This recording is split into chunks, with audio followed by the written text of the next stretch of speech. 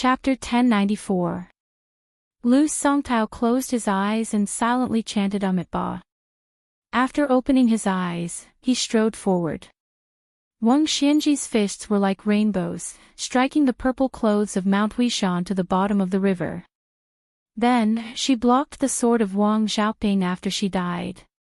She even got rid of the demon-turned Buddhist Lu Songtao in one go. In one day, she had fought with 3 top masters in succession without too much trouble.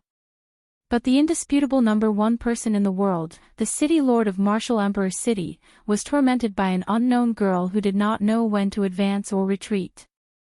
The first inexplicable attack happened at the end of the Songxian River, a tributary of the Guangling River. At the time, Wang Xianji was surprised that before she leapt out of the river, he did not sense any trace of her. The old man was just curious. Towards her vicious hand chop, it was more of a senior's appreciation of the younger generation. He was not angry at all. After dodging, he did not pursue. Watching the girl's figure disappear into the distance, he bent down and left the battlefield. He ran like a fox, extremely fast. The main thing was that she came and went in a hurry, almost not affecting her chi. It was not easy. At the time, Wang Xianji only thought of a rumor that had been widely spread in Martial Emperor City. The former 11th in the world, Wang Mingyin, was killed by a young female assassin Sinister Hand Chop. At the time, Wang Xianji did not pay much attention to it. Later, when she received a secret that was absolutely true, she remembered this assassin. She took the opportunity to kill the gatekeeper of Great Peace City, the celestial phenomenon expert Lu Haosher. She must be the little girl who came to make the 4th stone. 4. Homophonic death. Little girl, this is not very auspicious. At the beginning, Wang Xianji felt that the girl was quite interesting. If they met, she could chat with her for a while to relieve her boredom. After half a year, they met for the 2nd time. It was on a post road near River Prefecture. Wang Xianji was walking slowly under the shade of a willow tree. A caravan of merchants passed by. When the last rider was about to pass by Wang Xianji, the girl assassin suddenly darted out from under the horse's belly. She ran close to the ground and then leapt up quickly. Again, with a hand chop, she stabbed towards Wang Xianji's heart. Wang Xianji grabbed her wrist and threw her out. Her delicate body smashed through a willow tree that was as thick as a blue and white flower bowl. Wang Xianji originally thought that the girl would know the severity of the matter after 3 times. Unexpectedly, in the middle of the night, a sneak attack followed. Wang Xianji closed his eyes and rested in the wilderness. He sat and slept for a full 6 hours. It wasn't until midnight that the young girl broke out of the ground 10 feet away. Even Wang Xianji didn't know how she guessed that he would sit and rest in that place, because no matter how profound the Qimen Duanjia was, it was impossible to make any undetectable movements under his eyes. This time, Wang Xianji, who did not care whether he was asleep or awake, still turned his head slightly hurriedly to avoid the girl assassin's hand chop. In the first fight, Wang Xianji had already confirmed that the girl's hand chop was very strange. It was a novel technique that he had never heard of before. It was clean and neat and was good at breaking gang qi. Even the body of an ordinary martial artist in the Vajra realm might not be able to withstand it. Moreover, the girl's hand chop was almost masochistic. Therefore, in the moment before the hand chop succeeded, she could burst out a unique mysterious finger technique. It was similar to the peeling skin and tendons of the human cat Han Xingxian. It could be said that her hand chop could easily kill Jianghu masters below the 1st rank. However, her original intention was more abnormal. She aimed to assassinate celestial phenomenon and land immortal in the latter 2 realms of the 1st rank. Who in the world could have taught such an unreasonable killer? Therefore, in the 3rd fight, Wang Xianji, who had been sitting cross-legged, turned his head sideways to avoid the hand chop. He also grabbed the girl's ankle and slammed her to the ground in front of him. At the same time, he asked, "What's your name?" The girl jumped out of the big hole that was created by her body. She did not make a sound and disappeared in a flash. Wang Xianji was just a little helpless. He did not get up and chase after her. He treated her more like a naughty child with a bad temper. Soon, Wang Xianji's helplessness turned into annoyance. The girl assassin did not know when to stop. Only 3 days later, Wang Xianji entered the border of River Province, which was near Bailiang Road, and launched another ingenious attack. Wang Xianji was drinking water from a deep well. The girl slid out along the wall of the well without warning and stabbed her hand chopped toward Wang Xianji's neck. Annoyed that she did not know what was good for her, Wang Xianji hit her head with his elbow. She fell to the bottom of the well and fell into the water. Wang Xianji did not show too much mercy with this elbow. Even if she was a first-rank Vajra realm master, she would have to cultivate for 1.5 years before she could get out of bed and walk. However, the girl assassin, who later appeared with a pale face, still diligently carried out the 5th assassination. Wang Xianji walked in the downtown area. The girl in ragged clothes rushed out from a dark and narrow alley. This time, Wang Xianji directly punched her head. The girl's head fell back and crashed into a restaurant. She broke an outer wall and a few tables. She slumped against the inner wall of the restaurant. Wang Xianji said coldly, "Next time, you will really die." The stubborn girl pressed her weak back against the wall and tiptoed on the ground. She tried to use this as a support to stand up. However, she sat down again after standing halfway. She did not know how many times she did this, but it was all in vain. Half a day later. It was the last time. Wang Xianji walked on the post-house road at the border of the 2 prefectures. He could already see the boundary stone that connected the 2 prefectures. Next to the tall boundary stone, there was a girl. She was still wearing a slanted mink hat and carrying a sunflower. She just stood there. She seemed to be foolishly trying to guard herself. The girl snorted. She did not have the strength to assassinate anyone. She had no choice but to stand in his way. Then, she raised her arm and wiped away the blood that had seeped out of her nose or mouth. She gently placed the sunflower on the boundary stone. Then, she carefully took off her mink hat and pulled out an old pearl hairpin. She placed them together with the sunflower that was far from its golden color. Chapter 1095. Numerous riders galloped out of Great Peace City. They were all the best post-human of Liang.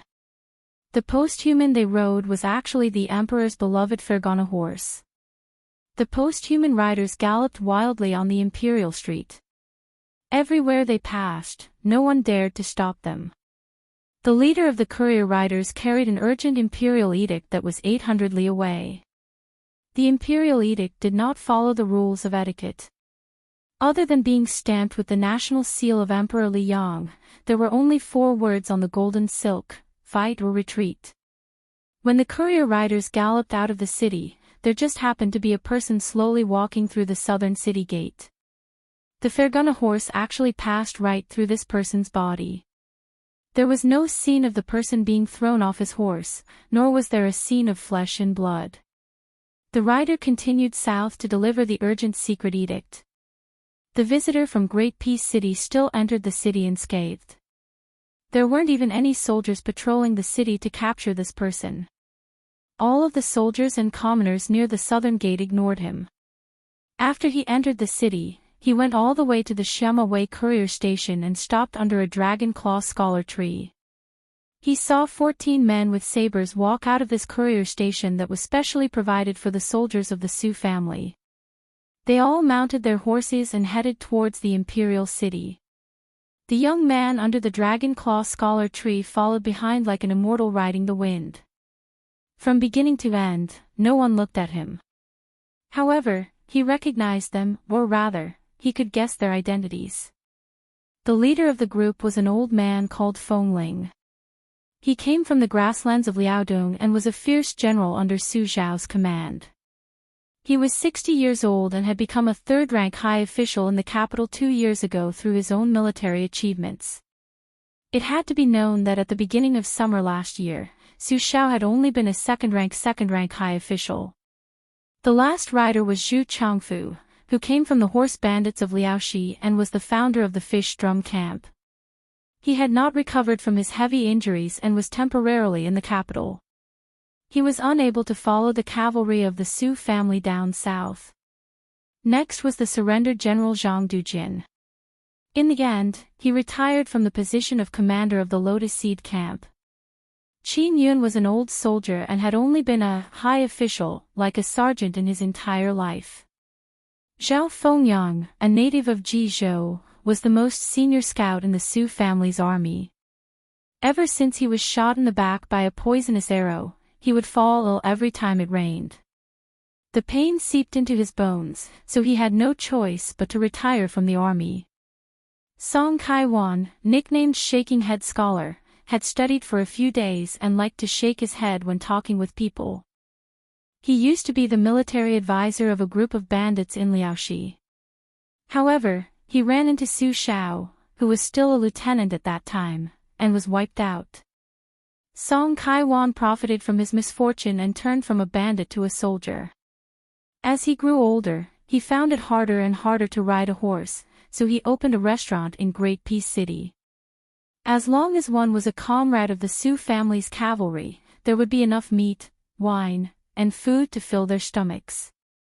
Thus, he had been doing business at a loss all these years, but the old scholar didn't feel any heartache. He was always nagging at his wife and children. In total, there were 14 of them. They were all old men who had luckily survived the rain of spears and arrows. They should have spent their later years in the capital. At this very moment, the two northern regimes that historians would call Northern Han and Eastern Yu had been destroyed one after another. During this period, Su Xiao first forced the death of Northern Han's great general Fan, who had the reputation of being the divine wood of the great Han. Like a hot knife through butter, he led his army to break into the imperial palace and rode his horse into the throne room. On the other side of the southern expedition, Lu Xingxiang led 1,000 cavalrymen into Luzhou on a snowy night, opening the door to Eastern Yu in one fell swoop. Gu Jiantang easily captured half of the country without shedding a drop of blood. Next to the bed of the Zhao family in Liang, there were no outsiders sleeping soundly. Afterwards, the Zhao family's son stood on the side of Su and Gu, two young and strong military officers who had rendered meritorious service. Against the objections of the masses, he insisted on a decisive battle that would decide the fate of the world with Dechu, whose soldiers and majestic armor were not inferior to Liang's. However, after the Battle of Jinghe, the battle to the death at the imperial concubine's grave, and several major battles in succession, Liang's troops, who had always held the absolute advantage in the previous battles, began to suffer setbacks one after another. Until the two armies confronted each other at the western wall, neither side dared to claim that victory was in their grasp. Moreover, Dechu had the war saint Yi Baikue, who was known to be victorious in 100 battles, personally holding the line. The people in the Liang imperial court began to waver. Following Su Xiao's holding back for a long time, the rumors and slanders in the capital covered the sky and covered the earth. There were even several extremely important secret spy reports that were sent into the imperial palace with irrefutable evidence. The Dechu emperor's personal sealed secret letter was placed on Su Xiao's desk in the barracks. He wanted to rule the world together with Su Xiao, who had suffered grievances in the Liang imperial court. The pro-war faction in the imperial court that advocated first conquering Dechu and then conquering the world did not have many people to begin with. With the two armies facing each other at the western wall, victory and defeat were hard to predict. If they lost, they would lose the entire northern territory that they had fought so hard to conquer. Even Gu Jiantang, who the imperial court had placed high hopes on, began to choose to remain silent and slow down the speed of their advance to the south. As a result, no one in the Liang imperial court was willing to speak up for Su Xiao. All of Su Xiao's past acts of overstepping his authority were listed out. All of the civil and military officials in the imperial court urged the emperor to quickly recall the 300,000 troops that Liang had stationed at the western wall. Otherwise, if Su Shao harbored any thoughts of rebellion, not only would he be able to fight for the world with Dechu, even Liang's assets would be overturned. The old man, Fengling, sat high on his horse. The imperial city gates in his field of vision grew taller and taller. His horsemanship was skillful. Although he had been living in Great Peace City for the past few years, he had never fallen behind. The old man tilted his head and fiercely spat at the imperial street. He stretched out his thumb and habitually wiped the corner of his mouth. He muttered, "You bastards are all acting like you're dying in front of the emperor. If you're not wearing mourning clothes, you're making people carry your coffins. There's even someone who pretended to ram his head into a beam in the throne room. In the end, your mother, not a single one of you died. I'll let you cowards know how the Su family's cavalry lives and how they die." The 14 riders arrived outside the imperial city gates. Fengling stopped his horse in the middle and the other 13 riders lined up in a line. Then, the 14 of them dismounted at the same time. They let go of the reins at the same time and touched the necks of their horses. Zhang Dujin grinned and turned to look at Song Kaiwan. Shaking head, "Scholar, we're all rough men and can't speak. You're the only one who's educated, why don't you do it?" Song Kaiwan rolled his eyes and said, changed to someone with a louder voice. Qin Yun, who single-handedly established the first Ascension camp, said softly, "Fuck his mother. I really want to have a chance to climb up the city gates with my brothers and plant our Su family's flag." Zhao Fengyang laughed and scolded, "Son of a bitch, if you do that, won't that confirm the rumors of us rebelling? Shut your crooked mouth." Fengling touched the hilt of the saber at his waist and said softly, "It doesn't matter how loud we are. Even if those officials hear us, they'll just pretend they didn't hear us." Even if Song Kaiwan agreed with others, he would subconsciously shake his head and say with a smile, "Old Song, only know how to come up with bad ideas. I've never been to the battlefield, let alone charge and break through the enemy lines. Why don't I, Old Song, go first today?" Jiang Xing, who had always looked down on Song Kaiwan, gave him a thumbs up and said with a smile, "Scholar Song, you've been cowardly and afraid of death all your life, but this time you're a real man. I, Jiang Xing, have scolded you many times before, but today I'm convinced. I'll give you a compliment and apologize to you." Zhu Zhangfu laughed softly and said, "It's too late. Once we're underground, Old Song won't have any restaurants for us to drink." The old scholar exhaled heavily and looked at his old brothers on both sides. He said in a deep voice, "Song Kaiwan will go first." At the same time, Fengling angrily shouted, "Draw your sabers. 14 Su family sabers, 14 lives. Generously going to their deaths." The young man was like a lonely ghost that was neither in the world of the living nor the world of the dead. He could only stand quietly behind the 14 people and watch as they slit their own throats at the same time and fell backward almost at the same time. He walked to Fengling's side, squatted down and slowly stretched out his hand, as if he wanted to help the old man close his eyes. Dantong Pass. Inside the pass, there were restrictions and countless sentries. Outside the pass, there were nearly 1,000 elite cavalrymen patrolling the area all day long. Chapter 1096. They appeared to be a large group of nobles protecting the pass, but everyone inside and outside the pass knew. Even the young children and youths knew that they were pitiful hostages who could not be sure of their fate. Their life and death depended on whether their parents had won the trust of the old man sitting on the dragon throne of Great Peace City. Dantong Pass, which would not appear in history books in the future, imprisoned many of the royal relatives and nobles who would affect the structure of the dynasty in the future. There was the king of Bailiang's concubine Wu Su and the second king of Bailiang Su Fengmian, the only son of the Duke of Huainan Zhao Ying, the future crown prince Zhao Zhu, the eldest son and daughter of the general Gu Jiantang, and so on. They had one thing in common, and that was that their relatives outside the pass were all staunch supporters of war. They could decide the situation of a time, a place, and even a dynasty or a country. But the most important of these people was undoubtedly the female sword immortal, the current sword crown of the Wu family, Wu Su. If it weren't for her existence, Dan Tong Pass wouldn't have needed to muster so many troops to guard it. This night, a little beggar ran through the dark alleys with familiarity. He kept close to the shadows of the walls. When he reached the outer wall of a courtyard, he gently pried open a pile of loose bricks and revealed a hole the size of a dog hole. The little beggar sneaked in and picked up 3 small stones. He bent over and snuck under a window. He threw 2 stones on the window paper.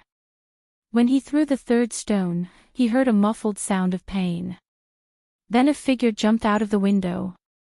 The little beggar said helplessly, "Little Nian, didn't we agree to open the window after 3 stones?" The companion who was hit by the stone was a child even younger than the little beggar. He had delicate features and a rare northern and southern face. He glared at the little beggar and said in a low voice, "You're so stubborn. You want to learn swordsmanship from my mother." The little beggar smiled and then grabbed his companion's sleeve. He said anxiously, "My teacher is taking me away from here tonight. Are you coming or not? If you are, let's run together." The scholarly child shook his head and said, "My mother said, it's not that we can't leave, it's that we can't leave." The little beggar felt a headache coming on. "Why are you still speaking in riddles at this time? You're so well read. Are you going to leave or not? I begged teacher for half the night to get this chance. If we miss this chance, we may never see each other again." At this point, the little beggar's eyes turned red. The other child grinned. "I'm really not leaving. The books say that all good things must come to an end. But don't worry, the books also say that it's a small world." The little beggar scratched his head anxiously. Apparently, he was completely confused by this young man. Little Nian chuckled. "You have a teacher. Is he an old beggar?"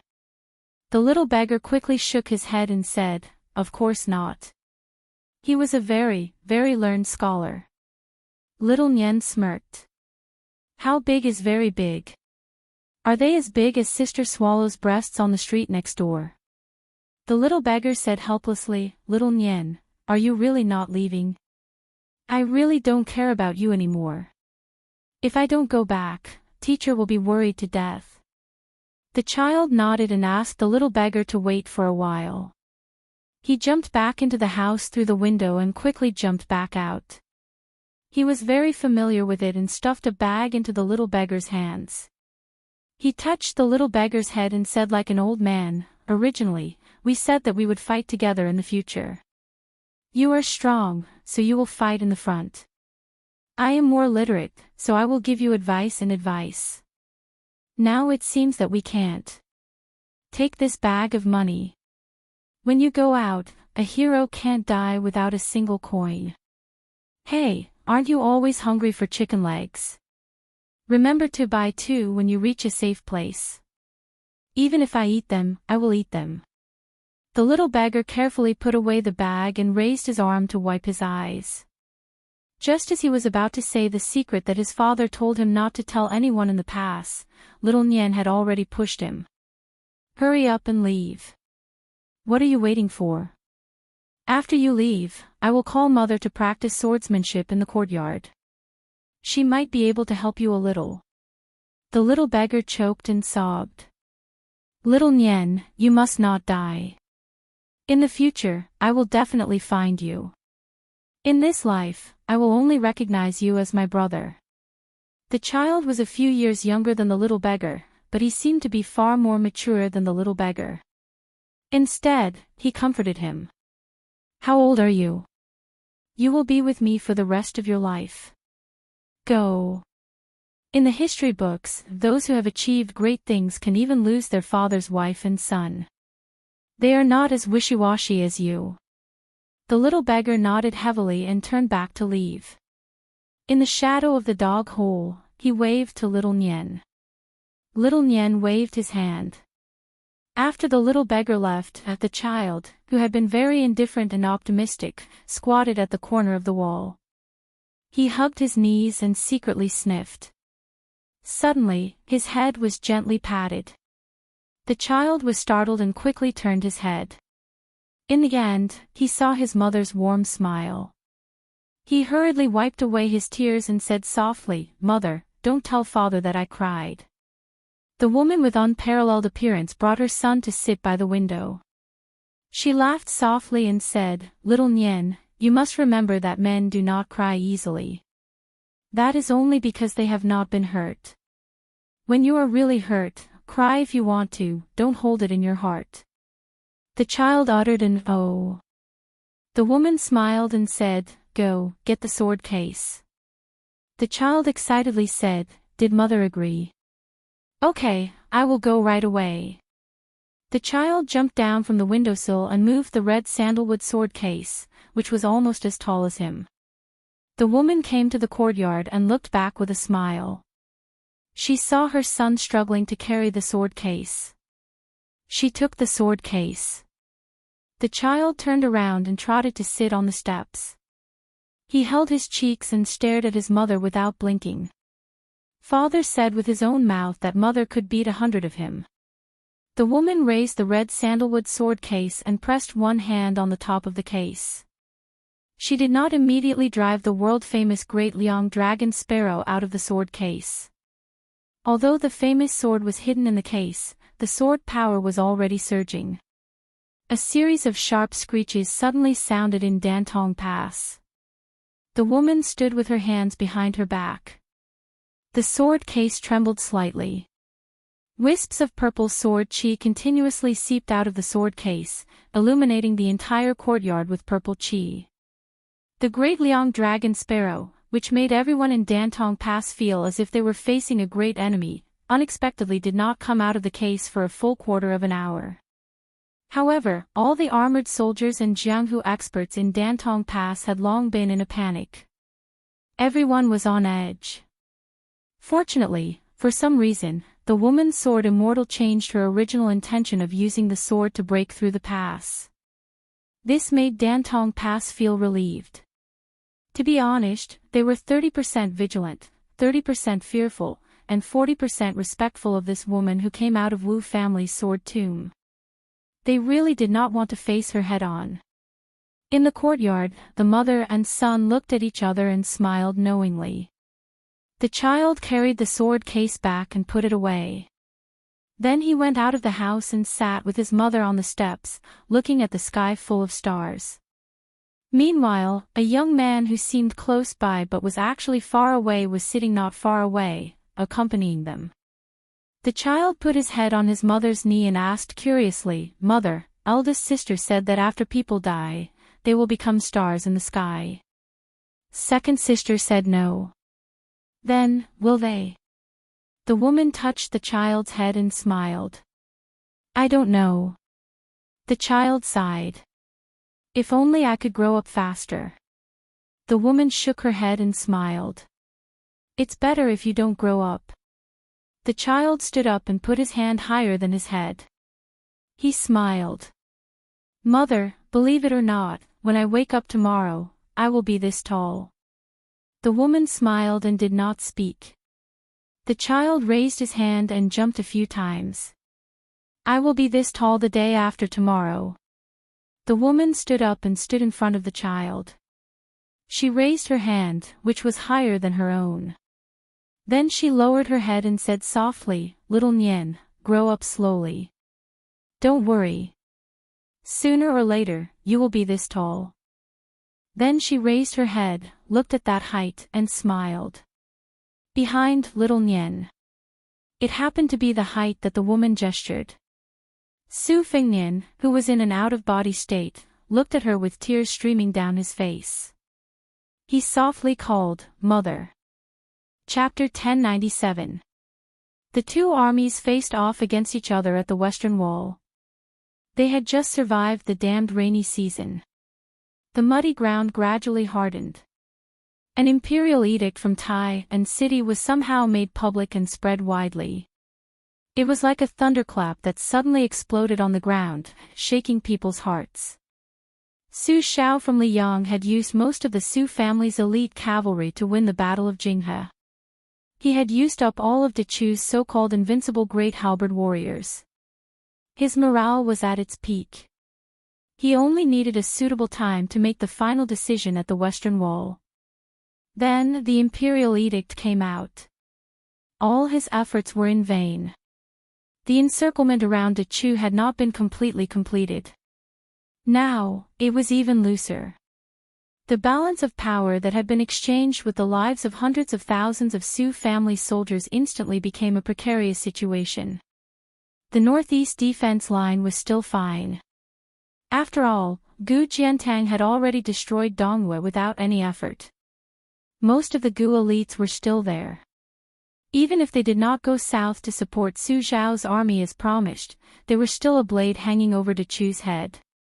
However, General Zhao Bodong, who had been avoiding direct battles during the expedition to the south, even though he was only responsible for the easy task of building the northwest defense line, as one of the few high-ranking officials and generals with royal family background, he abandoned the task at the crucial moment.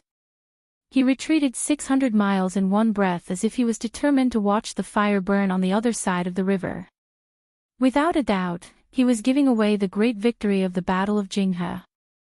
Compared to Su Xiao, who had exhausted himself on the battlefield at the Western Wall, Zhao Bodong had come into contact with the imperial edict earlier. Therefore, when his army retreated through the night to the lead mountain pass 600 miles away from the tomb of the concubines, anyone with a discerning eye knew that the true battle between the two countries had already surfaced. At that time, Dechu, who still had the advantage in terms of military strength, only needed to retake the tomb of the concubines to gain greater strategic depth. As long as Su Xiao, who was at a disadvantage in terms of military strength, dared to divide his forces to attack the tomb of the concubines, the war Saint Yi Baikue could be the first to blow the horn on the Western Wall. How could Yi Baikue, who had never been defeated, turn a blind eye to this once-in-a-lifetime opportunity? The reason why Dechu had fallen into the current predicament was that Su Xiao had fought a series of battles that were almost desperate. His adopted son, Chu Lushan, who was not well known, had stood out in these battles. It was this fat man, who was good at killing 1,000 enemies but losing 800 of his own men, who had beaten Dechu's northern army with a kind of unreasonable and vicious method.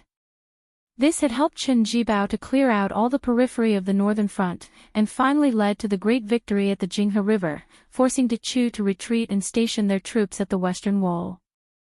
So, they had lost the advantage in terms of manpower but lost the advantage in terms of geographical advantage.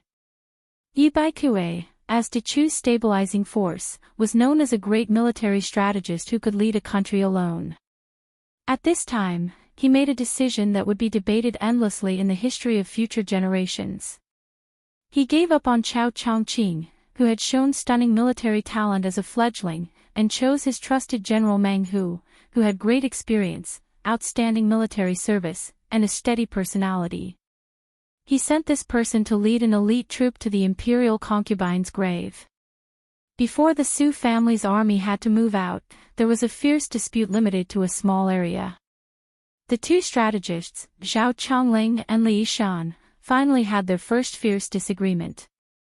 Zhao Chongling decided that since they had lost their momentum, and the Zhao Emperor had decreed to retreat without fighting, then the 300,000 troops led by the general would retreat to Liyang. They could openly retreat to the imperial concubine's grave, or even to Zhao Bodong's camp, and eat this troop. Then they would have Gu Jiantang listen to orders, and resolve the problem of Gu. Then they would fight to the death with Dechu and Yi Baikue.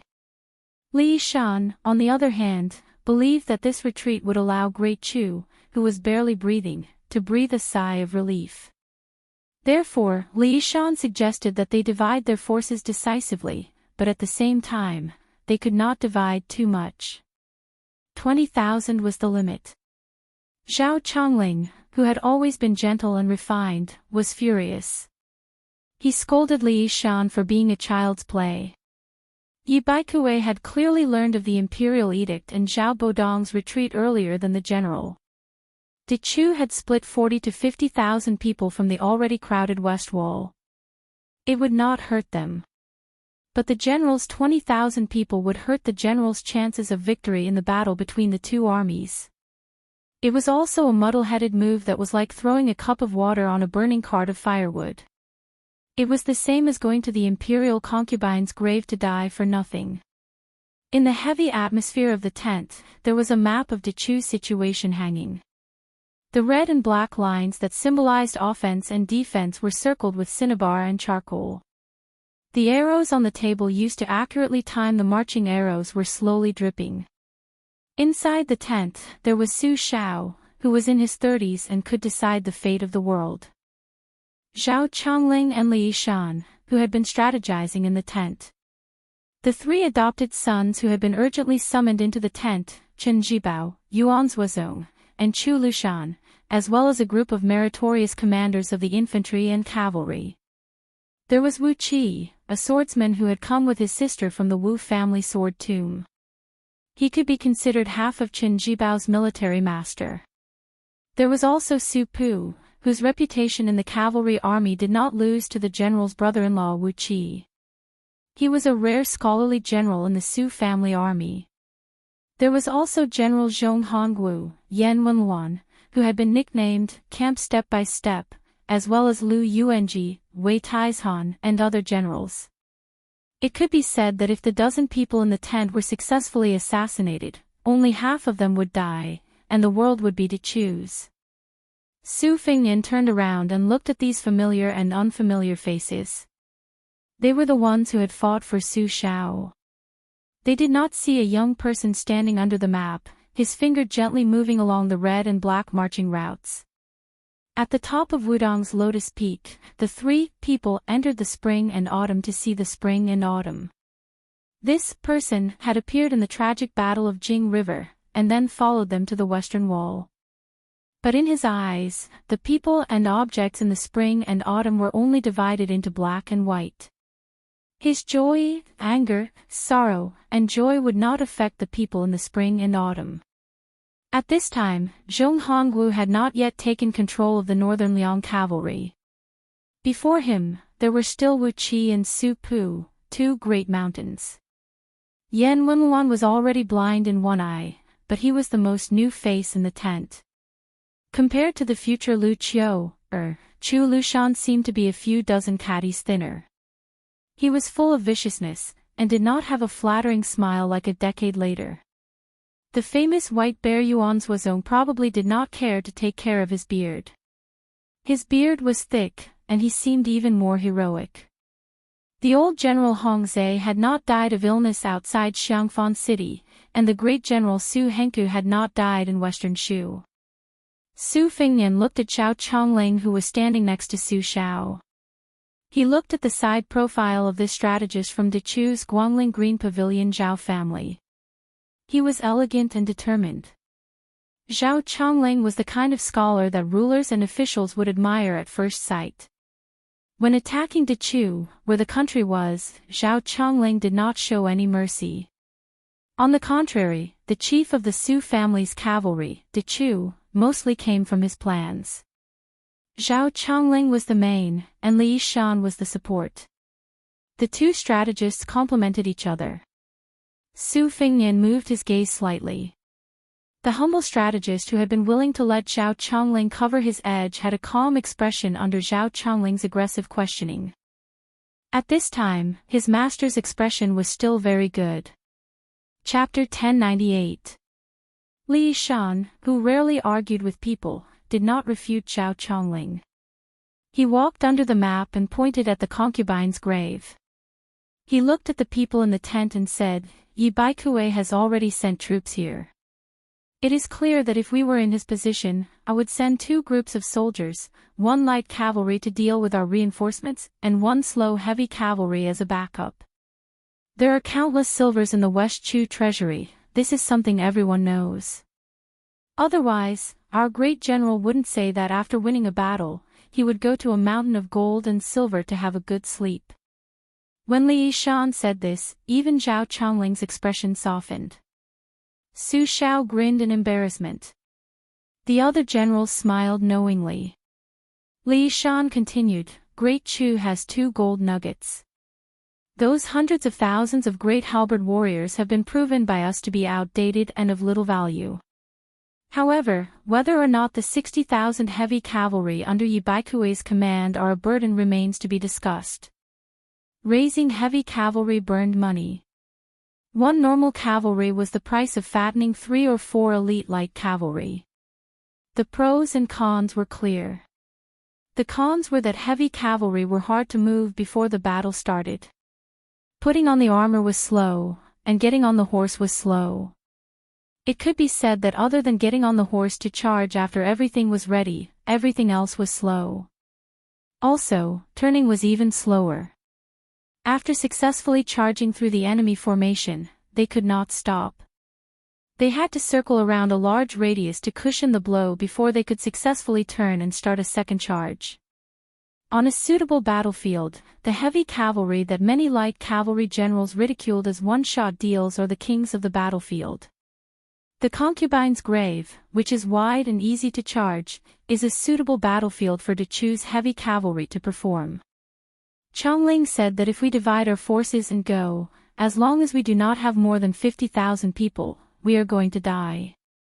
Li Yishan's words were rushed. He clearly did not want to waste an inch of time. But he instinctively paused here and then said, Of course, we are going to die. Li Yishan quickly flipped his palm and continued, As long as we can take down Dechu, then we can take down Shu, Tang, and Nanzhao. That will be a small matter, as easy as turning over one's hand. We don't doubt it at all. It was precisely because our Su family's armored cavalry took the lead, charging forward battle after battle, that we were able to reach the western wall in one spurt of energy. But if we choose to retreat at this juncture and avoid the brunt of the attack, not only will we be able to defeat Dechu, but it will also be difficult to say whether the Grand General will be able to continue to hold military power. Many of us have died, and more people will die in the future. However, at this time, 20,000 less people will die in the imperial concubine's tomb. All of our Su family members who died before will have died in vain. Li Yishan did not look at Zhao Chongling. He stared at Su Xiao and said gravely, Grand General, please let one person lead 20,000 light cavalry to die. Chen Jibao, who had rushed to the tent after patrolling various battlefields, said calmly, Foster father, there is no need for 20,000 people. Give me 15,000 cavalry. But I want the strongest horses, the best spears, and the best crossbows. I will go guard the imperial concubine's tomb. Zhao Chongling stared with a complicated expression at this young general he thought highly of. Yuan Zuozong reached out and rubbed his beard stubble. He said with a smile, Jibao still needs to understand the abilities and habits of the captains of the various armies in order to be able to command the last battle with ease. There are so many foreign troops and surrendered generals. We cannot delay. Let me, an idle person, go to the imperial concubine's tomb. Chu Lushan suddenly snickered and said, Yuan Baixiong, are you more familiar with this kind of battle where everyone dies together? Do you not feel ashamed to fight with me? Li Yishan said calmly, Yi Baikue has the advantage in this battle of the imperial concubine's tomb. We will split into 2 groups and die first. The former will die slowly, the slower the better. It is best if we use up all of Dechu's light cavalry. We must even let Dechu's heavy cavalry make a charge. Zuozong is skilled in cavalry battles that preserve strength. Yuan Zuozong nodded. Chu Lushan glared and said, Then the troops in the back should be mine, right?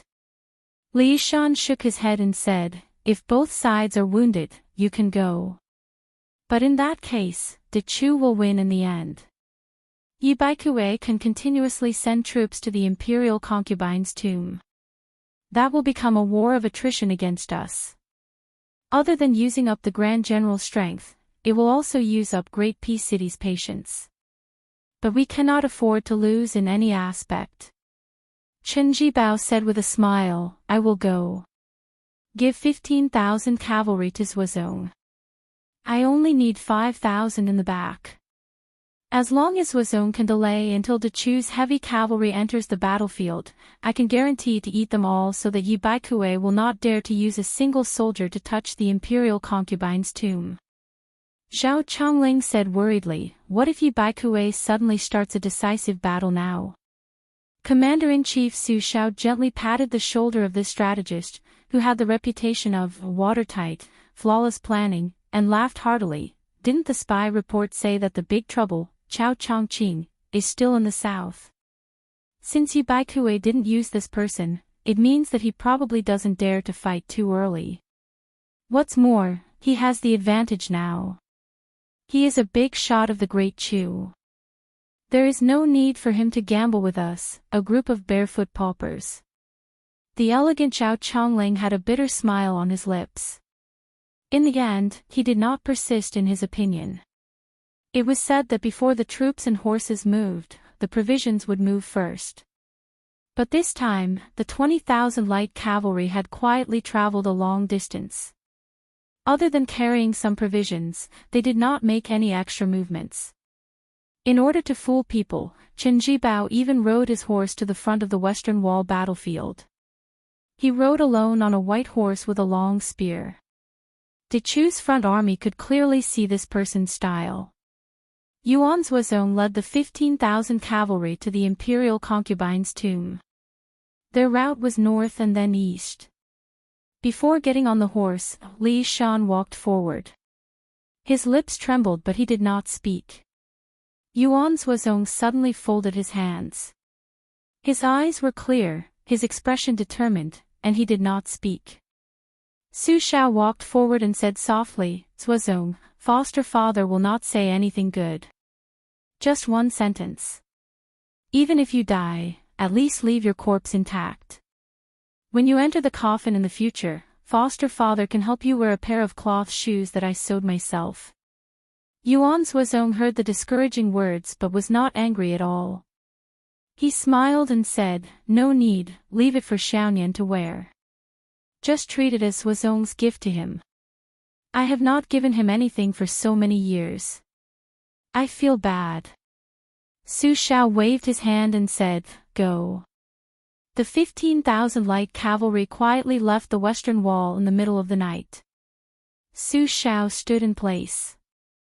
On his left was Zhao Chongling, and behind him was Li Shan. He seemed to be the right hand of General Su Xiao.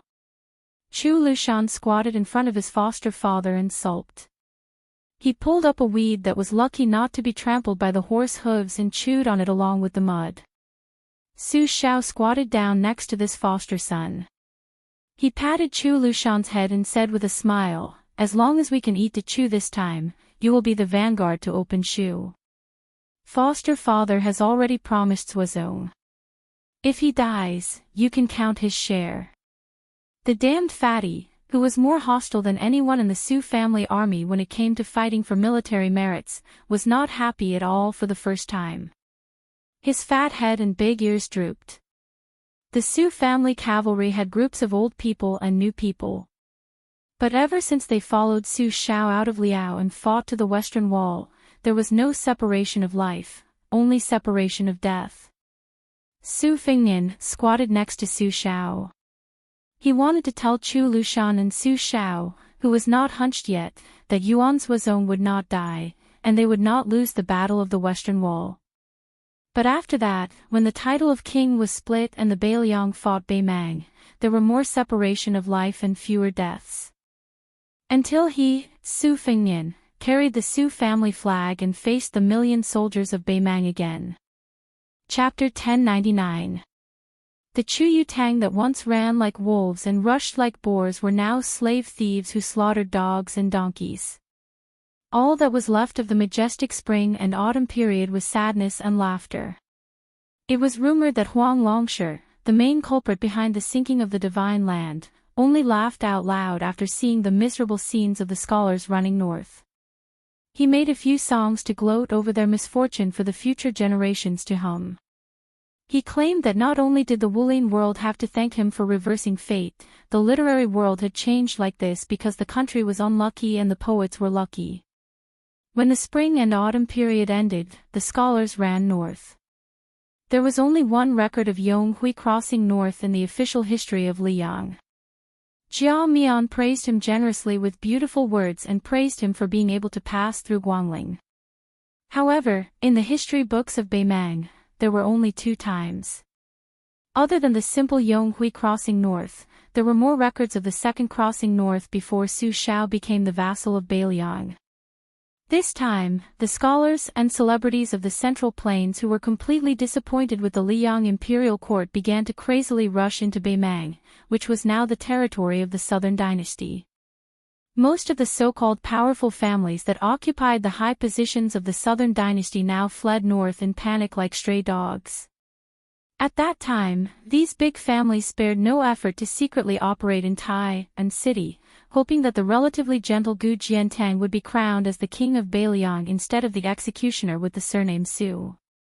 They believed that who would be crowned as the king of Beiliang would decide whether the national policy of Liang would be strict or lenient. However, the result was disappointing. The lame man wanted to be the king of Beiliang instead of an ordinary border official and personally guard the northwest gate of the empire. In this way, they hoped that before the gate was completely closed, they would be able to leave some incense for their descendants in the upcoming revenge by the Liang imperial court. Even if they had to bear the infamy of relying on the northern barbarians to prolong their feeble existence, they didn't care. For them, who were easily the 3 dukes of 4 generations, changing the surname of a country was never a disaster. Therefore, the destruction of the country was a small matter, but the destruction of the family was a big matter. The noble families lost their old roots one after another. Not to mention anything else, just the ancestral maps of their family tree that had been treasured for hundreds of years were scattered all over the ground during their escape to the north. In the spring rain, a young man squatted by the roadside. He could neither pick up nor flip open those precious diagrams, so he could only look at the page of genealogy that was spread open. The person who wrote the genealogy was obviously a calligraphy master. The handwriting was elegant and did not lose its strength. The words written on the genealogy archive were like pearls. With just a few strokes, he could write down the full picture of the achievements of a certain family ancestor. Then a tired mule carrying 4 gold-lacquered chests trampled over it and crushed the entire manuscript. It sank deep into the mud and the words blurred. The young man stood up. In his eyes, there was an endless stream of people, clan after clan, surname after surname, rushing together from the south to the north. He gently retracted his gaze and saw one of the chests carried by the mule fall to the ground with a loud crash after the rope broke, splashing a lot of mud. The mule driver completely ignored it and only whipped the mule. It was not because he felt sorry for the only ancient book in the chest that had been bought with a lot of money by generations of people, but because the mule's hooves were too slow. After the panicked caravan of horses and mules, the caravan behind them was much more orderly. There were no lowly animals like mules and donkeys. They were all tall horses that were very flashy but not practical in their escape to the north.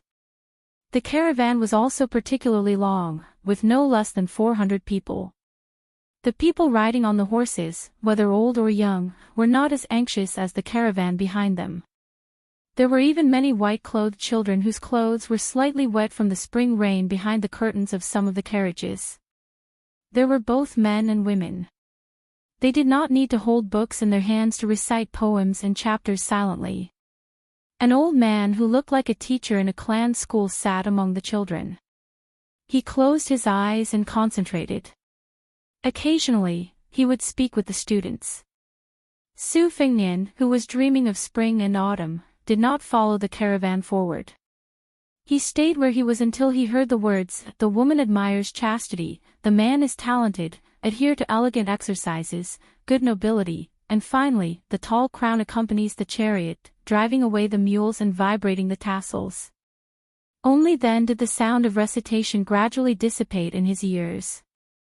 The old teacher, who had been silent all this time, only recited once during this period, and could not hide the tears in the old man's eyes. Be righteous and retire, the bandits suffer losses. Su Fengnian thought to himself. They were not the stray dogs that were despised in the history books of later generations. They were probably the ones who were truly in the north. They should return home one day to worship their ancestors. However, that teacher would definitely not see the willows, moss, and fireflies of his hometown for the rest of his life. Suddenly, an old Confucian scholar who had no one to rely on walked out from the crowd and stared at Su Fengnian. Presumably, in the eyes of the living in the world of the living, the old Confucian scholar had long been accustomed to the old Confucian scholar's foolish behavior. Along the way to the north, there were too many old people who died of illness, anger, or drowned. The old Confucian scholar with the spring rain on his head twirled his beard and smiled. I finally see you. You've already predicted this.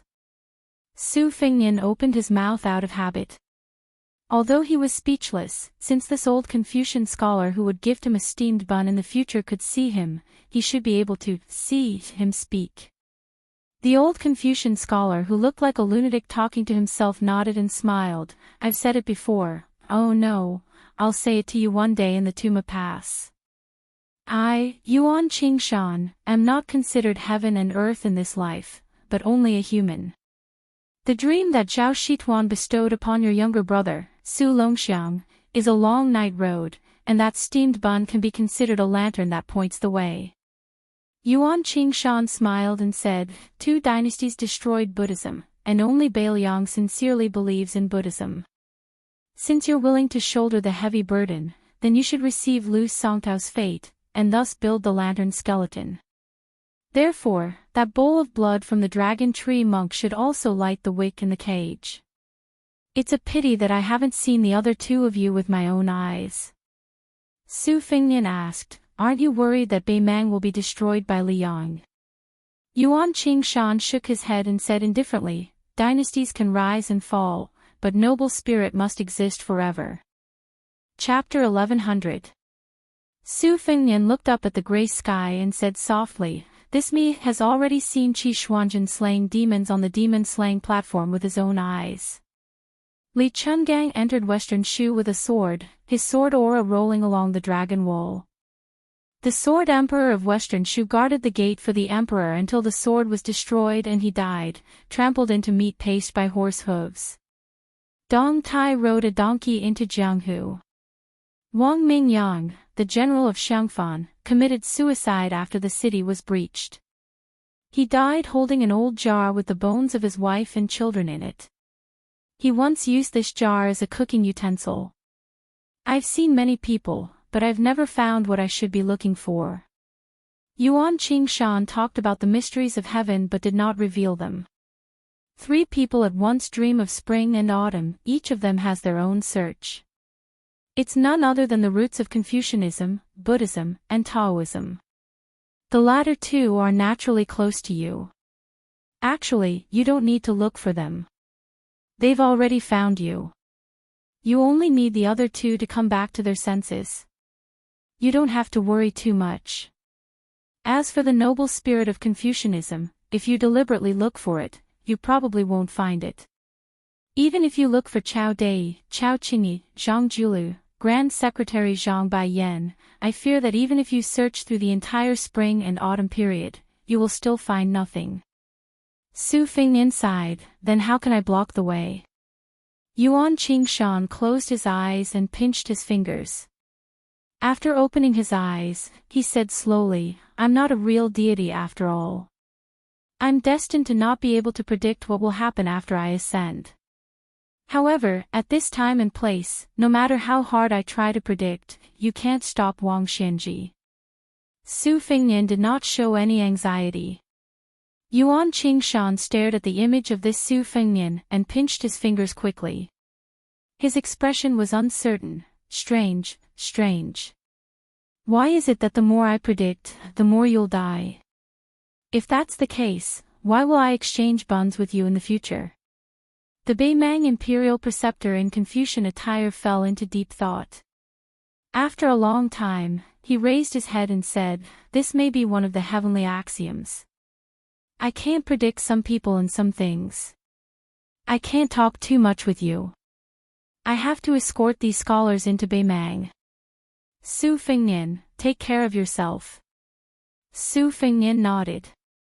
Su Fengnian stayed where he was the whole time, standing at the bottom of the caravan on the muddy road. Only then did he follow them and see them off from the border of Yuzhou to the north. Then Su Fengnian involuntarily closed his eyes. He had closed his eyes many times after entering this black and white spring and autumn. Every time he opened and closed his eyes, it was like a dream. He could never guess when and where he would appear the next time he opened his eyes, let alone who he would see. After that, he opened and closed his eyes several times. Su Fengnian saw the entire process of building the prince's mansion on Mount Qingliang. He also knew why the old man with the sheepskin fur coat was suppressed here by the pavilion. It turned out that this was the ruins of Fengdu, the hometown of one of the 4 great grandmasters, the Green Robe of Fengdu. Later generations all thought that the most secretive sect at that time, Fengdu, would definitely be an underground city filled with ghastly aura. They never thought that the female grandmaster would choose a green lake and green mountain and name it Fengdu.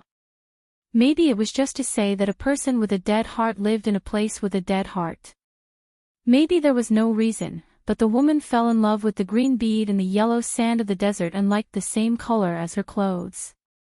The one-armed, swordless old man occupied the mountain by himself and repelled the new prince of Beiliang, Su Xiao's hundreds of elite riders. Later on, Su Xiao carried wine up the mountain by himself several times. They were all good wine from the central plains that was hard to buy with money in the poor land of Beiliang. He would sit by the old man's side and talk about things that he usually couldn't say out loud. There were a few times when he was completely drunk and passed out beside the old man. He was still drunk and had to be supported down the mountain by Li Shan. Finally, one day, the old man with the sheepskin fur coat took a new pot of wine from Su Xiao's hands. For the first time, he asked the Grand King of Beiliang about this wine. Su Xiao said bluntly that this nameless, inferior wine was far inferior to the good wine of the past, but it was cheap. Not only was it enjoyable to drink, it was also very intoxicating. That was enough. The old man took a sip and said that this wine was actually called Green Ant. In the past, people urged him to drink it, but he also disliked the inferior quality of this wine. Later on, his second sister wrote a poem and the Green Ant wine became known outside of Beiliang for the first time. It was also popular in the court of Liang. This should be the origin of this wine. Later on, he closed his eyes and opened them again. During this time, he saw the 2 girls who came to Wutong'an on Mount Qingliang for the first time. One of them was still called Red Musk, while the other was still Blue Bird. However, she had an additional surname, Wang Blue Bird. However, at that time, the 2 girls' temperaments were completely different. Red Musk had a strong Beimang aura and her eyes were as cold as knives. She was hostile to everyone she met, even the young master of Beiliang, His Royal Highness, Su Fengnian, was no exception. Blue Bird was the complete opposite. Her father was the youngest of the 4 grandmasters, the immortal of spear who died the latest. Wang Xiao had a daughter in his later years and doted on her very much. When she came to the mountain for the first time, she did not appear in the world as a maid, but as a guest.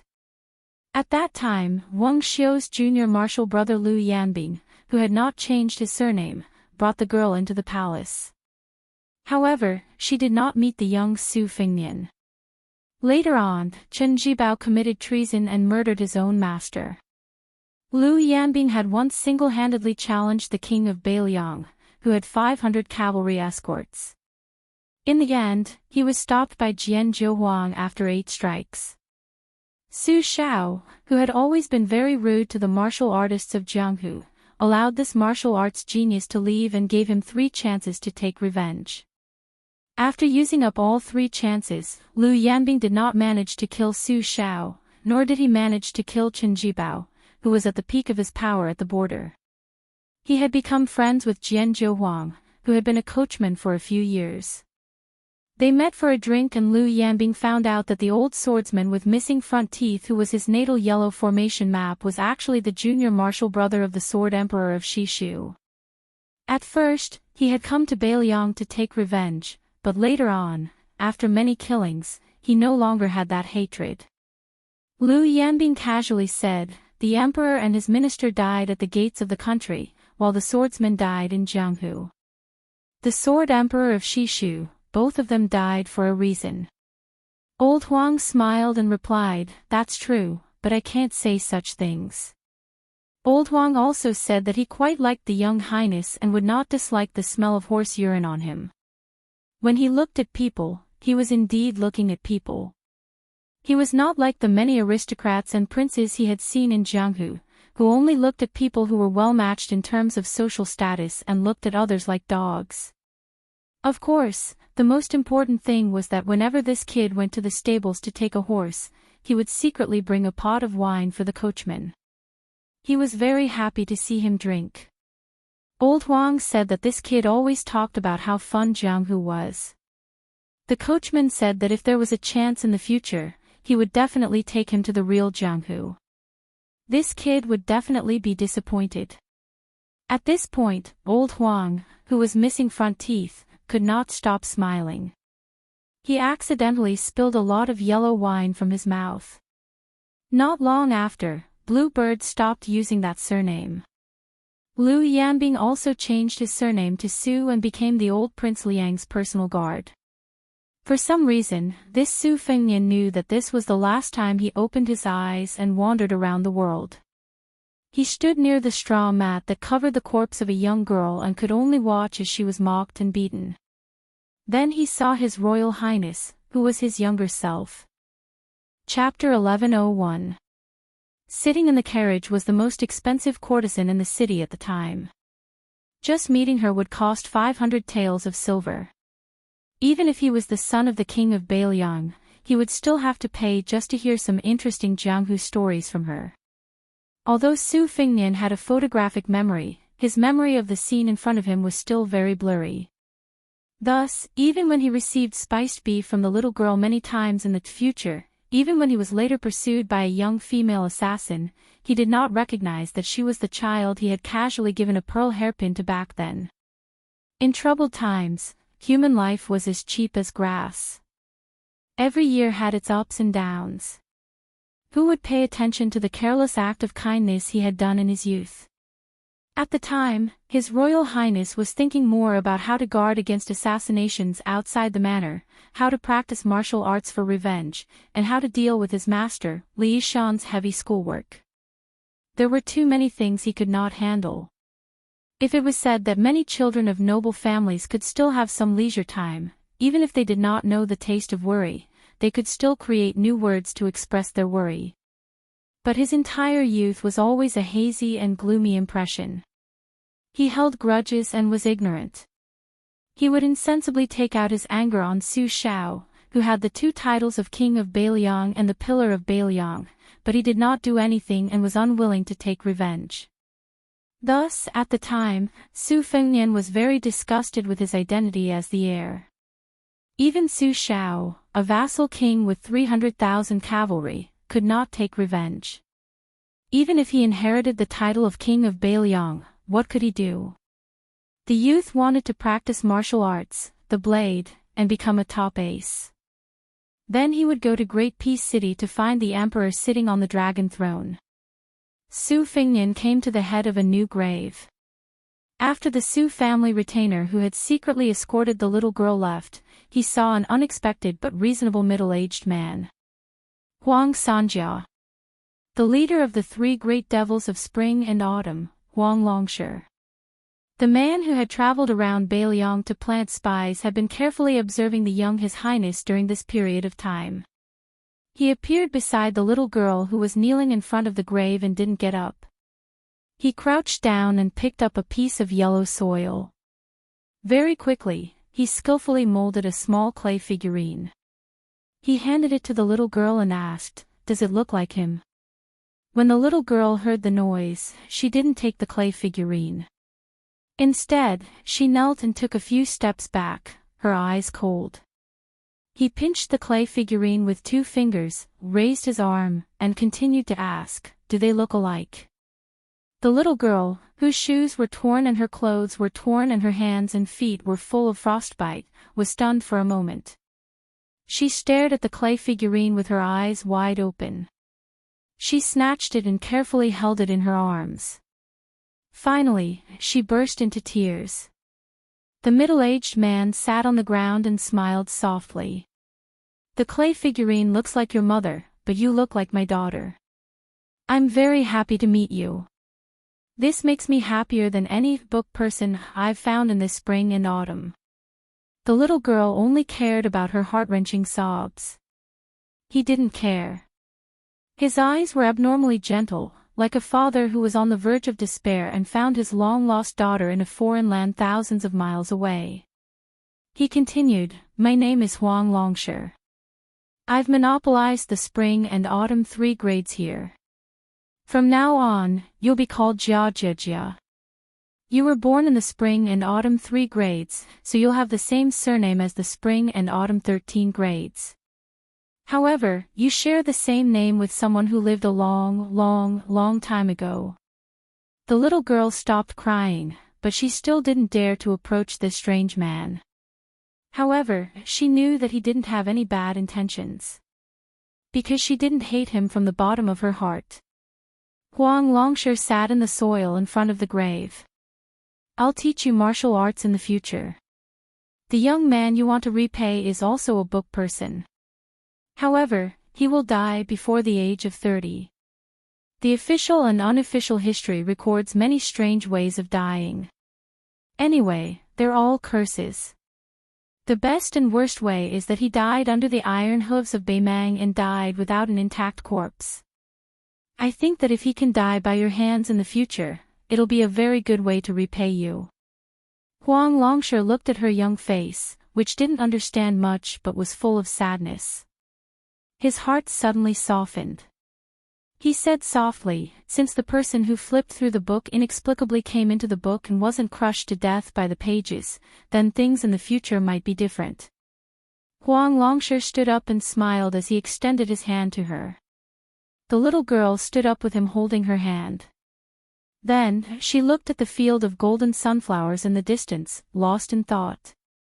Huang Longshire turned his head and looked at the small grave made of new soil. He sighed. He didn't need to think to know that the grave would be dug up again and again by greedy people who didn't respect ghosts and gods just to take away the beaded golden hairpin. However, he didn't tell her this. The little girl suddenly ran to the field of golden sunflowers. She broke off 2 stalks and placed one in front of the grave. Then, she thought for a moment and put down the other stalk that she planned to carry on her shoulder and put it beside her feet. She knelt on the ground, facing the distance, and kowtowed 3 times. Su Fengnian, who happened to be standing where the little girl was kowtowing, gently turned his body. The 1,000-character classic of the 300,000 elementary studies opened with the grand 8 characters, heaven and earth black and yellow, universe primitive and desolate. The universe was then analyzed into the 8 characters, up and down, 4 directions, since ancient times. The Taoist master Zhao Shituan's dream of the spring and autumn annals originated from an ancient person who had achieved the Tao in ancient times. This was the essence of the later generation's astral travel. At this moment, this Su Fengnian raised his head and looked into the distance with Huang Longshire, who was now only 40 years old. On the top of Little Lotus Peak, the new Prince Liang, who had never obstructed his physical body from walking and thinking even after 10 astral travels, now looked like a half-dead person who had fallen into a deep sleep. Wudong Song Jiming, Chen Yi, and Yu Xingrui, who were of the same generation as the sword maniac Wang Xiaoping, took turns guarding outside the pass for Su Fengnian. Chapter 1102. Handsome falcons constantly landed on the tortoise's back, delivering intelligence reports. The second report came late, because after the peachwood sword flew up the mountain, Song Jiming, who was guarding the pass at the time, knew the outcome. Chen Yao and Yu Xingrui rushed over after hearing the news, but they were both silent. Yu Xingrui's temperament was the most natural among his fellow apprentices, apart from his younger apprentice brother Hong Shixiang. The old man leaned against the stone tortoise's foot and raised his head, not daring to look at the hovering flying sword. Chen Yao, who was even older than the current Wudang sect leader's master, sat beside his younger apprentice brother and said softly, "This can be considered a happy funeral. Don't let younger apprentice brother Wang leave uneasy." Yu Xingrui nodded woodenly and said, "The sect leader is gone. Younger apprentice brother is gone. Younger apprentice brother Wang is gone. Elder apprentice brother Song also said he would be gone soon. It's only been a few years, but the six of us," Chen Yao laughed. "But they left without any regrets. Think about it, Jade Axe was brought up the mountain by you, and so many other juniors also went up the mountain. In the future, there will be new generations of people coming up the mountain. Sometimes, when I look at those young faces, even a rigid old antique like me can't help but want to laugh." Yu Xingrui sighed and said in a muffled voice, "I'm not as open-minded as you." Chen Yao joked, "Your disciple is stronger than you." Yu Xingrui said in a low voice, "If he dares not take back younger apprentice brother, he can continue to be the sect leader. I don't recognize him as my disciple anyway." Chen Yao said angrily, "Are you still being reasonable? I'm in charge of the discipline. You want to be beaten at your age?" Yu Xingrui suddenly laughed and rubbed his cheeks. He sighed and said, "When we were young, it was Uncle Peng who was in charge of the discipline on the mountain. I always liked to go against Uncle Peng. When he was angry, he always said that if he had the ability to be the sect leader, he wouldn't care about me. I never thought that Jade Axe would become the sect leader. I have no regrets now." Chen Yao said worriedly, "It's not good to stop them one by one." Yu Xingrui, who had been in Jianghu for the longest time, shook his head and said, "It can't be helped. Among the top 10 masters of the world, except for the recent kidnapping of Gao Shulu, the devil Luo Yang and the broken spear Deng Mao, when have I heard of any other two fighting side by side? Moreover, this time Dong Tai was on Wang Xinji's side. Even if Chao Chongqing wanted to interfere, De Chu had already restored his country and would not leave Guangling Road. Taking a step back, even if someone was willing to join forces with Little Ping, would our junior brother be willing? Taking a step back, if he was really willing, he probably wouldn't be able to use that final sword strike. Taking a step back, blocking Wang Xianji is not stalling for time. Wang Xianji's walking speed is not slow, but it is definitely not fast. The people blocking her are all using their own methods to find flaws." Chen Yao said helplessly, "If only junior brother were here. In this kind of battle, one person is more useful than 300,000 cavalry." Yu Xingrui thought for a moment and said, "It's better to rely on yourself than on others. Only those who cherish their own good fortune will come here." Chen Yao said no more. The two sat on the other side of the turtle hunchback and suddenly heard their senior brother Song Jiming cry out in surprise. The two old men stood up to take a look and were finally relieved. They looked at each other and smiled.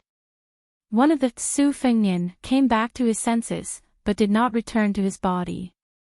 He stood near the peachwood sword and lightly bowed to the three Wudangzhenren. A month later, the moon shone on the summit of Kongzhao Peak. Chen Yao waited for the return of the second Su Fengnian. In front of him, there was a nimble ball of purple gold qi that surrounded this Su Fengnian leisurely. The Su Fengnian lay on his side at the edge of the cliff, one hand propping up his head and facing the outside of the mountain. Sleeping in the spring and autumn, sleeping in the spring and autumn, the stone root lies high and forgets the year. Not sleeping on a blanket, not covered with a blanket, heaven and earth as the bed, covered with a bright moon. Thunder rumbled and lightning flashed, Mount Tai destroyed, the ocean 10,000 feet high fell from the sky, black dragons screamed and frightened ghosts and gods. I was sleeping so soundly, eyes to nose, nose to life, heart to heart. Continuous breathing, silently holding on, the void is extremely quiet. Essential Chi floating Dan pool, inside the divine water ring 5. Call jutting, summon the spirits, my god is out of the 9 palaces, roaming the green and blue. Watching the sea in a dream, yin and yang are mentioned in the smoke. I don't know how many years have passed outside of the spring and autumn, this person who forgot his worries. Truly, he could sit back and relax. There were already 3 Su Fingnian on the mountain, sitting, lying, or standing. Only the last one was left. In the early morning, the sitting Su Fingnian began to feel as if he was struck by lightning, as if he was trying to wake up. Chen Yao was shocked. Even if the old man did not know the mystery of the spring and autumn dream, he should know that this was not good news. Logically speaking, the latest spy report said that Wang Xianji was still in Hezhou and had not entered the Beiliang road. Even if the Su Fingnian calculated something, at the very least, Su Yanbing could resist for a while. The new Prince Liang should not be so impatient. Could it be that he had encountered an irresistible setback in his dream? Chen Yao did not dare to speak. He could only resign himself to fate. Finally, the Su Fingnian opened his eyes. After a moment of thought, he murmured, I can't wait any longer. For the time being, the Su Fingnian only had the body of Gao Shulu and did not have the complete soul. He turned to Chen Yao and said guiltily, these years, I owe Wudong too much. Chen Yao took a deep breath and said slowly, without Jinwu, there would be no Wudong. Then Chen Yao could not help but ask in a low voice, why did you wake up so early? The Su Fingnian smiled and shook his head, not giving an answer. The Su Fingnian walked more than 100 feet into the cliff, turned around, and began to sprint. The other 2 Su Fingnian opened up a path to the summit. The Su Fingnian leaped out of the lotus peak. He crashed into the sea of clouds. He fell to the foot of the mountain. With a loud sound like a mountain hitting the sky, even Chen Yao, who was standing on the summit, felt the whole mountain shake. Chen Yao suddenly felt uneasy. This was a bell that sounded like a death knell. The Su Fingnian bent his knees and landed on the ground, creating a large hole at the foot of the mountain that was several people high. After jumping out of the hole, he continued to run toward the Beiliang border. In a person's life, there would always be a moment when there was no need to reason. It would give birth to a thought. Death is death. Chapter 1103. Huishan Purple Robe and Wudong's Sword Maniac had blocked Wang Xianji's path one after another. The 2 battles had caused great waves in Jianghu. Outside the gorge, the section of Guangling River where the Iron Lock Sinks River was located was still as calm as ever. However, there was an endless stream of Wulin people who came to see the remains. Not only was there the coffin created by the Wulin Alliance master Xianyuan Qingfeng, but there was also old monster Wang's moving mountain. Groups of Jianghu people came and went. Most of them regretted not being able to see Wang Xiaoping's earth fairy sword before her death, as well as that graceful figure in Huishan Purple Robe. No one knew that somewhere in the lower reaches of Guangling River, a nameless old Taoist from Longhu Mountain had been waiting for a long time. Although he only had the appearance of a middle-aged man, there was always an indescribable sense of lethargy. Taoist Xiao squatted by the riverside and reached out to scoop up a handful of water. He was somewhat emotional. 400 years ago, Gao Shulu had once said that she could suck up all the water in Guangling in one gulp. It was originally a metaphor to smoothly comprehend all methods in one go. Now, it had long changed beyond recognition. It was only used to mock someone once and for all. In 400 years, words of praise had become words of derision. The Taoist who had long since abandoned his real name looked at the blurry face in the water and gently blew a breath. The turbid river water in his palm rippled slightly. After a moment, it was as clear and stable as a mirror, reflecting a touch of purple. A person's life was but 100 years. Things remained the same but people changed. The old man who only existed in the genealogy of Emperor Zhao sighed. He threw up the water mirror in his hand and bent 2 fingers. From the mirror, he pinched the corner of the purple robe. As the Taoist made this move, a woman slowly floated up from the surface of the Guangling River. This was undoubtedly the extremely obscure and profound move of the finger mystery realm, fishing the moon in the water. The woman was no longer curled up like a fetus. She sat cross-legged in the river, but her eyes were still closed. During this period of time, she was like a stone cow sinking into the river. Not only did she not retreat downstream due to the impact of the river, but she also moved upstream towards the mouth of the gorge. However, as a new chi lingered around her body, she began to flow down with the water. In the end, she was fished out by the old Taoist who had been lonely for 100 years. In the past 100 years, the old Taoist did not have a good reputation. What he did was also like a grass snake. He hid in silence and was very meticulous. This was where the Tao of solitary seclusion lay. The evil dragon was raised in the Earth Lung Mountain to absorb the fate of the Zhao family in the Dragon Tiger Mountain and nourish the dragon's main family in the Great Peace City. The old locust tree was transplanted in the lower Maui post house to suppress the evil spirits of the Su family and his son. He made a bet with the old fellow from the Taoist master's mansion, Zhao Xuanzu, to trade a seal for a seal. However, he, Zhao Huangchao, lived in seclusion in the Dragon Tiger Mountain adjacent to Mount Hui. He befriended the father and son, Xianyuan Dandan and Xianyuan Jingqing, who were polar opposites. It seemed to be a coincidence, but was there no secret? However, this kind of behavior never interfered with his great undertaking of 100 years. It was like a kind of leisure and elegant decoration, like a hermit who planted a plum tree in the courtyard. It was good that the flower bloomed, but it did not matter if it did not. Zhao Huangchao looked at the young woman who slowly stood up on the water. As she grew older, she became more and more similar. However, for some reason, some of the similarities became thinner. It was no wonder that Lu Songtao had chosen the latter instead of her at the last moment. Xianyuan Qingfeng opened his eyes. He was wary of this Taoist whose depth he could not see. Zhao Huangchao smiled and said, "You don't have to be like this. There are many legacies left for you on the Great Snow Plateau. For example, the wedding dress that Xianyuan Dandan did not have time to enjoy, and the pill of reassurance that your father left for you to control your servants. They were all made by me." Xianyuan Qingfeng was skeptical. He sneered and said, "Oh. So you are the benefactor of the Great Snow Plateau, aren't you? You want me, as a junior, to repay the debt of my ancestors?" Zhao Huangchao smiled and shook his head. Not only was she not like her, she was simply not like her at all. Back then, that woman viewed the affairs of the world as either black or white. How could she be so calculative? That's right. If she was still that ignorant woman back then, how could she force herself to become a boneless person? She would also not be able to become the clever Huishan clan master and the vicious and merciless Wulin Alliance chief.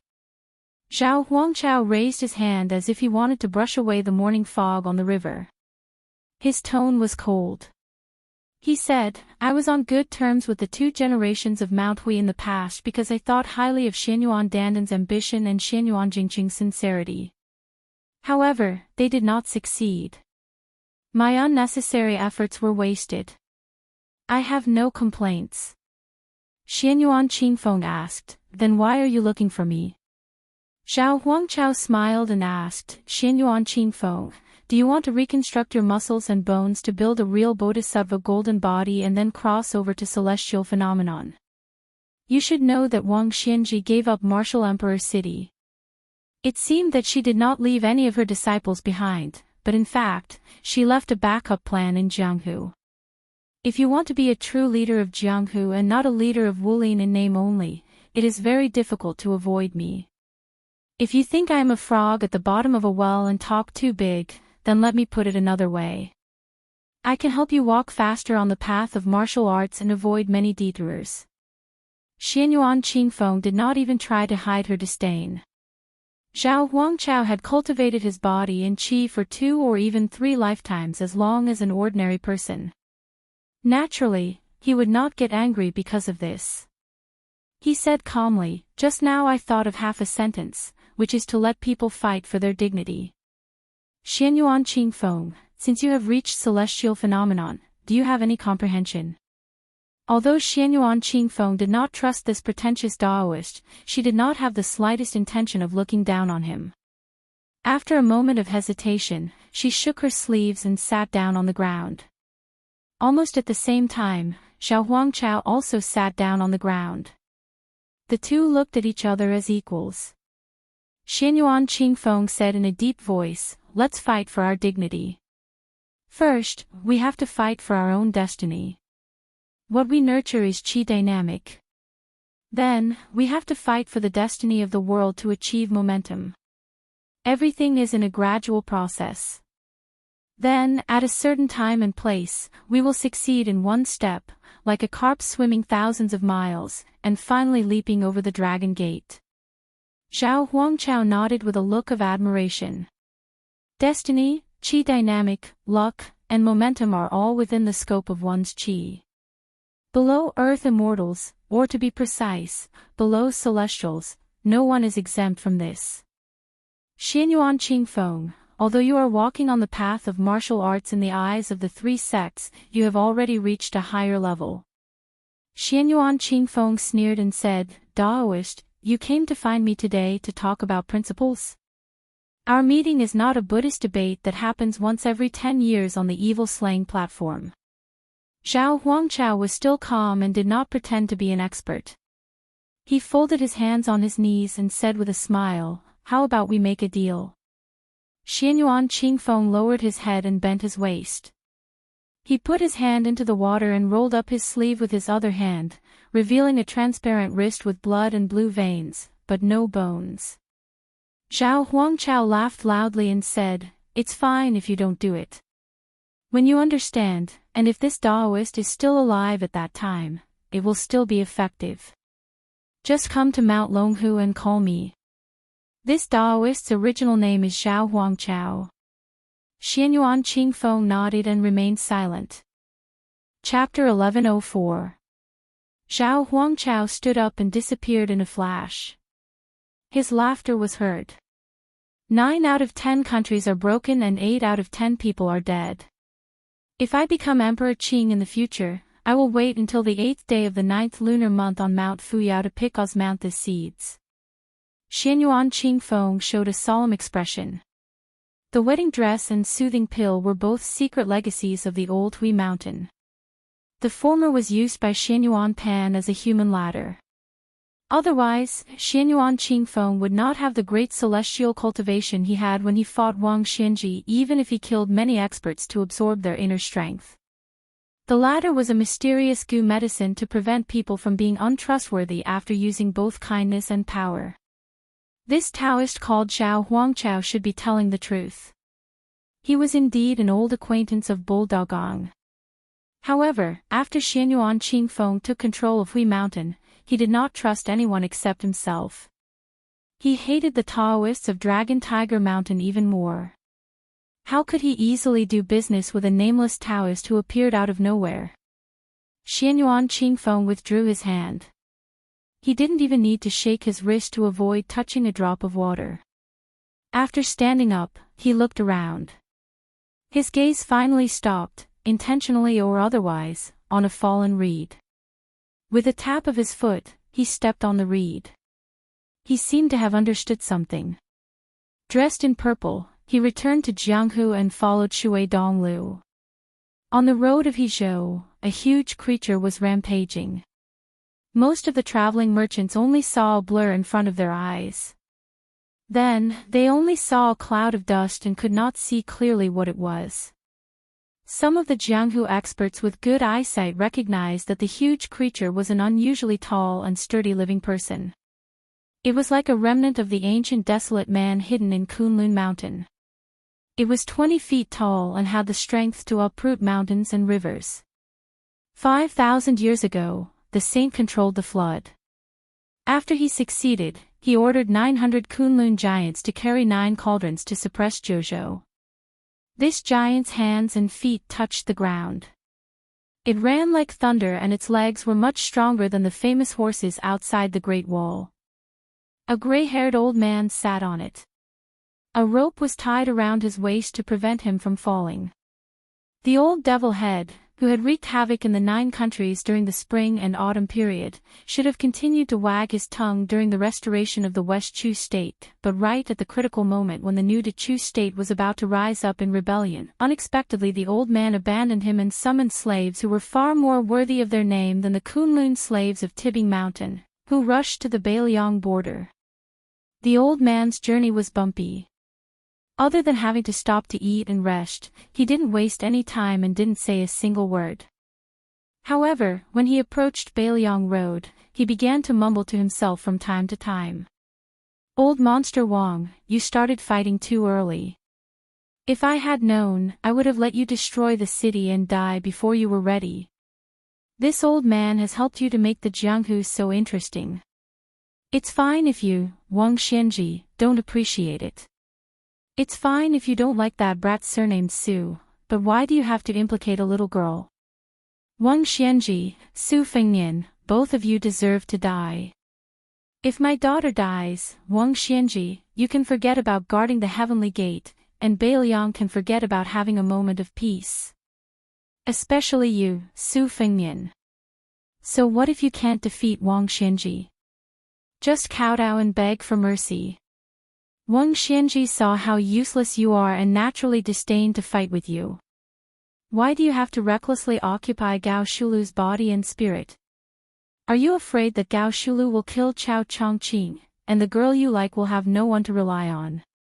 You can't even care about Baliang's safety, and you still dare to hope to protect Jiang Xi's life.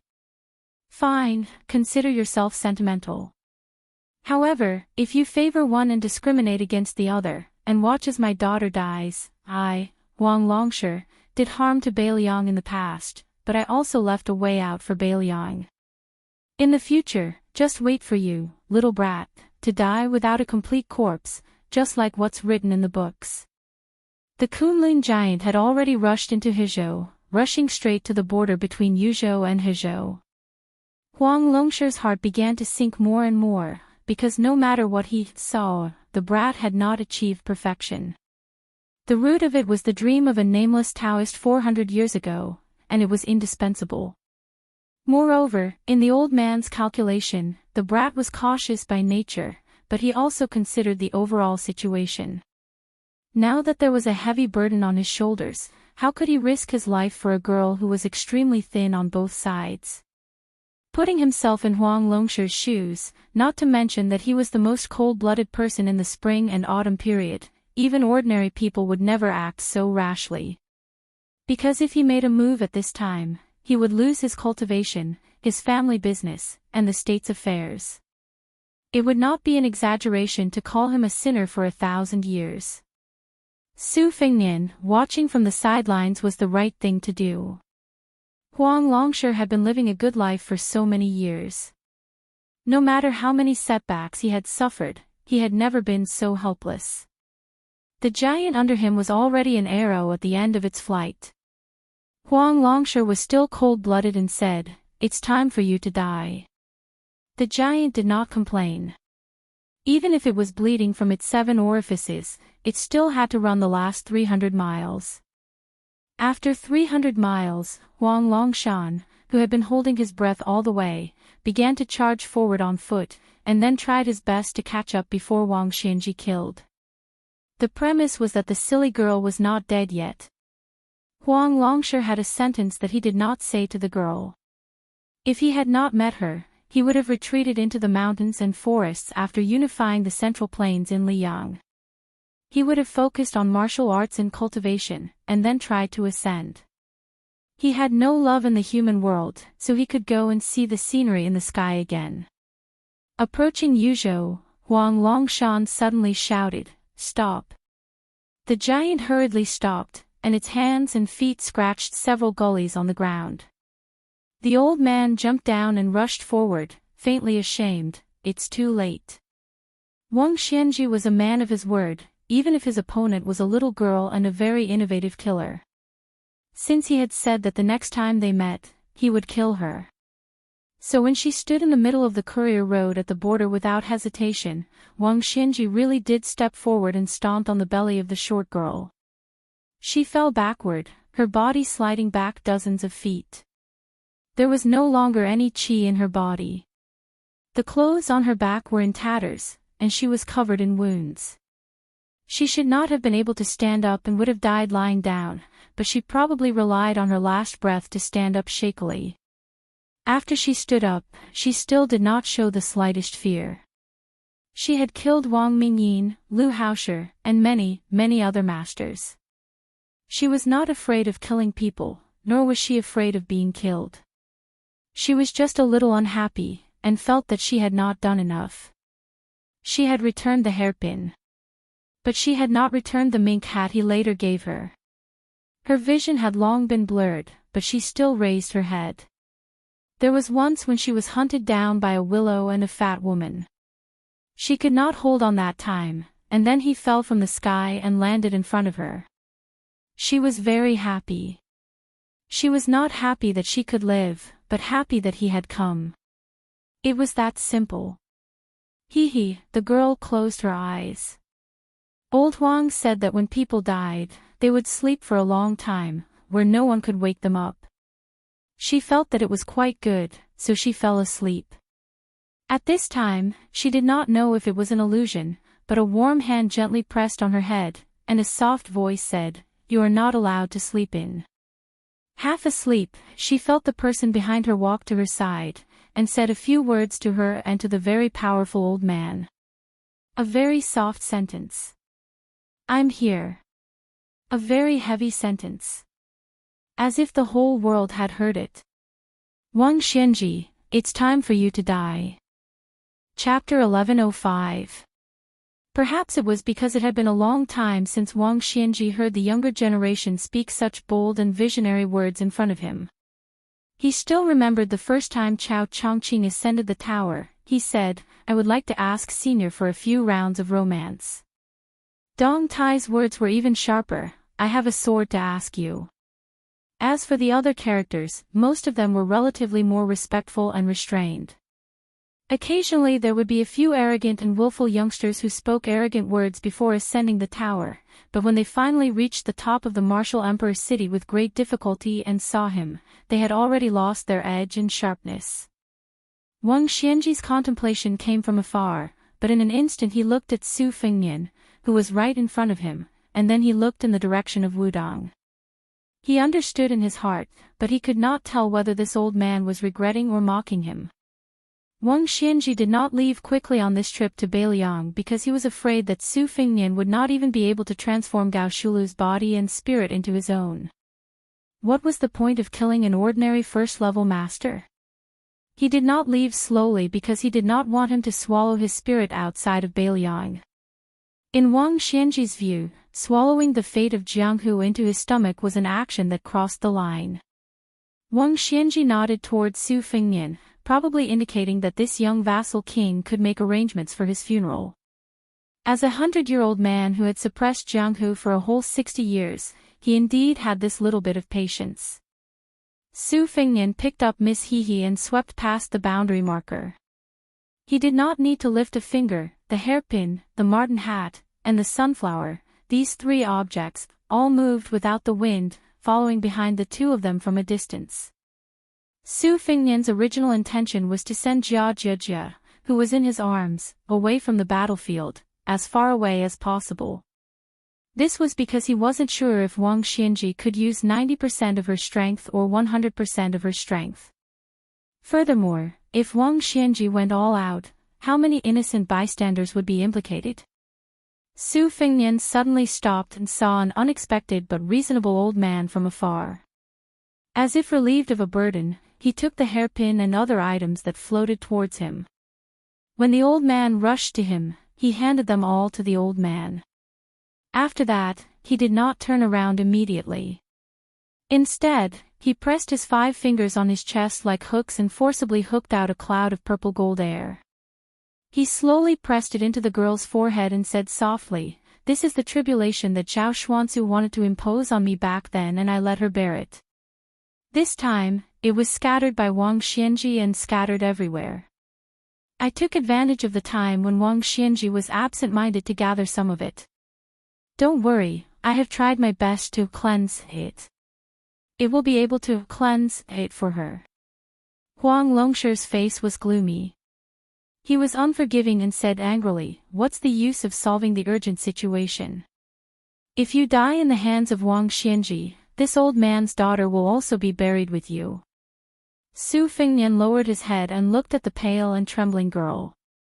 He smiled calmly and said, "If I really lose to Wang Xianji, I will definitely leave behind a bit of cultivation before I die to help her extend her life." Huang Longshi was still unwilling to give up. He asked aggressively, "Tell me first, how long can you extend her life?" Su Fengnian said bitterly, 10 years, at most 10 years. This is already my limit. Huang Longshi snorted heavily.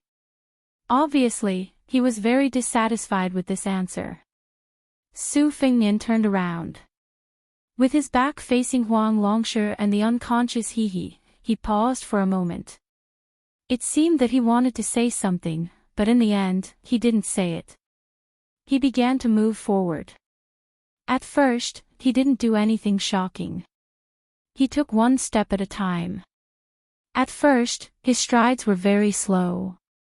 As he moved from slow to fast, it was filled with a kind of gradual rhythm. This was the method that Lu Hao used to enter and break the city. It almost worked together with Song Nianqing's Earth Immortal Sword to successfully injure the white robe Luo Yang. When Su Fengnian moved faster and farther away, Wang Longshi sat down with his daughter in his arms. He reached out his hand to brush away the bangs on her forehead.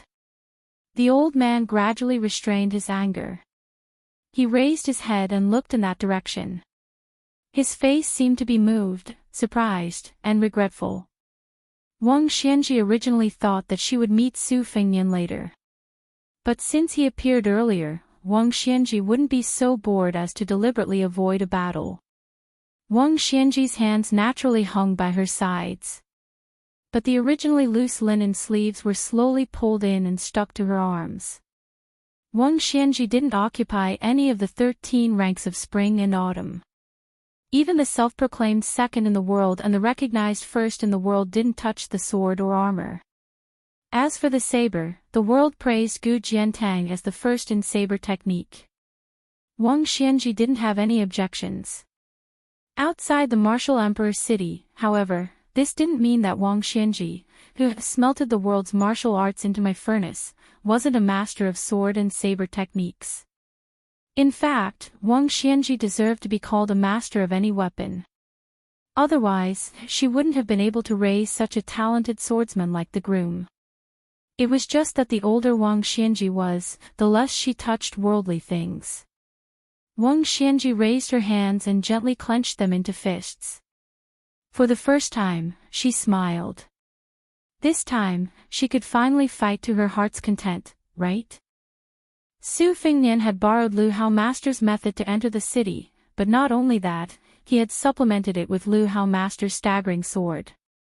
This made his silhouette look a little absurd, but at the same time, he looked like a drunkard. I have no sword in my hand, because I am the sword.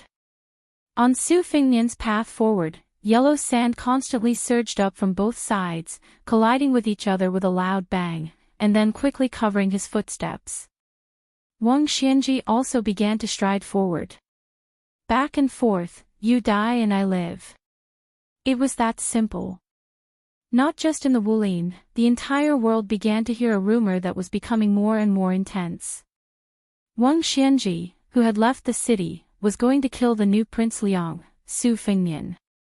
The vast majority of people would find this very satisfying. In any case, many places that prohibited alcohol began to turn a blind eye. Great Peace City. Returning from the flourishing Jiangnan to the imperial palace, Crown Prince Xiao Zhuan would deliver a new item to Crown Princess Yan Dongwu every day. Today, he had finally finished delivering. Yan Dongwu stood under the parrot cage and watched her husband make a face. She stretched out her hand and saw that her hands were empty. She smiled sweetly. This crown prince then chatted with his beloved wife about some trivial and interesting news. Even when the purple-clothed woman of Mount Hui had closed the door, Xiao Zhuan did not hide his thoughts about her. Yan Dongwu did not hide anything, nor did she purposely get angry. Instead, she gave him a flirtatious glance. The elegant and handsome man laughed loudly and gently held her wrist. A moment later, he let go. He said that he was going out to see old Monster Wang's first disciple, Yu Groom. This swordsman who had left the Eastern Sea for the first time was only passing by the capital and had to continue north. If he missed this chance, he might not have another chance to see him. Xiao Zhuan hurriedly left the room, gradually slowing his steps. He plucked a leaf and twirled it between his fingers.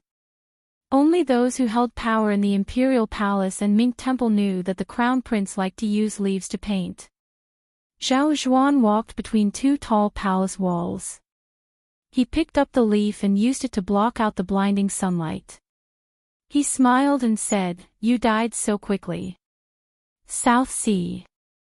After returning from a visit to immortals, the peach blossom sword god, who had overturned the sea with his sword, stood on the edge of a cliff on the lone island where the Guanyin sect was located.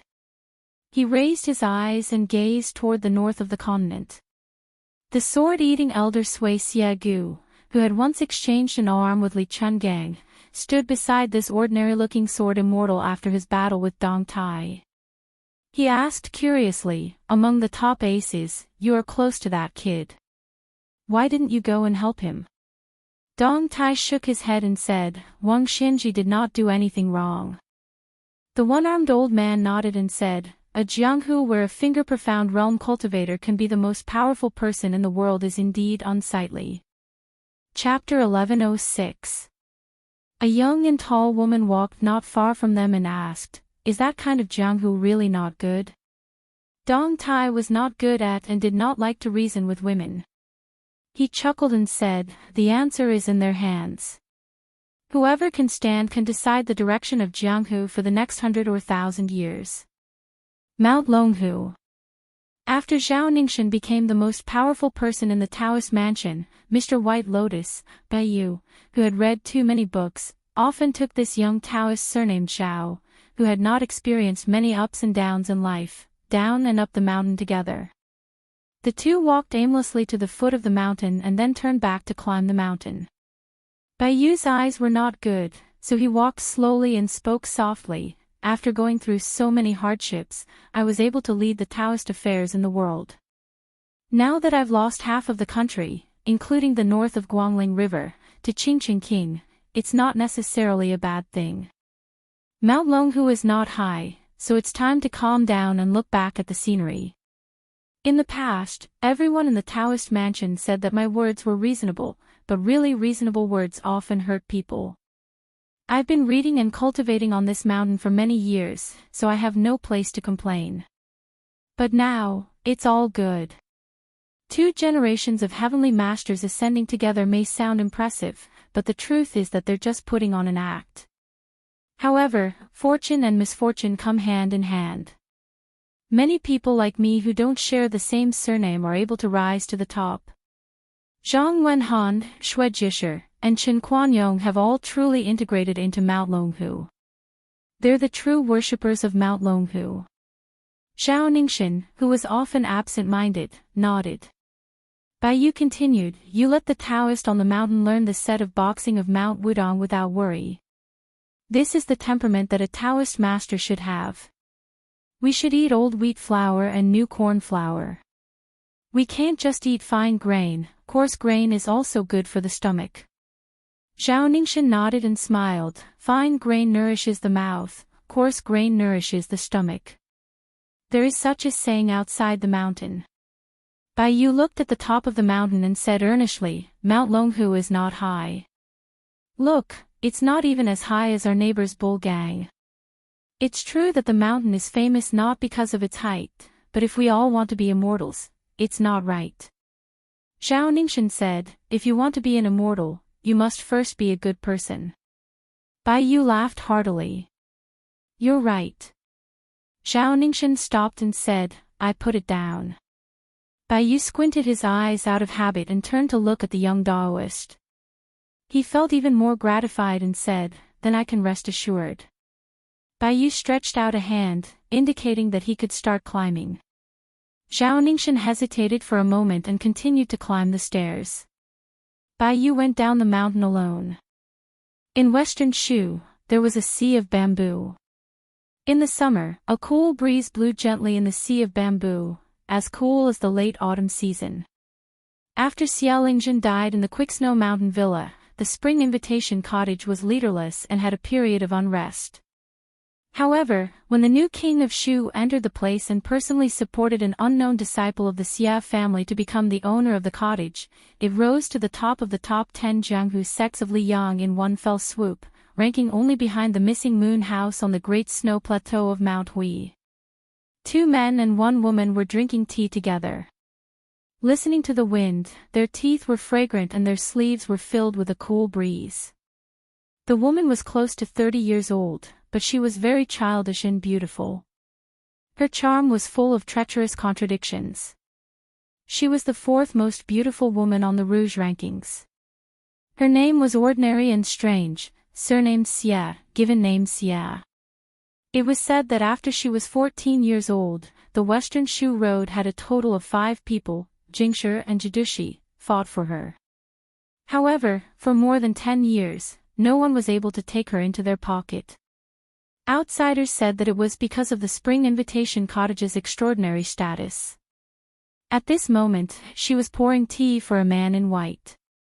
Not only were the people of Shu speechless, but even the people of Spring Invitation Cottage were puzzled. This outsider surnamed Qin had transformed the vase into the owner of the 2,000 mu of bamboo. It could not be helped. He was the Minister of War before Liu Baijie took office, the current king of Shu Qin Jibao. The middle-aged man sitting opposite Qin Jibao was the uncle that Su Fengnian had gone to Beimang to find. He was a swordsman from the Wu family's sword tomb, Wu Qi. He was also one of the commanders of the Su family's cavalry in the past. Wu Qi had recognized his nephew Su Fengnian at the top of Beimang city walls but did not acknowledge him. He smiled insincerely and asked playfully, "The Emperor of Liang wants to give you his favorite daughter. Will you accept it?" Qin Jibao did not answer this question, nor did he pay attention to the woman's gaze. He only remained silent. Wu Qi asked again, "He died just like that. Do you have any thoughts?" Qin Jibao raised his teacup and drank it as if it were wine. The Chu Imperial Palace. Qiao Chongqing took time out from his busy schedule and walked to the pavilion that he frequented. He saw Her Highness the Princess sitting alone in the pavilion. On her lap was the red sandalwood sword case that hid the great Liang dragon sparrow. She untied a string of copper coins and placed them neatly on the sword case. She absent-mindedly tapped it again and again. Every time she unloaded the case, the copper coins would stand up and roll down again, repeating the cycle. Jiang and I sensed the arrival of Uncle Chess awaiting orders. She touched the sword case and quickly put away the copper coins. Qiao Chongqing sat on the stone bench and hesitated. Just as he was about to speak, Jiang and I squeezed out a smile and said softly, "It's okay. He's the king of Beiliang. I'm the princess of Dechu." "I know." Qiao Chongqing was silent. Qiao Chongqing slowly closed his eyes, still hesitating to speak. Jiang and I clenched the copper coins and muttered to herself, "A scourge lives for 1,000 years." Qiao Chongqing opened his eyes and sighed, if only it was a little later. The northern Mang's royal tents that stretched as far as a majestic city were moved to the southern dynasty. Just like before, the northern Mang empress continued to discuss matters in the ash painting that had been passed down from generation to generation. After the discussion was over, the Northern Mang Empress asked Dong Zhuo and Hong Jingyan, these two new and powerful military nobles, to stay behind. She smiled and asked, in the past 1,000 years, who could be said to be the pinnacle of martial arts? Hong Jingyan bowed and replied, 800 years ago, there was the unknown master behind the great Qin emperor. Between 700 and 500 years ago, it was Lu Dongxian who could be considered invincible. 400 years ago, it was Gao Shulu. 100 years ago, Lu Songtao was only half a master. Next is the current Wang Xianji. When these 4.5 masters were alive, there was rarely another master who was on par with them. Even if there was a master beyond this world, they had never fought. For example, Wang Xianji and Qi Xuanjin. The Empress of Beimang laughed. This time, Wang Xianji used Su Fengnian as an example. Is it using a butcher's knife to kill a chicken, or is it a great phenomenon that hasn't happened in 1,000 years? Hong Jingyan whispered, the odds are 9 to 1. The old woman said, then it's a narrow escape. Dong Zhuo, who had been standing beside Hong Jingyan all this time, didn't reply. He waited until the tent was completely silent before he said with a gloating expression, it's good that they're dead. They didn't even need a single soldier and half of Liyang's northwest gate has already collapsed. When the news reaches here, Hong Jingyan, do you want to have a competition to see who's faster? Hong Jingyan completely ignored this fat man. The Empress waved her hand. The two of them walked out of the tent at the same time, one on the left and one on the right. The old woman smiled. Father and son, are you going to meet so soon? At the peak of Zhulu Mountain. A white dress versus a red dress. The woman in white sat on the stone steps at the top. She raised a wine pot and drank wine without any worry between her eyebrows. For some reason, the otherworldly item in the red dress was facing the white dress Luo Yang. Luo Yang said indifferently, it's okay.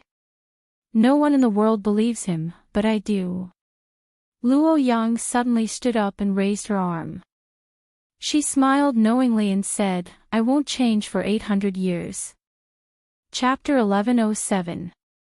Su Fengnian had Gao Shulu's physique, and with the help of Lu Haoshi and Song Nianqing's last strike, his steps grew larger and larger. In the last step, he crossed a distance of several hundred feet and crashed into Wang Xianji. Wang Xianji took a large step forward, as if she didn't care too much about it. She faced the man and the sword with a simple punch, and her strength was enough to defeat 10 people.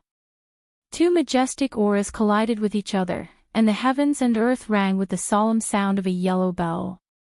In the blink of an eye, Su Fengnian crashed into Wang Xianji with his shoulder, while Wang Xianji's fist landed on Su Fengnian's forehead. Wang Xianji had been blocking the waves of the East Sea year after year, and she was still able to remain unscathed. However, this time, her feet sank into the yellow sand and she slid back a distance of 16 to 17 feet. Su Fengnian didn't have it easy either. He was hit in the forehead between his eyebrows. He staggered about a foot above the ground, but he still maintained his posture of riding the wind. The distance he retreated was roughly the same as Wang Xianji's. Both sides did not wait for the bell's momentum to completely remove the embers left on their bodies, and they began to collide for the second time. This time, it was the elbows that collided first, and Wang Xianji pushed her palm upwards, hitting Su Fengnian's chest. Su Fengnian slapped down on Wang Xianji's head. Su Fengnian's body surged, and finally stopped in the air 80 to 90 feet away. His sleeves fluttered slightly, as if he was an immortal ascending to the heavens. Wang Xianji did not retreat, but her knees sank into the sand. She raised her head and looked at the calm young man. The hemp-clothed old man did not say anything. When he reached the top of the world, his heart was like an ancient well without ripples. He had waited bitterly for so many years, and he no longer had the feeling of breaking a wooden horse or ox with his finger. It was a mixture of surprise and joy, and it was truly like drinking wine.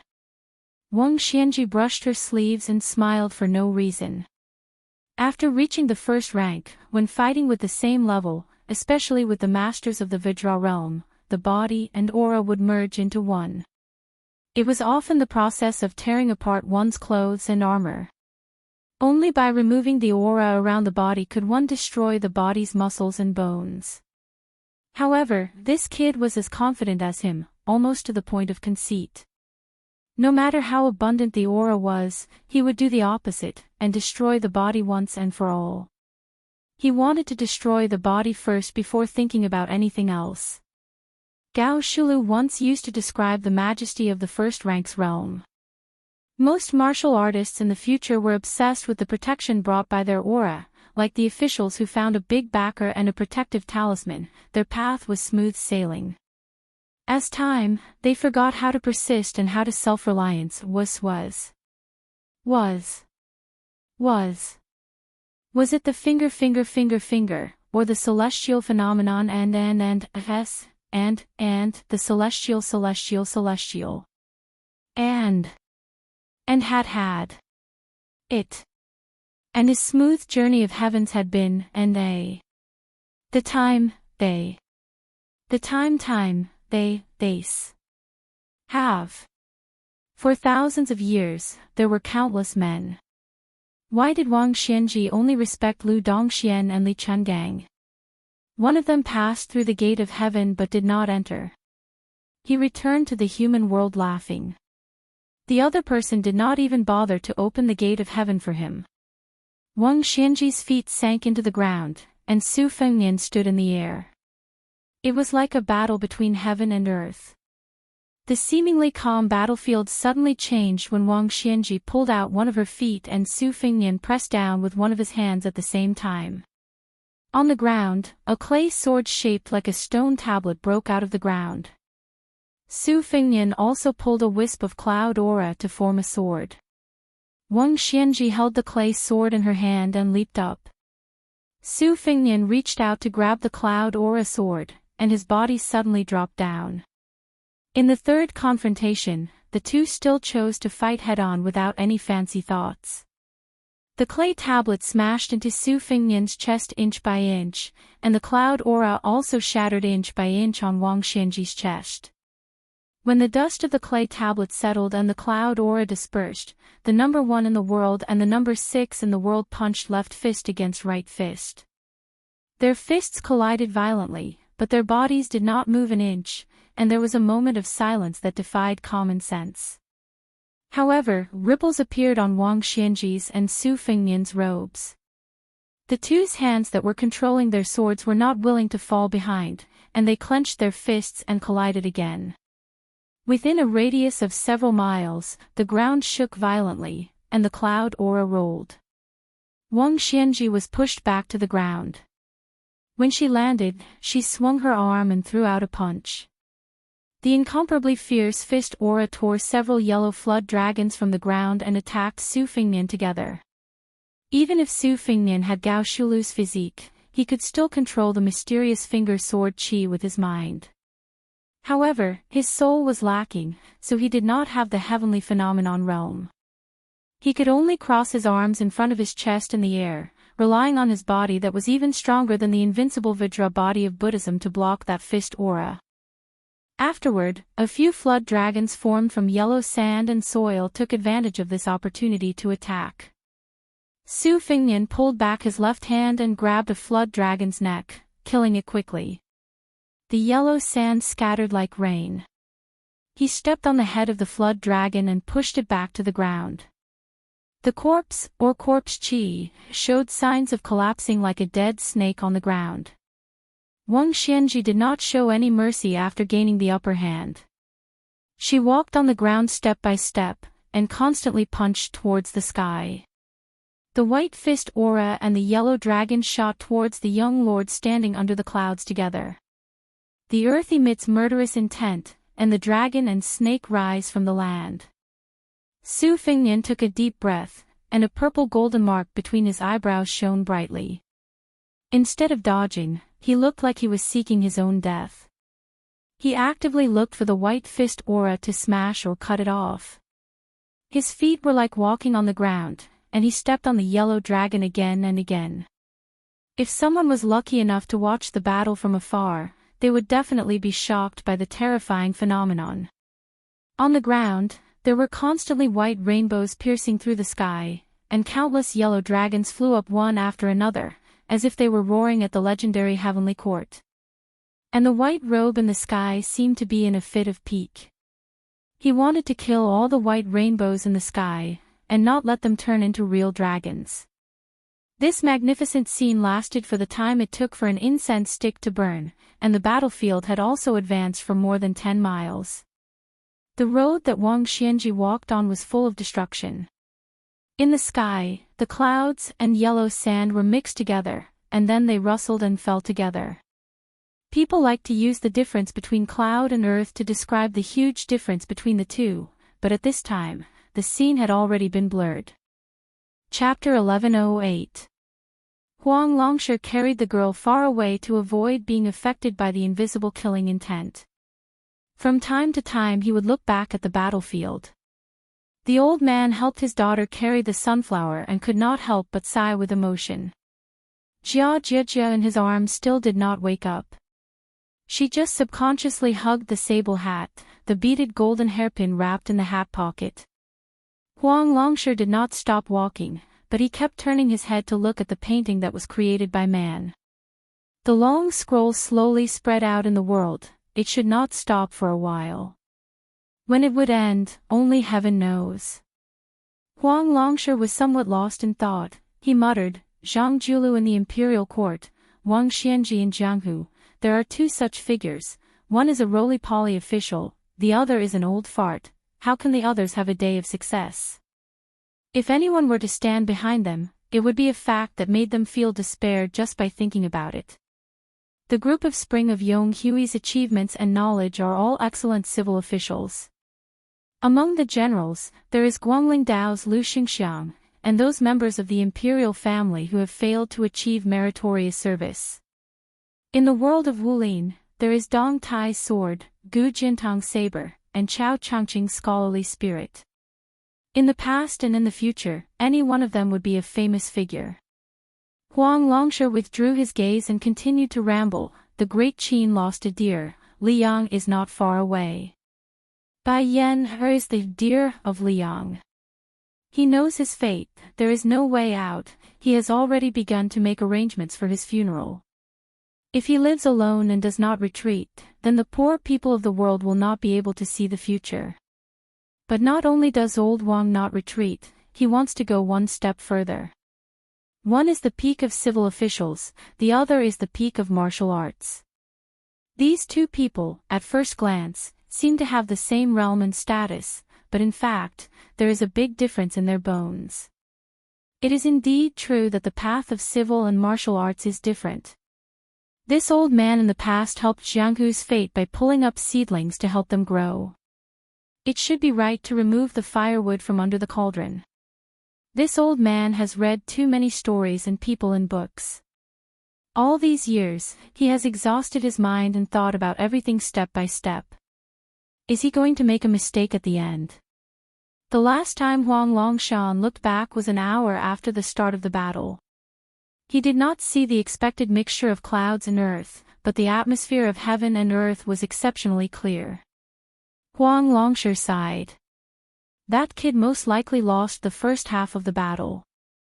The reality was just as Huang Sanja expected.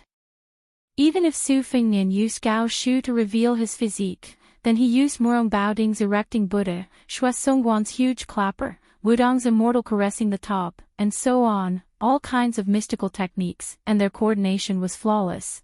They were only able to block the seemingly endless murderous aura. Within an hour, Su Fengnian had destroyed more than 100 fist forces and killed more than 400 flood dragons. This was just Su Fengnian's anger. Before the first collision, Su Fengnian's breath had already been completed, and there was no more breath left. He had even prepared how to deal with Wang Xianji's thunderous attack when he needed to exchange for his second breath. However, Su Fengnian's 3 journeys in Jianghu had helped him to be careful and cautious, and it had instead resulted in a not-so-big, not-so-small consequence. When he made his move, Wang Xianji, who was still secretly accumulating power, found an opportunity that was not perfect, and used a suppression that was even more powerful than the one he used against Wang Xiaoping by the Guangling River. At the same time that the earth unleashed its murderous aura, the sky unleashed its murderous aura. Together, they crushed Su Fengnian, who was in the middle of it. The clouds in the sky, which had always been used by Su Fengnian, left their tracks. In the blink of an eye, dark clouds covered the sky. Just like the movement of the stars, it was enough to change Su Fengnian's originally shaky balance. It was not that Su Fengnian had not sensed Wang Xianji's backup plan, but he had expected that there was still about 15 minutes before Wang Xianji would summon the clouds in the sky, cater to the earth's murderous intent. He was 70 to 80% sure that he would be trapped in that cage, and in the end, allow Wang Xianji to unleash his murderous intent. This was also a slight influence brought about by his incomplete soul. However, against Wang Xianji, this slight deviation was enough to put him in great danger. Wang Xianji raised an elbow, pressed his palms together, and twisted heavily. His palms then suddenly turned upside down. Wasn't the easiest thing in the world as easy as turning one's hand? Wang Xianji's lips curled into a cold smile, waiting to see. He did not think that killing a Su Fengnian, who only had the physique of Gao Shulu, would be difficult. When a person unleashed his murderous intent, the heavens and the earth were turned upside down. With Su Fengnian's position as the center, the heaven and the earth, which had been separated for thousands of years, were actually turned upside down. The earth was above, and the sky was below. Su Fengnian's misfortune was that he did not have any extra qi in his body, but the fortune in his misfortune also lay in this. Otherwise, even if Xinyuan Qingfeng and Lu Haoshi, these great celestial phenomenon experts, were present, their cultivation would also be turned into dust. When Wang Xianji attacked Wang Xiaoping, it could be said that he had only used a small part of his move. This was also reasonable. The original intention of this move was to deal with immortals like Qi Xuanjin. The essence of this move was to reverse karma. Not to mention the celestial phenomenon realm, the higher the cultivation of an earth immortal, the more severe the damage. Su Fengnian took advantage of the situation, and changed his standing position along with the heaven and earth that had been turned upside down. Between heaven and earth, one should be indomitable. If this was said to be an unattainable speech, it would not be suitable for everyone. However, Su Fengnian had never been so ambitious.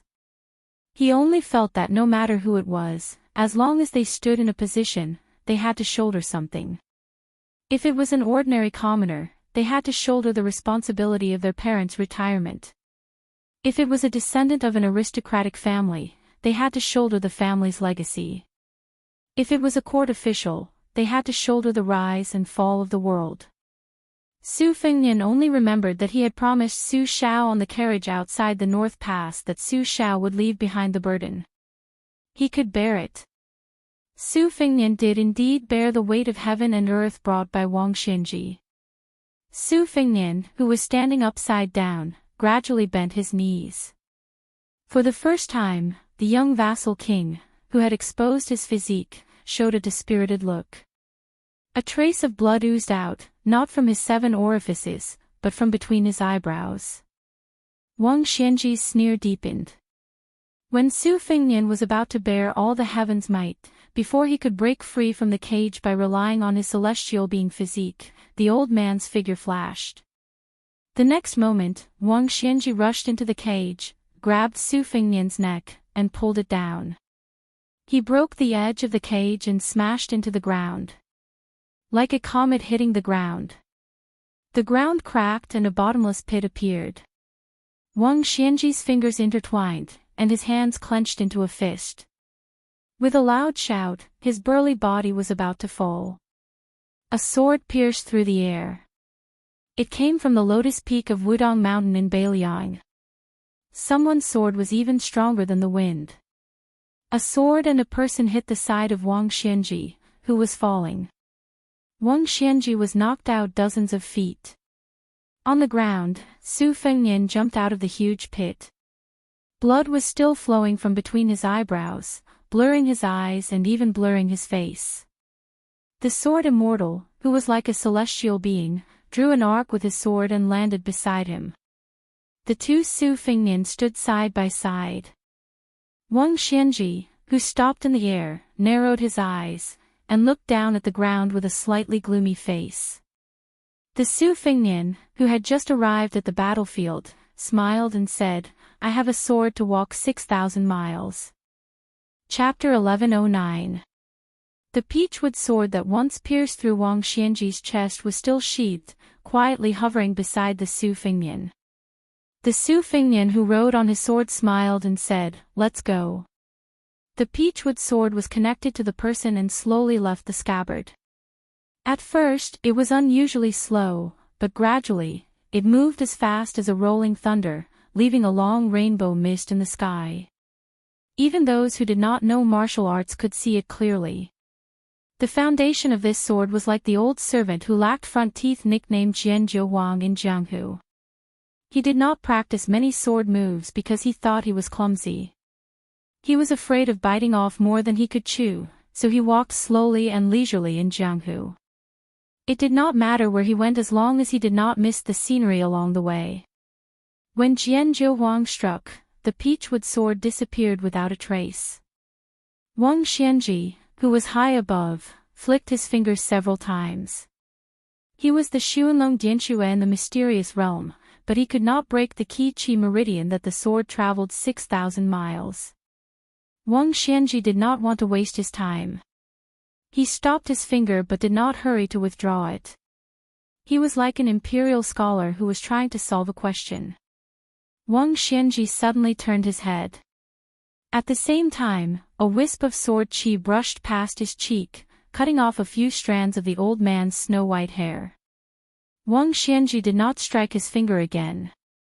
He remained motionless and then took a step back. A wisp of sword qi flew past his chest, cutting off some linen shreds. After that, Wang Xianji maintained the posture of bending his finger but occasionally moved his feet. Each time, he narrowly avoided the hidden sword qi. Wang Xianji was a little surprised. He had once faced the yellow formation map at the top of the martial emperor's city and was familiar with this sword. The 8-finger swords did not make him take it seriously. The 9th sword had indeed ruined his sleeves. Although it was only the celestial phenomenon sword, Jianjiu Wang's celestial phenomenon was very innovative. The origin of a normal celestial phenomenon master came from a good work of a sage. Generally speaking, if things are not balanced, they will sing. All things in the world, birds sang in spring, thunder shook summer, insects mourned in autumn, and the wind blew in winter. Therefore, scholars and officials often wrote poems. Since ancient times, the reason why swordsmen could dominate the world was that they could naturally use the sword in their hands to complain about injustice. Wang Xianji once told Chao Chongqing in private that he should give up the country and forget about his feelings and practice swordsmanship, and he would be able to become a saint early. Jianjiu Wang's 9th sword had clearly crossed the threshold of heavenly phenomenon but had yet to reach the level of a sword immortal. Yet, it did not give off the slightest feeling of injustice. On the contrary, it had caught Wang Xianji off guard. Logically speaking, a good person with a gentle temperament would never be able to practice a good sword. This was the same principle as a scholar who was happy to see injustice in the mountains. It was the same principle with swordsmanship. The advantage lay in the profoundness of each move and the emergence of one strange force after another. The sword's current style was also eccentric. After the move, there was no grand sword momentum like dark clouds.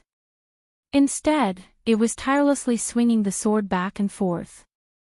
It was full of the earthly atmosphere like dogs barking and chickens crying. It was like neighbors quarreling, but because of their relationship, they only used their mouths and not their hands. It gave people the feeling that it was noisy and annoying. This new sword was only slightly different from the old sword that Jianjiu Wang had handed over. It was in that the latter was more skillful and crafty. Immortals rode on their swords in the wind and frosted 19 provinces in one night. This saying was used to describe the swiftness of sword immortals. The peachwood sword flew around Wang Xinji. It was unknown how long it had traveled. A few hundred miles. 1,000 miles. Wang Xinji knew. She had already wandered unscrupulously around him for a full 3,000 miles. The furthest she went was 9 miles. The closest she went was naturally brushing past him. She went back and forth tirelessly. Sometimes she drew an arc to escape for more than 100 feet, and sometimes she flew in a straight line for 3 to 4 miles. There was no pattern and no trace. Wang Xinji was still waiting. She was still bending her fingers without flicking them. Until the 7th time she missed the peachwood sword by a hair's breadth. After a short moment, she finally tapped her finger lightly. Her finger tapped the air, but suddenly there was a very subtle sound of metal colliding with stone in front of Wang Xinji. The further she was from Wang Xinji, the louder the sound became. 6 miles away, the peachwood sword, which was made of ordinary material but had caused Wang Xinji great trouble, exploded in midair with a bang, turning into a pile of wood chips. Su Fengnian waved his hand. The chips returned from afar, condensed into a sword, and gently returned to the scabbard. After returning to the scabbard, the sword dissipated again. The scabbard was the tomb of the sword. Su Fengnian inserted the scabbard into the yellow sand by his feet. Clearly, he had decided not to use it again. Old Huang was never one to talk about fancy principles. He couldn't say something like, "Where my heart is at ease is my home." He only knew one thing: he was an old man who had left his hometown. Wherever he could sleep comfortably was where his home was. As long as he could sleep comfortably in the simple and crude room next to the stable on Mount Qingliang, that would be his home. Lying on a pillow, thinking about the few jars of old wine under the bed, he didn't lack anything and didn't need to think too much. Therefore, old Huang's sword was fearless when it left the scabbard, and he had no regrets when it returned to the scabbard. Therefore, on his last trip to the Jianghu with his sword, returning the sword to the scabbard was like returning home. Swordsmen of my generation were not afraid of death. They didn't hesitate to break their beloved sword. Su Fengnian, who only occupied 1 spiritual and 2 physical forms, said softly, "After Saber 9, it should be Saber 10. He extended a hand and put 2 fingers together. With a gentle swipe, a long saber formed from purplish gold energy appeared under his fingers. It was shaped like a new 6th-generation Bailiang saber. It was not recorded in the Orthodox Taoist scriptures that living people had 3 spiritual and 7 physical forms. People were skeptical. However, Su Fengnian, who had withstood Wang Xinji's heaven and earth pressure, was extremely certain. Apart from his living body, he was only left with 1 physical form, Filth Remover. The 3 spiritual and 6 physical forms that the other 3 possessed were each in their own dreams. Su Fengnian squatted beside the pit. When another version of himself appeared, he did not watch the battle. Instead, he squatted down and hurriedly took in deep breaths to cleanse and remove the turbid energy in his body. Gao Shulu's physique was originally a pure body. Wang Xinji's shrewdness was to see through his filth remover with a glance. Under the overturning of heaven and earth, she forcefully stuffed him with countless amounts of filth. Gao Shulu's vigorous physique could almost ignore ordinary injuries. His recovery speed was so fast that it was beyond the reach of ordinary Vajra realm cultivators. Even if his internal organs were destroyed or even his heart was pierced, he could still defy heaven and continue to live for a few hours. Chapter 11:10.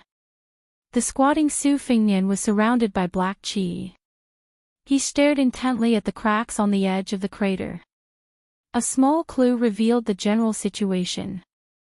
After Su Fengnian became the 6th in the world, many outsiders began to study the martial arts process of this new Prince Liang. Most were surprised by Su Fengnian's secret learning. They didn't know that after his battle with Luoyang in Dongtai, In order to understand the sword intent in Beimang's Dunhuang city, he had memorized the small cracks created by the flying swords of both sides. They also didn't know how much effort he had put into controlling Lu Hao's entry into the city and Song Nianqing's stagger. And after the peachwood sword that could be considered Wang Xiaoping's relic returned to the top of Lotus Peak, it wasn't to indirectly impart the sword intent, but to search for clues, to investigate Wang Xianji's unique qi circulation. Xianyuan Qingfeng blocked the way only to repay his debt, to cut off his thoughts. If he couldn't pass, then everything would be over. Once he passed, he would be able to surpass all others on the martial path. But the Wudang sword maniac and useless monk's block was not so simple. One was asking for a clear conscience, the other was offering incense.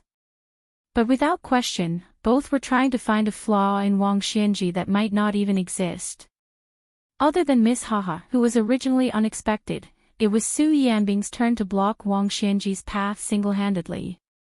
He was definitely prepared to die. This man had once joked that even if Su Yanbing died in Beiliang, the king of Beiliang must die. The words that came out of his mouth were definitely not a joke. Crouching down, Su Fengnian didn't bother to wipe away the bloodstains on his face. Actually, when he had withstood the pressure of the world, the boots that had touched the ground had long been worn away. His feet were badly mangled. At that time, when he tilted his head and slant his shoulders had also been worn to the bone. However, after being thrown to the ground by Wang Xianji, these injuries healed at a speed visible to the naked eye. However, the torn clothes and bottomless boots on his shoulders were proof of the dangerous situation at that moment. How many people could make Su Fengnian, who was now strong enough to dominate both the Separation Sun and Northern Mang Jianghu, suffer such heavy injuries?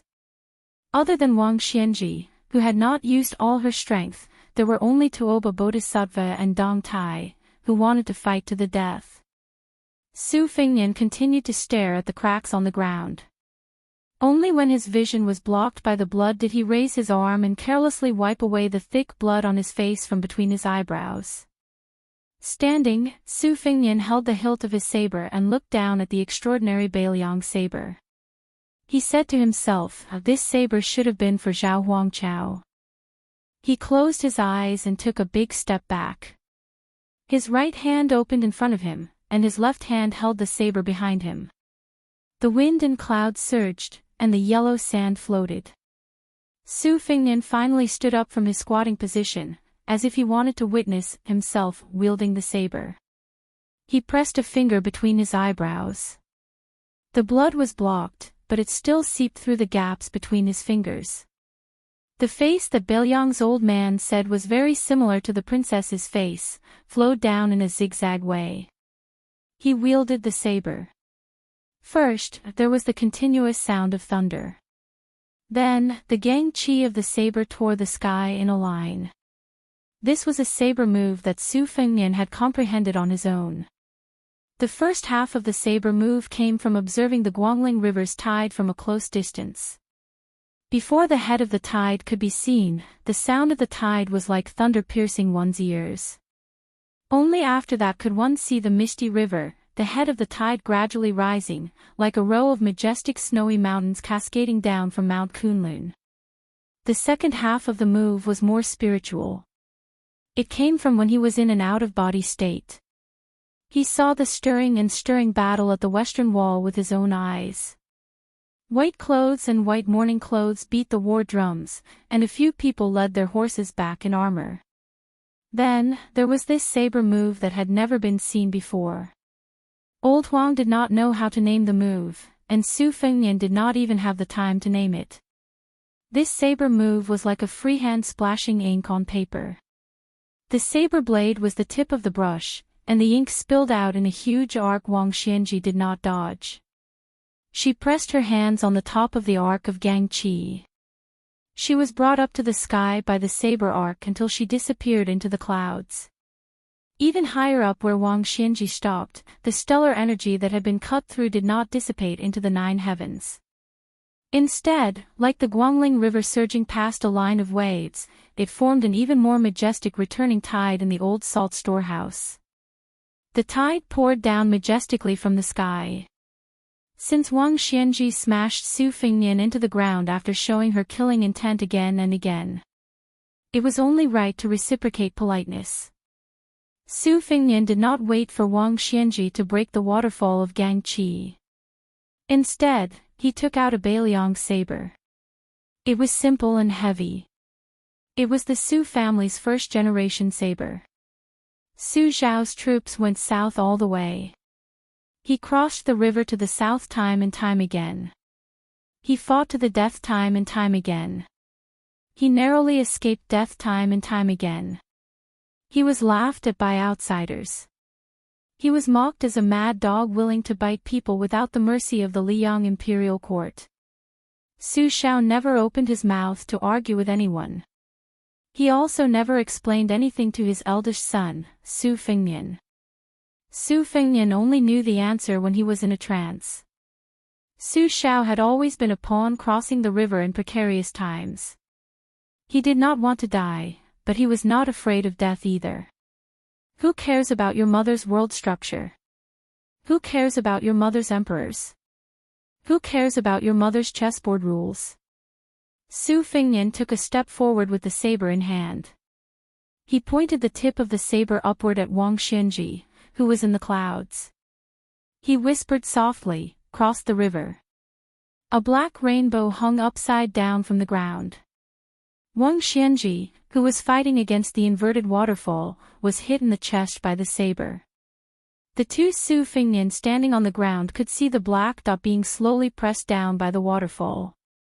Then, the saber violently slammed back into the distant dome. The Su Fengnian who had traveled through the black and white season sighed and said softly, "It's difficult." Su Fengnian nodded, but soon smiled and said, "But this time, the old man won't dare to only use 70 to 80% of his strength." Just as he finished speaking, a beam of light descended from the sky. The earth trembled with it. Wang Xianji was like a god of the heavenly court. He walked out of the heavenly gate and descended to the world. A fist-sized wound appeared on the chest of the hemp-clothed old man. Even though the body of this world's most powerful man was not inferior to that of Gao Shulu, who had been at her peak for 400 years, there were still no signs of recovery. There were sprouts in his flesh. The scene was strange. They suddenly grew and suddenly died. What was even more mysterious was that after Wang Xianji was knocked into the clouds, he actually dragged down a bolt of lightning as long as a spear. Wang Xianji, whose shoulders were severely damaged, asked with a cold expression, "Is that all you've got?" Who in the world could be a match for this martial artist who was probably above the celestial beings? How could he kill him if he won? Moreover, Su Fengnian most likely would not be able to wait until the last pair of spirits who had not returned from their long journey. Chapter 11:11. Su Fengnian, who only had one spirit of filth removal left, had stopped the bleeding between his eyebrows. The Su Fengnian beside him, who had just returned from an out-of-body state, had one spirit and two spirits. Although he still lacked 2 spirits and 4 spirits, he was still able to hurt Wang Xianji. Su Fengnian didn't think he was weak. However, arguing with Wang Xianji was useless. Therefore, facing Wang Xianji's question, he didn't argue with this angry old man. Instead, he just repaired the body gifted by Gao Shulu. Wang Xianji sneered, "So you don't have any last words?"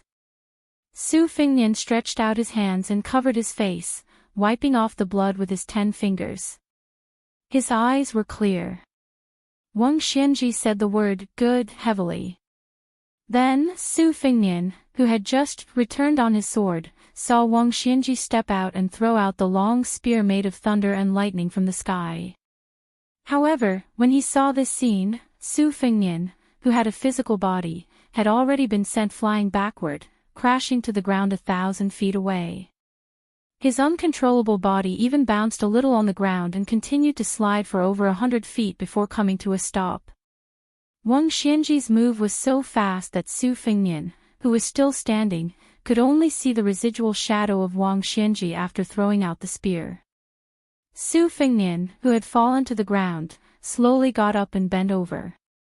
His chest was badly mutilated, with white thunder and lightning twirling around and sizzling. When Su Fengnian reached out his hand, countless thin red threads and red snakes swam out of his arm. When Su Fengnian's fingers touched them, the red threads and the white lightning died together. It was obvious that the secret skill Su Fengnian stole from Han Diaoxi's head didn't work immediately. The long spear of thunder and lightning in Wang Xianji's hand was still there, but its momentum was reduced by 20%. Another footprint appeared in the sand in front of the old man. Su Fengnian, who had just stood up, was hit by the lightning spear again. However, he wasn't knocked down this time. He tilted his head back slightly and held a piece of thunder and lightning in his hands to prevent it from stabbing his neck. Then he stepped back lightly on the ground. The first time, he deliberately opened his door and took the thunder strike because Su Fengnian wanted to learn more about Wang Xianji's chi flow with the help of Gao Shulu's pure body. Since Wang Xianji's second spear was the same, there was no need to take all the attacks as before. The footprint in front of Wang Xianji was getting deeper and deeper, and the gap between throwing the spear was getting shorter and shorter. In the distance, Su Fengnian could only retreat again and again. He retreated 8 times in a row and used the nameless fist technique taught by Wudong's Su Fengnian for the last time. His waist was like an axle, and his body was in a circle. His hands followed Su Fengnian's body and moved around in circles. When Su Fengnian finally stood still, his spine was straight and his back was not hunched. His hands gently swayed up and down. A few inches above his palms, there was a ball of thunder and lightning that rose and fell. They looked playful and light, but it was easy to underestimate the power of thunder and lightning contained in them. Su Fengnian's hands moved in an arc, and the 2 snow-white balls of thunder and lightning merged into one and gradually dissipated in front of him. At the same time, Su Fengnian, who had returned from the black and white spring-autumn, had a drastic change in expression. He began to turn around and rush toward himself.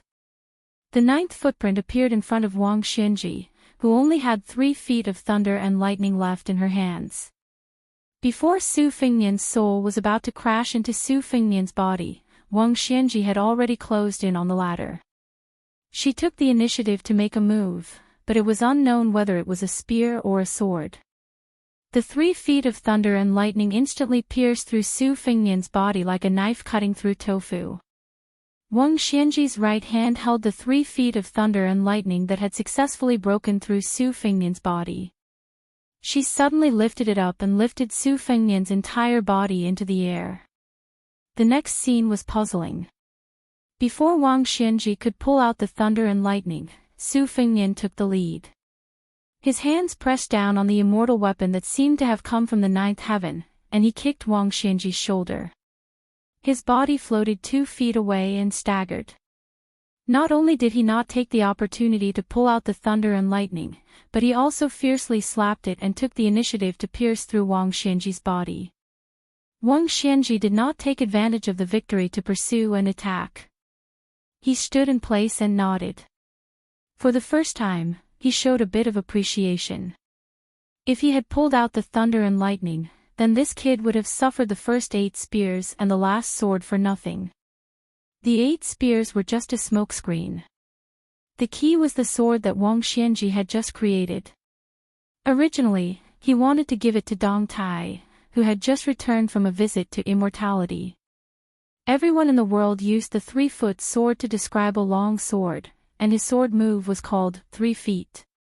The superior way of the sword always emphasized the idea rather than the technique, and the deep meaning of 3 feet naturally lay in the 3 feet. If Su Fengnian had pulled out the thunder and lightning to lessen his injuries, he naturally would not have understood the profound meaning. However, even if he understood the meaning of 3 feet sword, what could he do? Even if he, Wang Xianji, was only a swordsman, he still had 4 sword moves that were no less than 3 feet. The reason why he chose this move was that since Su Fengnian had injured him with a single strike, he wanted an eye for an eye. Even if the size of the wound was the same, it had to be exactly the same. As for the other 4 earth immortal swords, Wang Xianji's original intention was to kill 1,000 horsemen with one strike, and the imperial court was nothing to him. Wang Xianji was born in a poor family. At that time, it was far from the currently young imperial court, where all rivers flowed into the sea. He was truly from a poor family with no noble children. He still remembered that after he abandoned literature to practice martial arts, after going through many hardships, he finally learned a rough lightness skill for the first time. However, he did not dare to show his skills in the streets, so he could only experience the feeling of flying on the grass in the wilderness and stepping on the snow without leaving a trace. When he was exhausted, he used the heaven and earth as his bed and blanket, and casually lay down on the grass or the snow. He still remembered the smell of mud and grass and the cold feeling of washing his face with snow. Later on, by chance, he switched to practicing swordsmanship midway. When the sword produced sword chi, the ecstasy at that time was still fresh in his memory, no matter how many years had passed. After that, step by step, he stood at the peak of martial arts, overlooking the world and flying with the wind. When he looked around, there was no one to stand shoulder to shoulder with, so there were not many things worth remembering. The 2 Su Fengnian stood together, but their souls did not merge into one. This was because Wang Xianji's sword had injured the qi far more than the body. Since Gao Shulu's body could still withstand it, there was no need to draw legs on a snake. If they rashly merged into one, it would be like walking into a trap. Moreover, it would damage the originally invincible golden body that could be said to be free of filth. Wang Xianji's wound had already sprouted tender shoots all over the place, one after another, new muscles and bones were growing out. The injury on his chest was no longer shocking. It was now the Su Fengnian's turn to suffer. The red snake struggled to cling onto him, but it was still unable to completely dispel the remaining thunder and lightning sword chi. Wang Xianji suddenly said, when this old man was still a scholar, he had a heart-to-heart talk with a senior scholar. He said something to him. Today, I'm afraid the senior's bones have already turned to dust in his grave, but this old man still remembers it. Instead of being recorded in the annals of history, it's better to be hanged at the gate of the country. But in those troubled times, this scholar died in the midst of the turmoil and chaos of war. He did not put his ambition into the imperial court, nor did he die a worthy death. When this old man heard the news of his death, when he went to collect his body, he simply dug it out from the hundreds of corpses lying on the ground by the roadside and hastily buried it. The long sword that this gentleman wore when he was alive was probably worth several dozen taels of silver, but it had long been taken away. The gentleman's remains were given to me as goods to exchange for official hats or wine money. When has Wang Xianji ever blocked the path of a younger generation? This old man oversaw the Eastern Sea. As long as he was alive, has there ever been a martial artist like Lu Songtao, who was confident in his backing and brought disaster to the world? The imperial court was powerful, with armor on their backs and cavalry galloping, while the common people were unarmed and defenseless. The world was divided into ups and downs, and the ones who died the most were precisely these innocent people. This old man did not want these people to encounter the oppression of the government in times of peace and prosperity, as well as the wandering bandits in times of chaos. He did not want everyone to be able to easily deal with them. He only hoped that more people, when they were at the end of their rope, or even before death, would be able to take a step forward, instead of only being able to kneel down and kowtow to beg for mercy. Wang Xianji did not ask for much. He only wanted to give the people of the world one step only. Su Fengnian calmly asked, "Why are you saying these things?" Wang Xianji indifferently said, "This old man has lived for too long and has seen too many things. Usually, he has nothing to say to anyone. You, kid, are not willing to say your last words, but this old man wants you to die with a clear understanding. If you were an ordinary descendant of a vassal king, relying on the machinations of 2 generations to inherit the throne, why would this old man talk nonsense with you? Even killing you would dirty his hands." Su Fengnian was about to speak, but Wang Xianji waved his hand and said, "This old man is well aware of what you want to say. It's just that whoever has the bigger fist has the bigger reason. No matter what you say, this old man is not willing to listen to you. It's as simple as that." Su Fingnian smiled and said, "It's still too early to decide who has the bigger reason. It's hard to say." Wang Xianji neither denied nor admitted. He said, "This old man has finished speaking. Who deserves to die more? The truth will be revealed very soon." 100 li away, a worry-free man with sleeves fluttering in the wind was carrying an instant spear. Purple chi came from the west. Chapter 11-12. Wang Xianji looked around with a bleak mood. Although the Su Fingnian in front of him brought some surprises, it was still inferior to the battle that he imagined. If Qin Jibao did not come out of the cold, if Su Yanbing came with the instant spear, and if Luo Yang, who seemed to have a secret relationship with Bai Liang, the three of them joined forces to suppress the young king. Only then could they really fight a hardy battle. Only 2 Su Fingnian showed up. Even if there were many traps, it was still not enough to fight. Su Fingnian looked up and saw that in the sky where Wang Xianji was standing, the wind was rolling and clouds were surging. Large pieces of colorful clouds were quickly gathering, like a huge brocade that was spread out by the immortals. In the priceless advice of the Danding sect of Taoism, there was a saying, 3 flowers at one's head and 5 cheese at one's origin. But the current scene was obviously far beyond this category. A sage who was both a wine immortal and a writer, and even a swordsman, once left a popular poem, "Between the clouds of the White Emperor, 1,000 miles of Jiangling return in a day." The later generations often did not have deep feelings and did not know the true meaning of the poem. Su Fingnian sighed. Wang Xianji finally could not hold back and was ready to use his killing move. After killing people, he would open the gate of heaven. However, he would not fly to the heavenly court and become an immortal. Instead, he would guard the gate of heaven for the martial artists in the mortal world. Su Fingnian exhaled deeply. He was still not in a hurry to merge the out-of-body soul beside him with his body. Instead, he stood still and waited for Wang Xianji to reveal the truth and launch a thunderous attack. Wang Xianji took a deep breath. Her head of silver hair instantly turned dark green. She was originally a burly old man, but now she looked like a man in the prime of his life. Su Fingnian didn't admire the mysterious technique that turned something rotten into something magical. He gently closed his eyes, and a purple-gold radiance lingered on his face.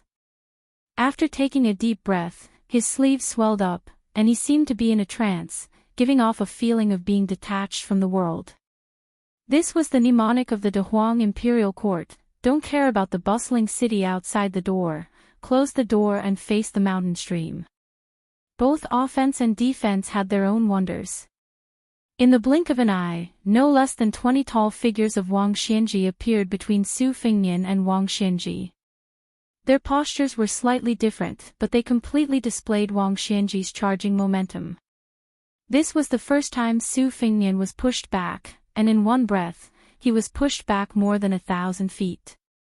During this distance, nearly 100 figures of Wang Xianji appeared. Su Fingnian seemed to have no power to fight back as he retreated a second time, retreating 150 feet. Wang Xianji became more and more courageous as he fought, and his figure became more and more complicated. On a line, there were more than 200 figures of Wang Xianji that did not dissipate in time. Su Fingnian, who was passively taking the beating, kept retreating. Relying on Gao Shulu's vigorous physique and the Dehuang imperial court's clumsiness, he did not show any signs of being defeated.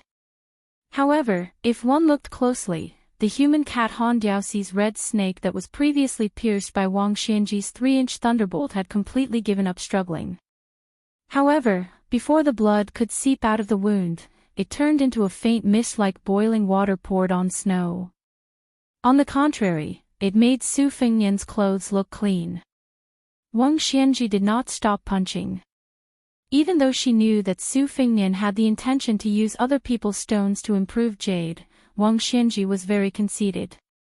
Even if Su Fengnian wanted to use his fist aura to train Gao Shulu's physique, which was not completely integrated, she could make him suffer. One of these punches would become the straw that broke the camel's back. On the straight line that cut 2 miles of the ground, more and more Wang Xianji appeared. It could be said that there were countless of them. Even if the experts of the 10 martial arts evaluators were to watch from the sidelines, their scalps would go numb. However, if Wang Xianji's disciple, the female Grandmaster Fist Master Linya, were present, she would be able to observe Wang Xianji's attacks with her own eyes. She would definitely be able to benefit greatly, and would be able to reach a higher level of enlightenment on the path of martial arts.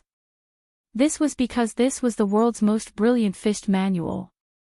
Wang Xianji punched no less than 600 times. Su Fengnian did not refuse any of them and received more than 600 fist auras. Finally, a turning point came. The distance that had been constantly lengthening began to shorten for the first time. Because Wang Xianji's movements were too fast and her attacks were too fierce, even though Su Fengnian had retreated for nearly 3 miles, not a sound was heard. Finally, a loud rumble exploded behind the old man in the distance. Perhaps this was what people were used to: first see the lightning, then listen to the thunder. The first drum of energy was strong, the second was weak, and the third was exhausted. This was the common sense of the world. However, at the end, the figure of Wang Xianji that stayed in the same place began to dissipate. It seemed that Wang Xianji's momentum could not continue to rise endlessly. Like a climber, after resting for a moment, she continued to climb. Moreover, she suddenly sped up her pace. Wang Xianji, who had been punching with one hand, punched out with both hands. The great drum momentum. Wang Xianji's fists hit Su Fengnian's arms, which were crisscrossing in defense. This beat of the drum sounded at the same time as the belated thunder of the fist aura behind him. Su Fengnian's body leaned back, his feet planted on the ground, and he slid backward at an angle. The second Wang Xianji at the beginning also began to dissipate. However, the original Wang Xianji that was facing Su Fengnian suddenly sped up. She raised her arm and heavily smashed down on Su Fengnian's chest. She punched Su Fengnian into the ground and then kicked Su Fengnian, who had bounced up from the ground, more than 100 feet away. Su Fengnian, whose body was more than a foot above the ground, stretched out his hands and hooked his fingers into the sand to stop his retreat. Chapter 11:13. During his second trip to Jianghu, the old man in the sheepskin fur coat had used no less than 100 two-sleeve green snakes to temper Su Fengnian's spirit. This was Li Chuangong's unique method of teaching. Later, after eating the purple gold bun given by the Beimang's grand preceptor Yuan Qingshan, Su Fengnian had also let Su Yanbing beat him with all his might to digest the purple gold qi brought by the bun. This kind of clumsy method was far from being a shortcut on the path of martial arts. As long as one could endure it, it would definitely be a path that could lay a solid foundation. In the world today, in terms of ferocity, be it Tuoba Bodhisattva's fists, Dong Tai's sword, or Gu Jintang's blade, none of them could compare to Wang Xianji's fists. After all, Su Fengnian had only received Gao Shulu's body for a short period of time. He did not have the time to completely transform it for his own use. Therefore, Wang Xianji's attacks became the best way to forge it. Every generation of Bailiang's blade had to be tempered thousands of times before it was forged. It was done. Su Fengnian's wounds healed by 70 to 80% in an instant. This was a subtle sign that the fire had reached the right level. He slapped the ground with one palm and his body spun up, once again standing in front of Wang Xianji. Su Fengnian gritted his teeth as he waited for this moment. Wang Xianji was also fishing. If the bait was too small, how could he catch the big fish of the North Sea named Kuan? The hundreds of Wang Xianjis merged into one at the same time. Su Fengnian had already begun to charge forward. Almost at the same time, Su Fengnian, who had chosen to stand by and watch, merged with Su Fengnian and returned to his body, like a wanderer returning home. If the distance between them was 10 minutes, then Wang Xianji had charged forward for 6 minutes, while Su Fengnian only had 4.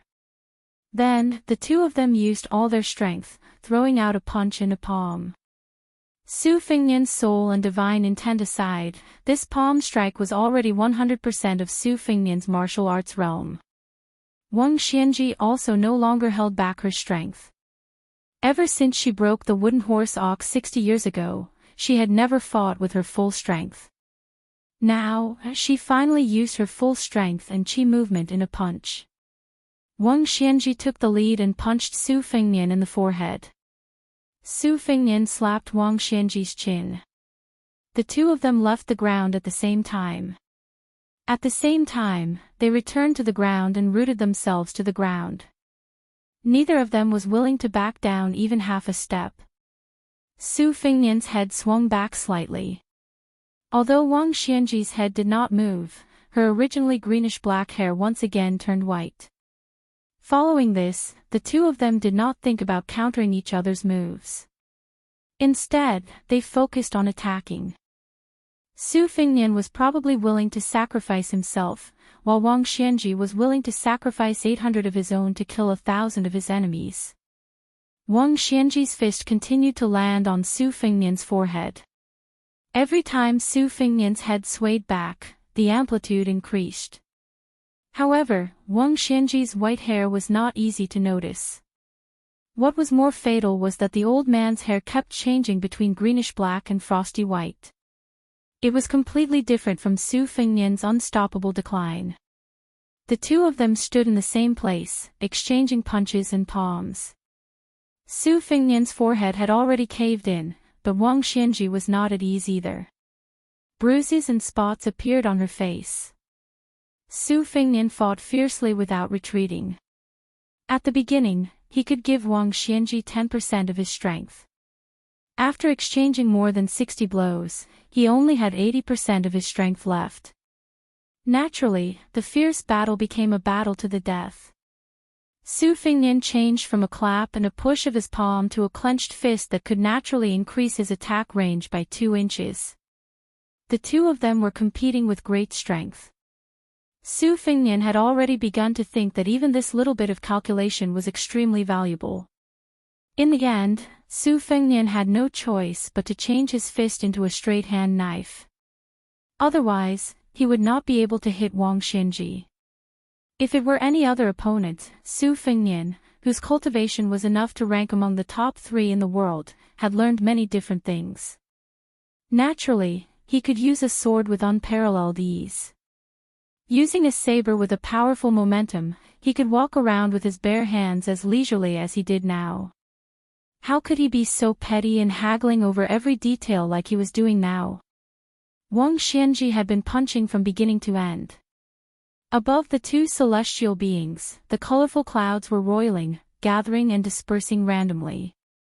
Su Fengnian's last-hand knife only hit Wang Xianji with the tip of his finger. Wang Xianji's mouth curved into a cold smile. An arrow at the end of its flight, a dying struggle. This time, the old man did not fight to the death from the very beginning. Instead, he went step by step. First, he poured half a bowl of water, then 8 portions of tea, and finally a full cup of wine. But being drunk was not losing his self-control. Wang Xianji was already at his peak. When Su Fengnian's head swung back in a semicircle, the old man was unexpectedly able to flourish even more. One punch to the end. With 11% of my essence, chi, and spirit, I'll send you on your way. This old man's last battle in this world was not in vain.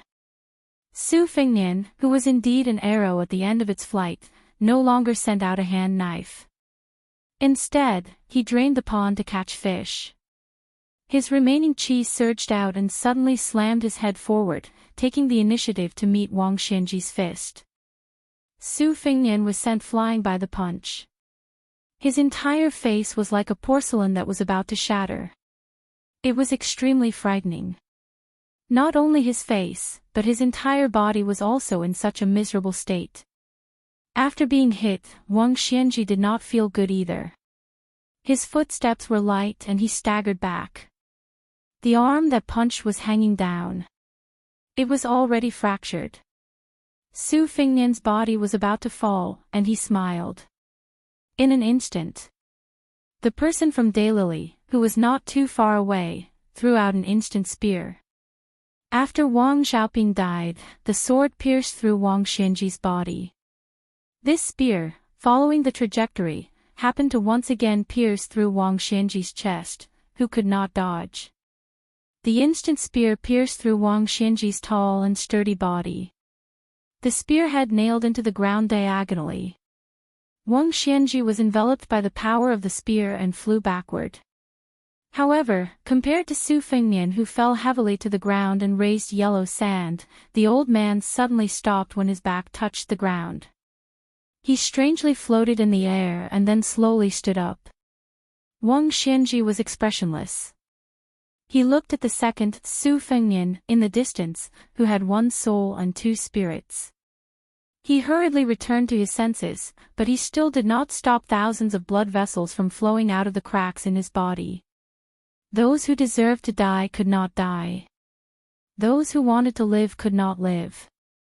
Blood soaked his clothes and dyed the yellow sand red. Su Fengnian lay in the blood just like that. The young king of Bailiang, who was on the verge of death, looked at the sky with blurry vision. Su Fengnian closed his eyes. His soul floated out in all directions, and even Gao Shulu's body was no exception. Together, they slowly swept towards Wang Longshi and Miss Hehe. He only hoped that the last bit of his cultivation could save the life of the silly girl who always liked to carry sunflowers. Wang Xianji finally spoke. "Do you have any last wishes?" Su Fengnian, whose vitality was gradually fading, did not speak. Before he left Wudong, he had already set up a plan. Bailiang hid a puppet, Su Fengnian, that looked like him. Even if he died in the battle and Bailiang lost the real Su Fengnian, there was still the king of Bailiang. In this way, as long as the Su family's banner did not fall, the morale of Bailiang's army would still be there. They would not be defeated by the million-strong cavalry of Bailiang. The Central Plains would probably see the smoke of war later. Chapter 11-14. On the previously secluded desert bordering Yuzhou and Helian prefectures, some untimely figures appeared out of nowhere. A child in a tattered fur coat and a white scarf was busy driving the flock of sheep. The land at the border was barren. Fortunately, the spring grass was plump compared to other seasons. Even so, the 6 or 7 old goats were still thin and dirty, looking like a group of lethargic old people. The child had a straw rope tied tightly around his waist. His cheeks were dark and thin. He had a wooden pole under his armpit and an old sheep whip in his hand. He walked and stopped with the flock of sheep eating grass. When he stopped, he would hold the sheep whip in his mouth and hold the pole with both hands, waving it wantonly. Occasionally, he would imitate the posture of some adults in the village shaking the pole. Northern Liang worshipped martial arts, and its people were ferocious. There were many dens that were rich in hard martial arts. This was because the experts in the eyes of the common people were usually in a large group. Even the women and children knew some martial arts.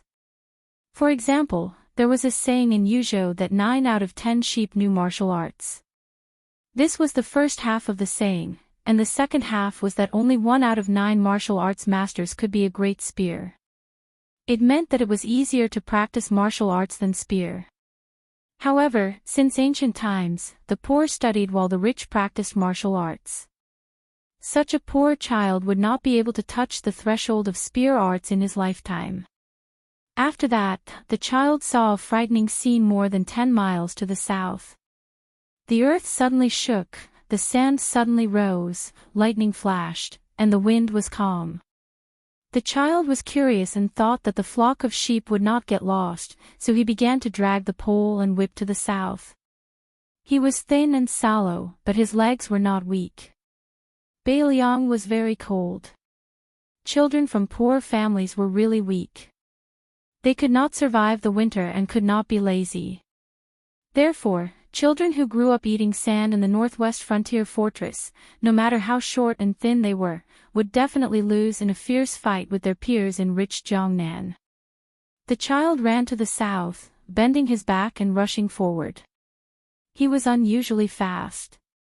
While running and taking a few breaths, there were inexplicable explosions not far away. It was human nature to seek advantages and avoid disadvantages. It was not that the child did not think of turning back, but there were a few times when his stubbornness overcame his timidity, and he gritted his teeth and continued running south. Just like that, the goat-herding child slowly approached the battlefield in a daze. Su Fengnian's soul floated over and found Huang Longshi and Miss Hehe. When the calculative Huang Sanja saw this scene, the old man holding Hehe could not help but be shocked and stunned. Was the most powerful vassal king in Liang really going to die like this? How many days had it been since he became the emperor of the Northwest? His way of dying was quite spectacular, fighting a battle to the death with Wang Xianji.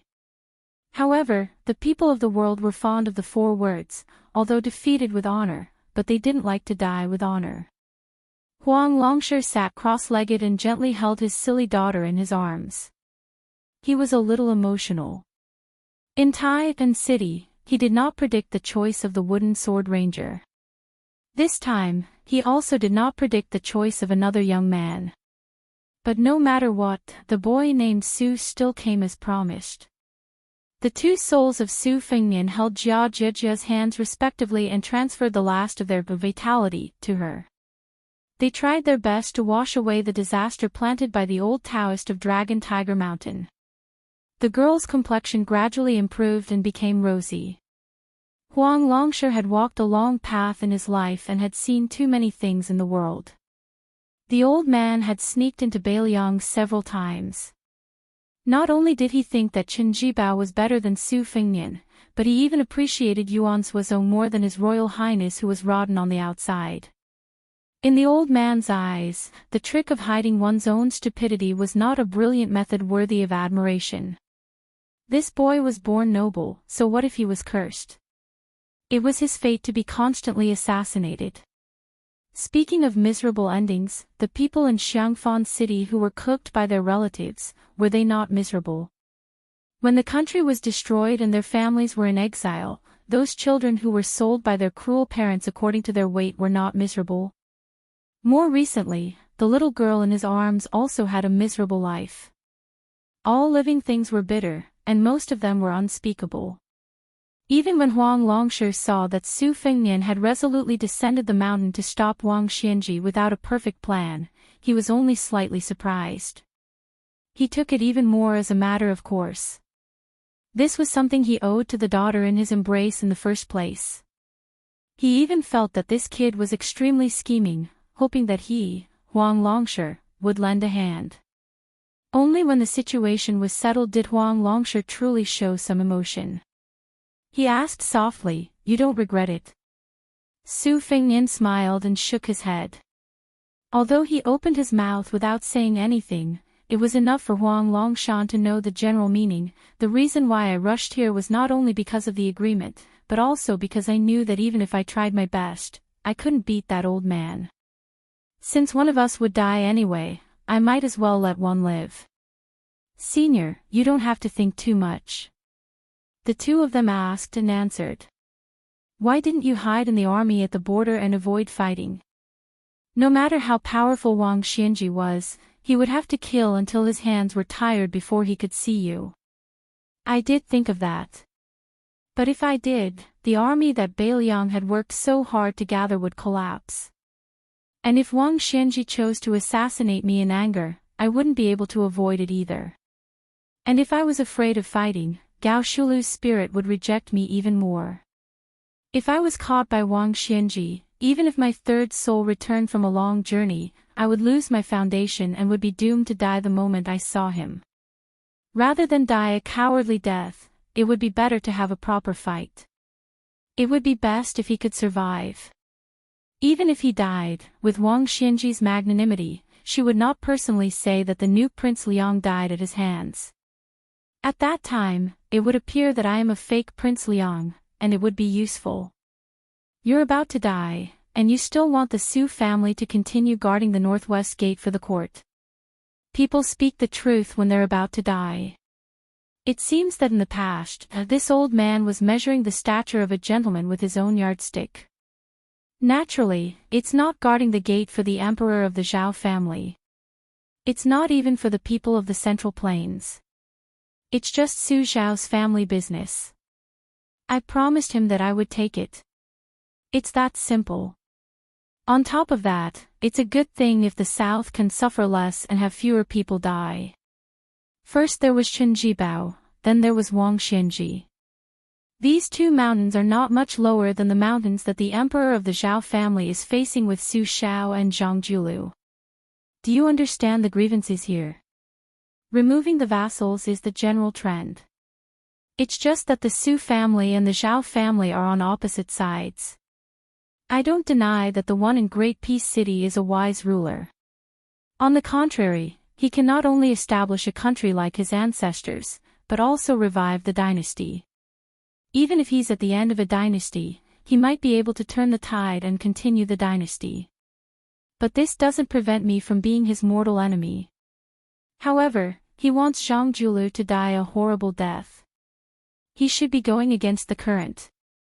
The poor people in the wilderness are constantly entering the court and squeezing out the positions of the Chinese families. It's not something that he can stop alone. Senior used 20 years to uproot the fields of the spring and autumn period. Master Li Shan praised you endlessly. In the last years of Yonghui, Senior sneaked into Beiliang for the third time. After meeting with Chen Jibao, Su Xiao secretly mobilized most of the elites of the Fushui Association and 700 Autumn Water Light Cavalry, led by Lu Qiu, and Su Yanbing. They were determined to keep Senior here. But Master was determined to stop them, so they didn't move. There's such a thing. Yes. Many people have praised me in private, but Li Shan's comment about me being a man of great ambition and extraordinary talent was the only one who hit the mark. Do you know why? I don't know. As they chatted, one of the two, Su Fengnian, absorbed the tribulation in Miss Hehe's body like a whale, and the other helped her to fill in the divine will. Huang Longshi smiled and said, "It's okay if you don't know." In another book, an ancient person named Kong Zhigue wrote an ancient text called Northern Mountain Translation Text. The 8 words in it are very suitable for me. The sun is bright, and the frost is cold in autumn. Later, Huang Tingjian extended it and wrote a sentence: when young and talented, he will accept noble visits, but when old, he will be loyal and righteous. The two Su Fengnian were a little puzzled, but they didn't think too much about it. Huang Longshi thought for a moment and stretched out his palm to flatten the yellow sand at his feet. He used his finger to write 14 words: the lantern of the house of the rich is bright, and the moon of the poor is bright. The old man then muttered to himself, "It can be said that the taste of the imperial edict is profound, and the feelings of the world are extremely clear." As a person who forgot worries, the soul of the Su Fengnian nodded. Huang Longshi continued to use his finger as a pen and the sand as paper to write the second sentence, but with others, the fish knows that the water is cold and the water is warm. If one is not satisfied, one will often be 8 or 9, regardless of whether the flowers bloom or fall in spring. The soul of the Su Fengnian, who had borrowed Wang Xiaoping's sword, laughed it off. Huang Longshi quickly wrote the third sentence: there is no end to numbers, and there is no long misfortune. The old man then raised his head and looked at the Su Fengnian. The Su Fengnian nodded and then shook his head. Huang Longshi lowered his head and looked at the little girl in his arms who had turned around and returned from the gates of hell. He said softly, "This old man once used Wenhua to scheme against you. Don't you bear a grudge?" "How could I not bear a grudge? It's just that there are differences in the size of the grudge, and there are differences in the order of revenge." "That should be the case." Huang Longshi nodded and said, the poem in the book that was mentioned earlier, for the old man Wang Xianji, it was already considered old and awe-inspiring. But he is 100 years old and is the most powerful person in the world. In the end, bullying a younger person who hasn't even reached the age of 30 is not an act of kindness. The Su Fengnian, who had rushed to the battlefield with the spear of Xana, stared tenderly at the girl. Everyone has their own way of living, but some fundamental principles are the same. It's just that Wang Xianji had one sentence that blocked all the words. His fist is hard, so he can ignore the principles of others. Since I have lost, there is no way for me to reason with him. At this point, the girl was about to wake up. The two Su Fengnian did their best, stood up, and left. Chapter 11:15. When Huang Longshi saw the two of them leaving, his expression turned serious. He looked at the sky and gently put down his daughter who was slowly opening her eyes. He stood up and muttered to himself, "This old man doesn't trust anyone and is used to judging others with the greatest malice." You, Su Fengnian, are in a situation where you have nowhere to retreat to, yet you still do things to satisfy this old man. It seems that this old man has indeed misjudged you in the past. Huang Longshi smiled and turned his head, seemingly answering his own question. Su Fengnian, you definitely don't know that the reason why the last person who was spiritually traveling to the spring and autumn period could not leave the spring and autumn period was because this old man purposely closed this book. That was why he could not leave that page. Now that things have come to this old man can no longer hide it. Helping you is also helping himself. The old man lamented, "Who will wake up first? Only you will know." Huang Longshi took a deep breath. This old man could have achieved the realm of Confucian saint long ago, but he purposely suppressed it. Otherwise, there wouldn't have been a fleeting Xinyuan Jingqing after the spring and autumn period. This old man will give you a true carefree journey. Huang Longshi raised his arm, drew strokes, and pointed at it. He wrote 8 words. I write the spring and autumn period to respect the heavens and earth. He flipped open the book and opened the door. It was as if a door opened behind Huang Longshi. A person stepped out and answered softly, "The heavens and earth naturally respect me. Morning farewell, White Emperor, colorful clouds." White Emperor, one of the 5 celestial emperors in the ancient book, was in charge of all the gods of the West. Wang Xianji looked at the colorful clouds gathering and dispersing above her head. She had an epiphany and roughly understood her background. No wonder she was at odds with the Jinwu great emperor of the north. When Jinwu's law form descended to the spring god lake, Wang Xianji, who was in the martial emperor's city, hated it bitterly. Wang Xianji did not stop Su Fengnian's soul from escaping, nor did she stop them from returning. Sensing the weak aura of Su Fengnian lying in a pool of blood, Wang Xianji looked at the northern sky and asked loudly, "Fight again in the sky?" The sky did not respond to Wang Xianji's question. However, someone in the human world replied with 2 words, "No need." A huge firefly crashed into Su Fengnian's bloody body. Wang Xianji frowned and turned to look in that direction. Su Fengnian knelt on the ground with one knee and one hand on the ground. He said softly, "We don't have to fight in the sky." Wang Xianji narrowed her eyes and stared at the young man who had perfected the divine will.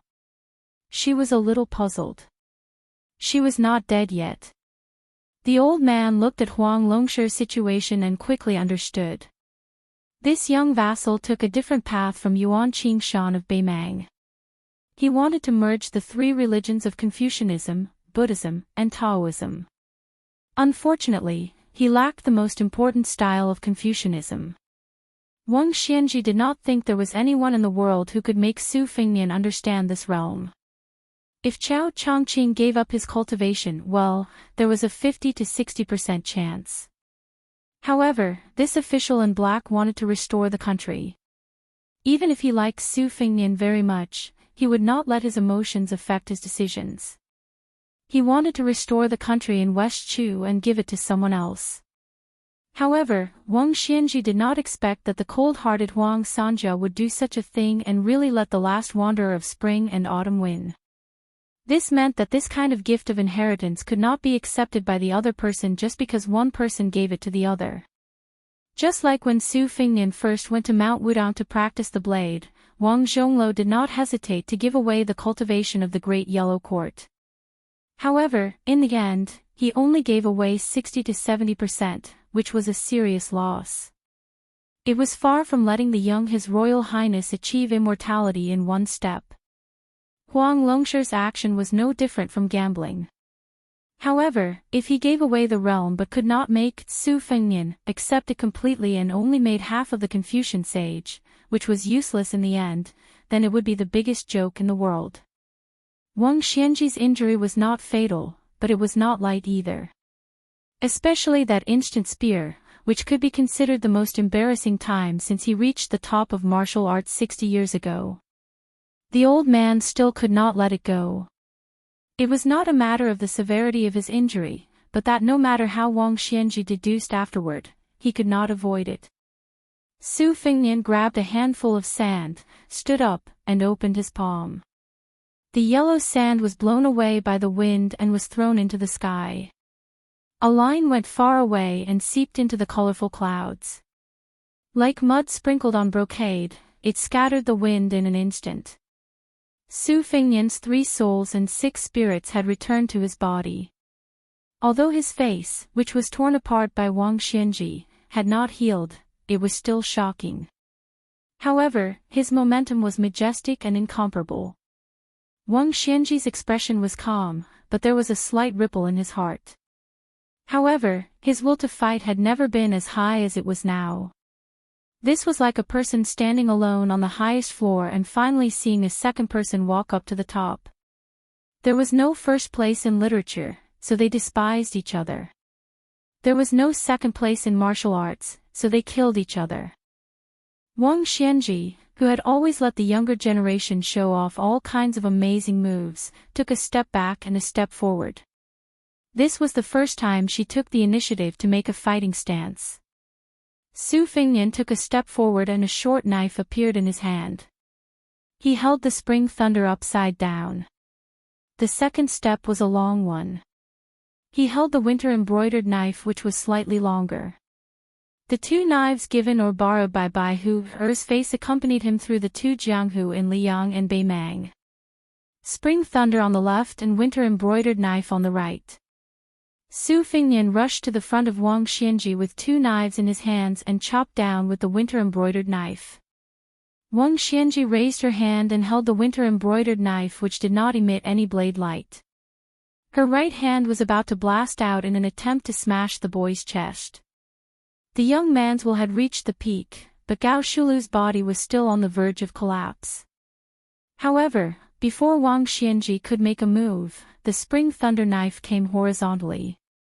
It was actually faster than Wang Xianji's by 11%.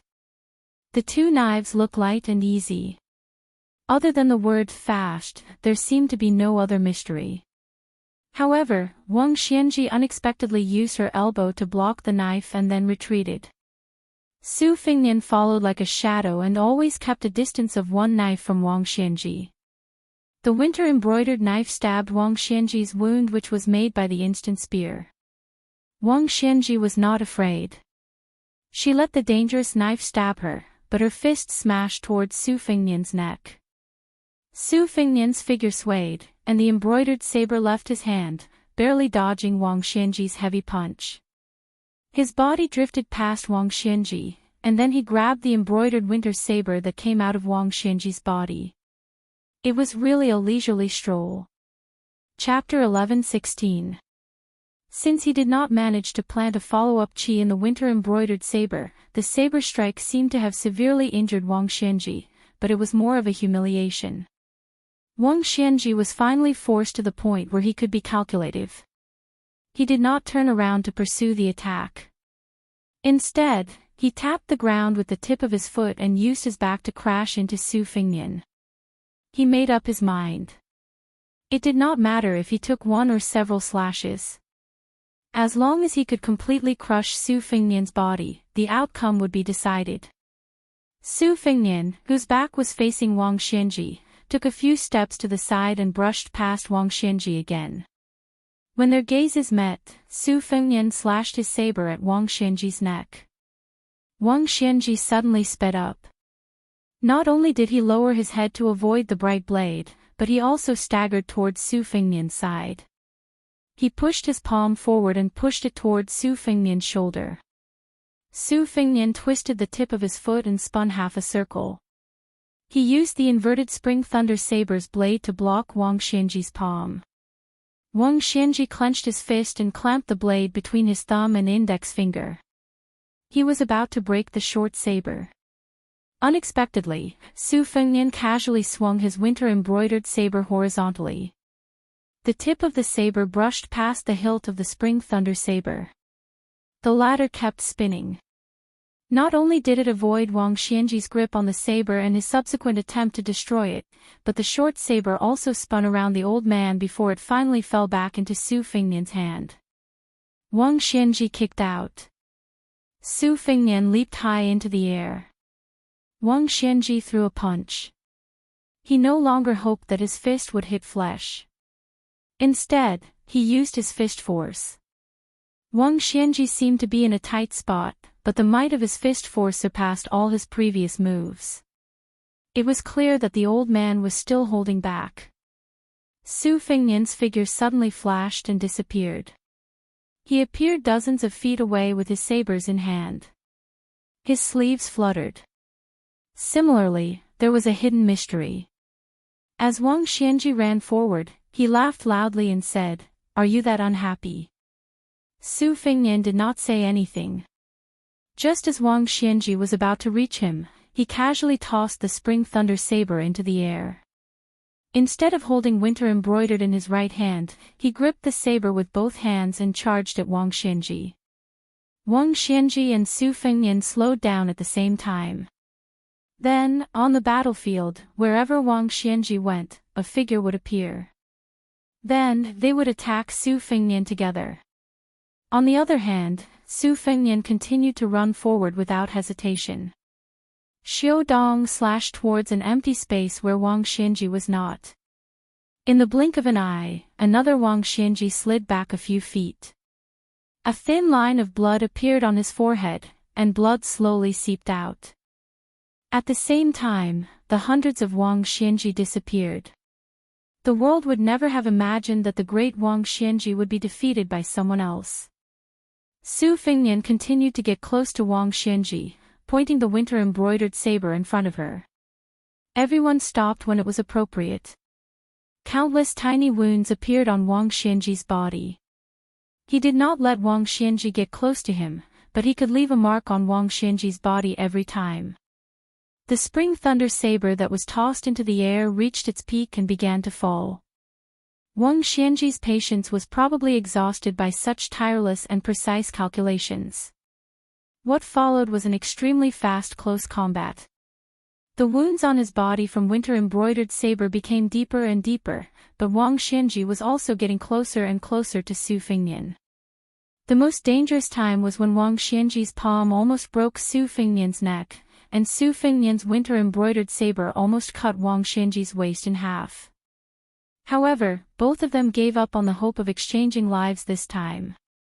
The falling spring thunder saber was getting closer and closer to the battlefield on the ground. The ground beneath their feet was cracked and mottled, and it was unbearable to look at. However, no matter how fast the two of them attacked, the yellow sand remained motionless 1 zhang away from where the two of them were standing. Not a single grain of sand moved. Victory and defeat were only a hair's breadth away. Wang Xianji gave his all. He was still in the predicament of being cut by a slow saber. Intentionally or unintentionally, the spring thunder saber had already landed 3 feet above Su Fengnian's head. Su Fengnian, who used his left hand to begin with, had a sudden surge in his aura. The space he had to move around had already been squeezed to the extreme by Wang Xianji. If he did not have any new moves, he would not be able to escape death. However, as long as he could hold that short saber, variables could be created. Because Wang Xianji's qi flowed for 1,000 miles. Although he became braver and stronger as he fought, and his qi became stronger and stronger, it was also about to come to an end. Both of them were well aware of this. Wang Xianji's laughter was not straightforward. He was laughing at Su Fengnian, and also mocking himself. Therefore, from the beginning, Wang Xianji actually planned to end the life and death of both of them in one go. At the last moment, Su Fengnian risked a punch to catch the Spring Thunder Saber. As long as he could hold the saber, he could take advantage of the situation to reverse the battle. However, Wang Xianji actually stopped after half a punch. The qi was about to end, and unexpectedly, it reversed 1,000 miles again. It was about to form a majestic new qi. In a battle of the same level, the flow of qi was in front, and the turn was behind. The speed of the flow could control the situation, but the instant change could determine life and death. Wang Xianji's final battle in the human world, as well as the final finishing move, lay in this unprecedented back and forth. The trick was the word reverse. Wang Xianji withdrew half of his fist without warning. He deliberately let Su Fengnian hold the saber so that he could complete the qi of 1,000 miles first. Then, he would take the first step, and the second step would be first, and kill with one strike. Suddenly, a strange expression appeared on the old man's face. Su Fengnian did not hold the Spring Thunder Saber, which was close at hand. Wang Xianji withdrew his hand to take a breath. Su Fengnian withdrew his hand and continued to attack.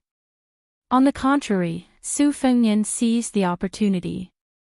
What surprised Wang Xianji even more was that Su Fengnian's winter-embroidered saber accurately crashed into the node of his old and new qi. It was not his heart or neck, but a seemingly insignificant acupuncture point. Su Fengnian charged forward with the bump saber.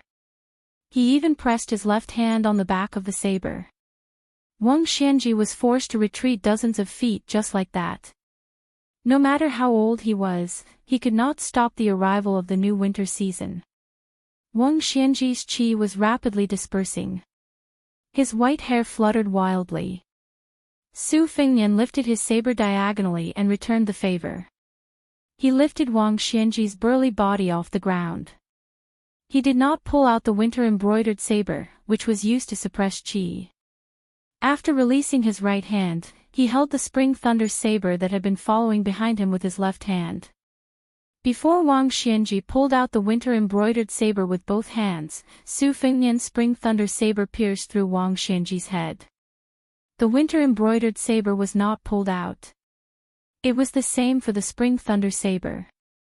The Spring Thunder Saber that pierced through Wang Xianji's head hovered in the air. Then, he forced Wang Xianji to hang in the air. Chapter 11:17. Su Fengnian raised his head to look at the old man. Wang Xianji was far from dead. He did not have a resentful expression, he just quietly lowered his head to look at the young man. It was as if the whole world was stagnant. Wang Xianji finally closed his eyes, the scattered qi condensed into another Wang Xianji and floated to the ground. Along with the wind, he flew past the old man's illusory figure. Su Fengnian calmly said, "You win." Two pillars of heaven covered with ancient golden seal characters slowly hung down in the west. Obviously, this Wang Xianji who was scattered but his spirit gathered, although he no longer had the strength to kill Su Fengnian, but the gate of heaven was already open, he could still leave if he wanted to. When Wang Xianji passed through the gate of heaven and looked down on the world with the posture of an immortal, with the old man's unruly behavior, how would Su Fengnian, who had nowhere to hide, live? Wang Xianji did not pay attention to Su Fengnian, as well as the two uninvited guests that appeared in the corner of his eyes. A man stopped his horse, but raised his hand to retrieve the spear. The other androgynous handsome young man retrieved the embroidered winter spring thunder double blades. The old man walked towards the gate of heaven, but did not step through it. Instead, he stood with his hands behind his back, smiled and said, "There is no meaning." Wang Xianji turned around, looked to the east, and said in a low voice, Jiang Fuding, fight the tide for 10 years. The old man then shifted his gaze to the north, indifferently said, You groom, you go to the ice fields of the extreme north.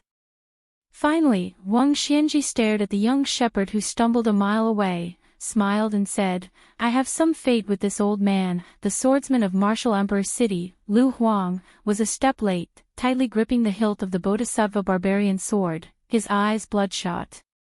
Lu Huang took off the scabbard, knelt on the ground, inserted the ancient sword into the ground beside him, kowtowed heavily, choking with sobs. Disciple Lu Huang respectfully sends off master. Wang Xianji finally looked at this disciple, ordered, Wait for master's soul to disperse. You don't need to take revenge, just bury master's bones at the top of Kunlun Mountain.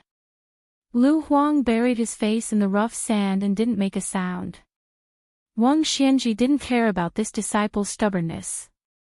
She turned her head and looked at the young king who seemed to have suddenly gained wealth and lost all his family assets. She revealed a knowing smile for the first time and said, It is said that there is no second place in martial arts. You finally won against this old man, but there is no first place. This old man feels a little unworthy for you. Su Fengnian replied, I still have some skills left that can support me on a trip to Mount Longhu. These few years of practicing martial arts can be considered as drawing water with a bamboo basket. In the future, our enemies should meet in court and on the battlefield. Wang Xianji nodded and said, A person who defeated this old man should have this kind of bearing. When Lu Huang was at the edge of the battlefield, Huang Sanjia and Miss Hehe also came over. After scheming against Su Fengnian and Wang Xianji, Wang Longsher did not have a complacent expression.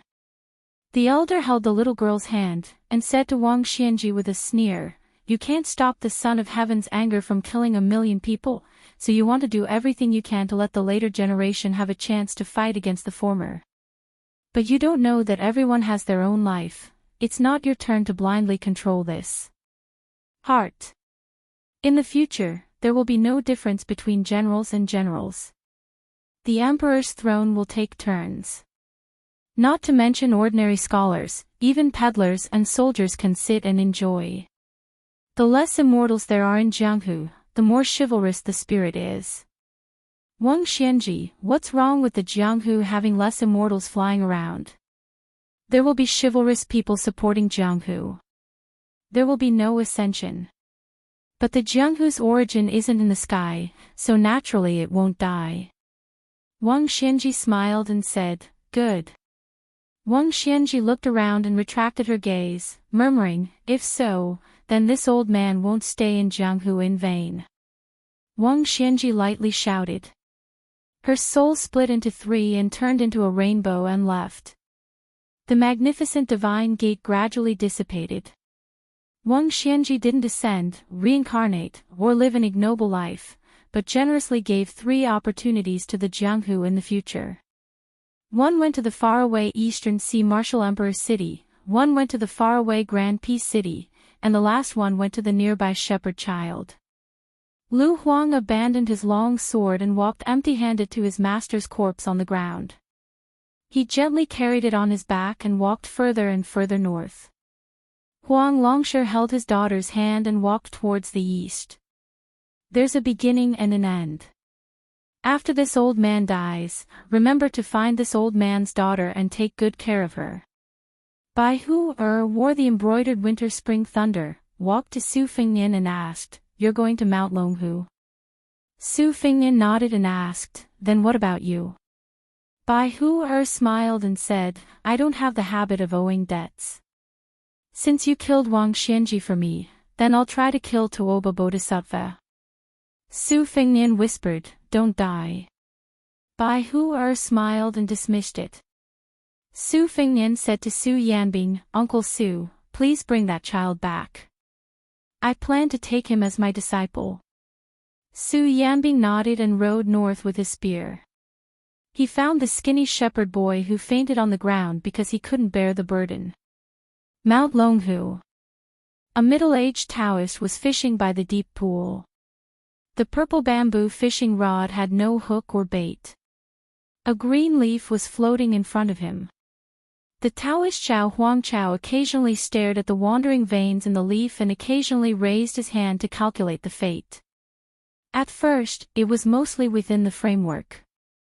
Xiao Huangchao's expression was relaxed. The veins in the leaf turned bright and dark a few times. The Taoist who cultivated in seclusion frowned but didn't turn pale. Until the leaf turned yellow in an instant and was cut off along one of the veins. Xiao Huangchao was speechless. He looked at the two pieces of the leaf floating on the deep green pool. His face was pale. Xiao Huangchao suddenly raised his head and looked towards the northwest. He said angrily, "Old man Wang is useless." A red rainbow smashed into the deep pool. Xiao Huangchao decisively threw away the fishing rod and rushed up the mountain. He wanted to climb over the mountain and rush north. He wanted to rush to the Earth-Lung Mountain where he had raised an evil dragon in the #1 paradise of Taoism. The guest from afar knocked away most of the water in the bottomless pool. It was as if a huge green lotus had bloomed in Mount Longhu. Xiao Huangchao stepped on the canopy of the towering ancient trees as if he was walking on flat ground. His body leaned forward and his Taoist robe fluttered in the wind. The great Taoist master rode the wind. However, a cold killing intent enveloped his back. Knowing that things were not going well, Xiao Huangchao made a gesture with his fingers and was about to recite the word formation that would turn out to be a prophecy when one of his legs was grabbed by the monster behind him whose face he had yet to see clearly. The visitor from Mount Longhu sneered, "Go back." In the end, Xiao Huangchao's body was lifted high and then thrown into the deep pool where the water was rippling. The Taoist priest didn't have time to dissipate the force. His back crashed into the water. The visitor was determined to beat him up. He landed in the pool almost at the same time as Xiao Huangchao. He appeared beside the Taoist priest and pressed the Taoist priest's head down with his 5 fingers like hooks. One standing and one lying down, they broke through the water and fell into the pool together. In the blink of an eye, Xiao Huangchao's head and back crashed into a bluestone that suddenly appeared at the bottom of the pool. The bluestone instantly shattered. The person raised his arms slightly and still grabbed the Taoist priest's head. He then slammed it into the stone wall on the side of the deep pool. Xiao Huangchao seemed to have been nailed into the stone wall. The person was still unwilling to give up. His 5 fingers retracted and then pushed again. This repeated repeatedly. The Taoist priest's head crashed into the stone wall again and again like a bell. No less than 100 dull and terrifying sounds of the bell rang in Mount Longhu. The entire pool of water boiled and then turned into a cloud of white mist. The truth came to light. The pool was empty. The Taoist priest Xiao Huangchao's skull and spine were shattered. He couldn't say a word from the beginning to the end. He was dead. Chapter 11:18. With such a big movement under the nose of the Taoist master mansion, the Taoist masters of Longhu Mountain arrived one after another. However, there were no nobles dressed in yellow or purple. The 3 Taoists who arrived first were not old. For the Taoists who could live forever in the eyes of the common people, this age was indeed not old. Like Mr. White Lotus, the 3 of them were outsiders of the Taoist ancestral court, but their cultivation was very high. They were Zhang Wenhan, Shui Solar, and Qin Kuanyong. After the father and son Taoist master mansion ascended together, the prestige of the Taoist master mansion declined day by day. These Taoists vaguely showed signs of supporting half of the Longhu Mountain. Among the 3 of them, Qin Kuanyong was the last to arrive. He saw 2 Taoists standing far away from the nameless deep pool. Beside the pool, a young man who looked like an aristocratic family squatted and seemed to be washing his blood-stained clothes. Qin Kuanyong was the most knowledgeable among the 3, but his cultivation was the lowest. He did not dare to be rash. Stepping on the wet ground soaked by the pool water, he slowly walked to Shui Solar who had been on the same mountain for more than 10 years. Shue Solar said softly, you guessed right. There was indeed a senior who died here. When I arrived, the senior tried to fly to the Earth-Long Mountain in the north, but he was stopped by the young man. Chen Kuan-Yong was flabbergasted. Without caring about etiquette, he interrupted the conversation of his longtime acquaintance and asked emotionally, according to the auspicious fortune treasure book, flying into the rainbow is one level lower than flying into the sky by riding a dragon, but it's much more superior than riding a crane.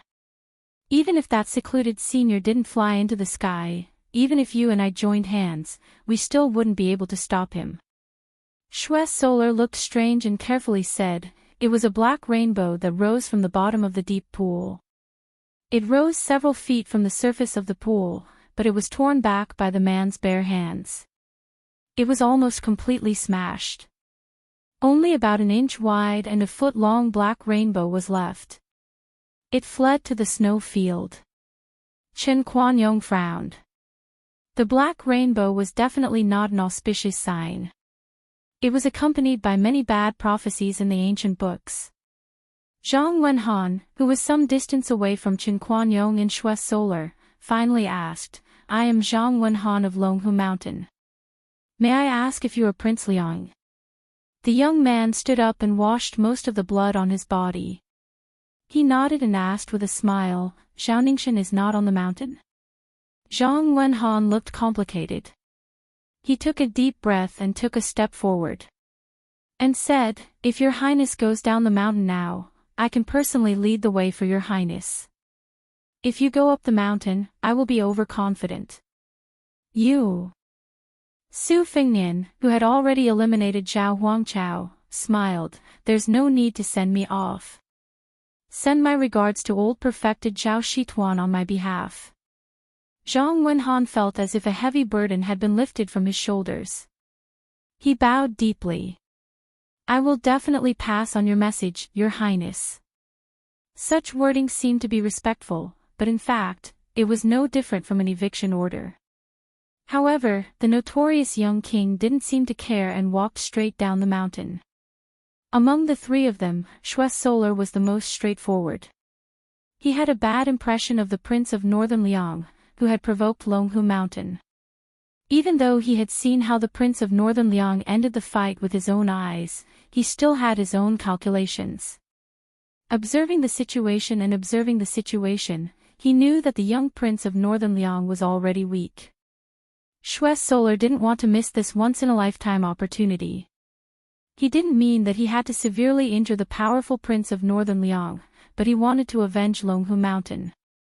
He couldn't let Su Fengnian come and go as he pleased. Did he think that just because immortal Qi Xuanzhen was no longer in charge of the demon-slaying platform, anyone could come and show off here? So Shue Solar took a step to the side and blocked Su Fengnian's path down the mountain. Then, without waiting for Zhang Wenhan, who was said to be only one step away from the finger-profound realm, to warn him, Chen Kuan-Yong saw the Duke of Northern Liang disappear in a flash. Then, Shue Daoyou's body was lifted off the ground. It was as if his head was pierced by an arrow. He was almost upside down when his head touched the ground, and then he fell limply to the ground. Zhang Wenhan hurriedly rushed to Shue Solar's side and squatted down, slowly instilling a long breath into him, trying to protect his turbulent heart. Chen Kuan-Yong found that Shue Solar's face was as pale as gold paper, and his complexion was extremely poor. Zhang Wenhan angrily said in a stern voice, the whole world knows that Wang Xianji wants to fight to the death with this person. Since Su Fengnian can come to Mount Longhu, not to mention that he defeated Wang Xianji gave him his last battle in the mortal world. It can be seen that even if he came to Mount Longhu to seek revenge before the battle, he is not someone you and I can belittle. If we annoy this person and he is driven to desperation, he will break into the Taoist master's residence and go on a rampage, destroying the foundation of Mount Longhu. The three of us are not of the same surname, so how can we bear the responsibility? Some of the Taoists who were of lower seniority gradually gathered around, and there were also a few Taoists who were yellow and purple. Seeing this scene, they were somewhat at a loss. Zhang Wenhan did not explain anything, and only asked Chen Kuan-yong to report the details to the Taoist master's residence on the mountain. He then carried Shui Solar to a secluded place to treat his injuries. If he was unlucky and fell ill, it was destined to affect his Taoist root. On the mountain, people of different surnames had always been united. It was not easy to have a new atmosphere, and they should have climbed the mountain together. Su Fingnian went down Mount Longhu, and then climbed up Mount Hui. Today, the Xianyuan family was like a hot knife through butter in Jianghu. The purple-clothed woman first reached the top of the martial arts world, and became the first female martial arts chief in hundreds of years. Later, she intercepted Wang Xianji, which was a blessing in disguise. Her cultivation was temporarily damaged, but in the more important matter of the realm, she went one step further, causing Mount Hui to become more and more crowded. At the mountain gate's archway where one had to pass to go to Bull Mound and Snow Plateau, there was a newly erected sword comprehension stele, which was somewhat similar to the city wall of Martial Emperor City. If the challenger lost, he would have to leave behind his weapon and leave the mountain. Chapter 11-19. Su Fingnian walked unhurriedly on the mountain path. There were many strange people in Jianghu, so he was not too eye-catching. Beside him was a coquettish woman who deliberately wore a big white fox fur coat at the end of spring. In front of him, there was a bald man who dragged a huge horse-chopping sword up the mountain. Su Fingnian went up the mountain this time mainly to prevent the cunning Zhao Huangchao, who had more than 3 burrows, from having a backup plan. That streak of black light that escaped the net eventually fell into the missing moon tower on the Great Snow Plateau. Although Zhao Huangchao was undoubtedly dead and could not rise from the ashes, Su Fingnian had to be careful and personally make sure that he turned into ashes. Moreover, he wanted to make a deal with Xianyuan Qingfeng. Su Fingnian had fought 2 battles in a row. Not to mention Wang Xianji, Zhao Huangchao was also an earth immortal, and he had killed 2 people in a row. It was no wonder that Shui Zhili of Mount Longhu thought that he was a pushover. Su Fingnian now only had the body of a tall tree, and his soul and spirit were in a mess. The former could not be obtained anymore, but the latter was like a dried-up pond in a dry season. As long as the pond was still there would be no water for a short period of time. However, as long as there was a few rains, there was still hope that the pond would be filled up. This was also the unique insight that Su Fingnian had comprehended after successively entering the false realm. If the true realm was a piece of Xian paper, then the false realm would be the lower layer of Xian paper. Right now, even though Su Fingnian was severely injured, he still managed to surpass Wang Xianji and kill Zhao Huangchao. The heart qi that he had unintentionally gathered after he killed Zhao Huangchao could be said to be majestic, and it led Su Fingnian to a certain place. The 4 words, seal the mountain and leave the guests, suddenly came from the snowy plains and quickly spread throughout Mount Hui. Countless people of the martial arts world who came because of the fame walked down the mountain while cursing. Some of the guests and heroines who walked halfway down the mountain were also puzzled, but they were still sincerely afraid of the arrogance of the purple dress of Mount Hui, so they turned around and left one after another. Everyone was guessing whether there was a great change in Mount Hui. In the beginning, many people of Jianghu still hoped that there was an expert who could drag Xianyuan Qingfeng down from the Alliance Lord's throne. Later, they felt that although a woman was riding on top of the entire Jianghu, she was indeed very skillful and was rumored to be extremely beautiful. Wearing a purple dress that could topple the world did not seem to be bad, and it was quite a beautiful thing to talk about. As time passed, they instead thought that the woman could be even more superior, and it would be best if she could become the world's number 1.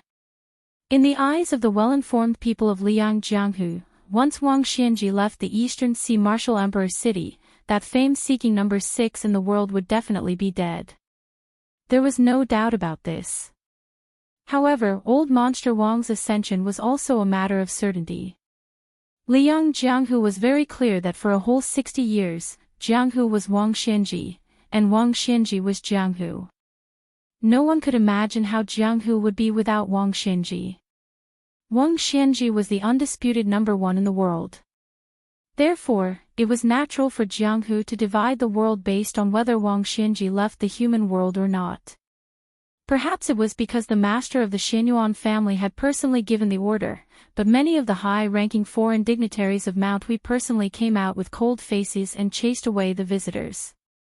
Some of the Jianghu men and women who relied on their skills and background were not willing to be treated so arrogantly at first, but in the end, they all suffered in the hands of the chief foreign dignitaries, Wang Fangfua. Only then did they leave the mountain with their tails between their legs. Su Fingnian went against the flow of people and attracted some playful glances. Most of them thought he was a fearless Jianghu fledgling. Only the last few people who left the archway of the mountain gate saw a man in purple standing under the archway in the distance. For the first time, he actually took the posture of going out to welcome guests. Xianyuan Qingfeng stood on the first step inside the mountain gate and stared at the master of Beiliang, who could be considered an old acquaintance. Others did not know the truth, but she could somewhat guess. Moreover, someone had just told her the truth. She calmly said, "Don't worry. That Daoist is already dead. As for why he came to Mount Hui before he died, if you want to know the answer, you can take advantage of the situation and fight with me. I'll only tell you if I lose." Su Fingnian leaned against the jade pillar of the archway and looked at the magnificent scenery outside the mountain with his hands folded in his sleeves. He sneered, "You really are a shrewd businessman. If you win against me, you'll undoubtedly be the number one in the world. In the future, who would dare to fight with you for the position of Wulian Alliance head?" Xianyuan Qingfeng looked at his somewhat hunched back and did not say anything for a long time. Then, she lifted the corner of her dress and sat down on the steps. She asked, "How did you do it?" Su Fingnian's back slid against the pillar and he also sat down on the ground. He let out a long breath and finally had a chance to breathe. He thought to himself that this was probably what they meant by, as if a lifetime had passed. Xianyuan Qingfeng suddenly said something out of the blue. "There used to be a painting on Mount Hui that looked a lot like you. I also heard that you looked a lot like that female sword immortal mother of yours." I finally understood something, and it made me laugh for several days.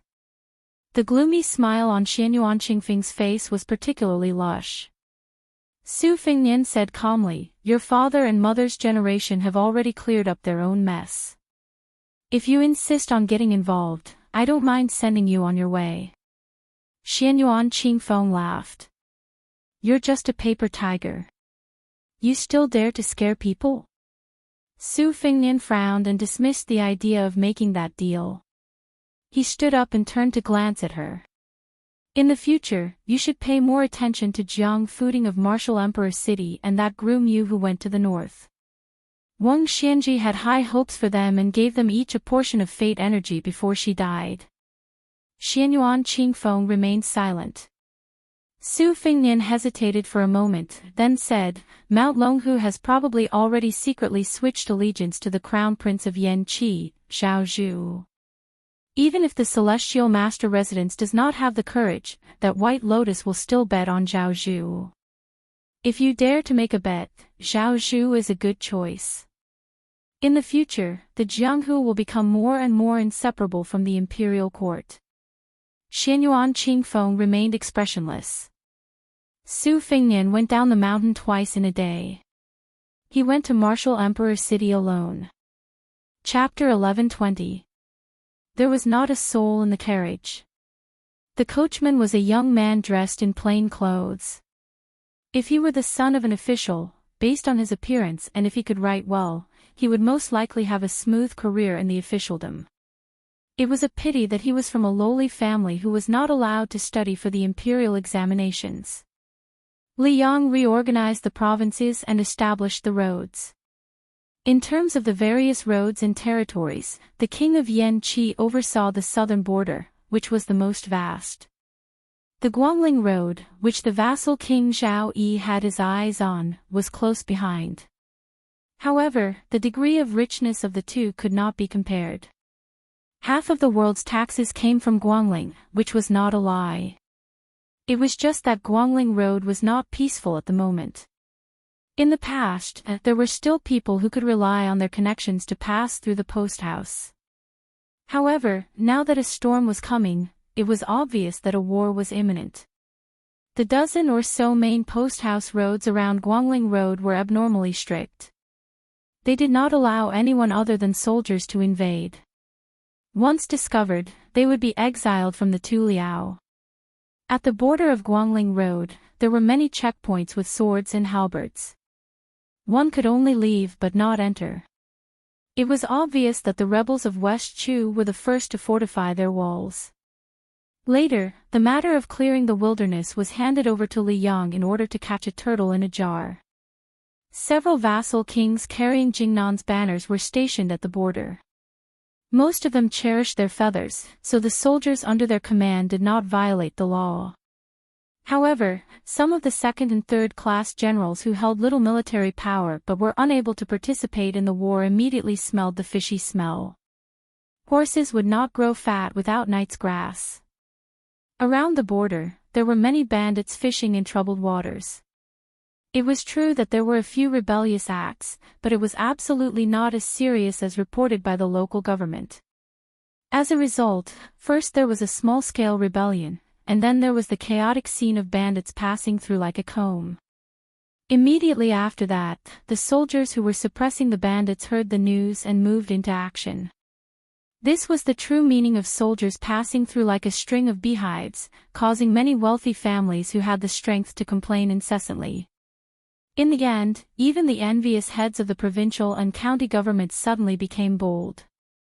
They did not care about their table manners and wantonly sent their trusted aides and advisors to the aristocratic families outside of their in-laws. Nominally, they were distributing protective talismans, promising that when the bandits roamed, the government would definitely send troops to protect the border and the people. Nobody was stupid, so they could only obediently squeeze out a smile and send boxes of gold and silver as a means of averting disaster. Nowadays, even the banknotes of the big money houses with roots in the capital were useless. As long as it was real gold and silver, the latter could only resentfully curse the officials in private. If he wanted to get to Eastern Sea's Martial Emperor City, he would have to go through Guangling Road and take the easternmost, Wild Road. Su Fengnian, who had become a coachman, had already crossed the border.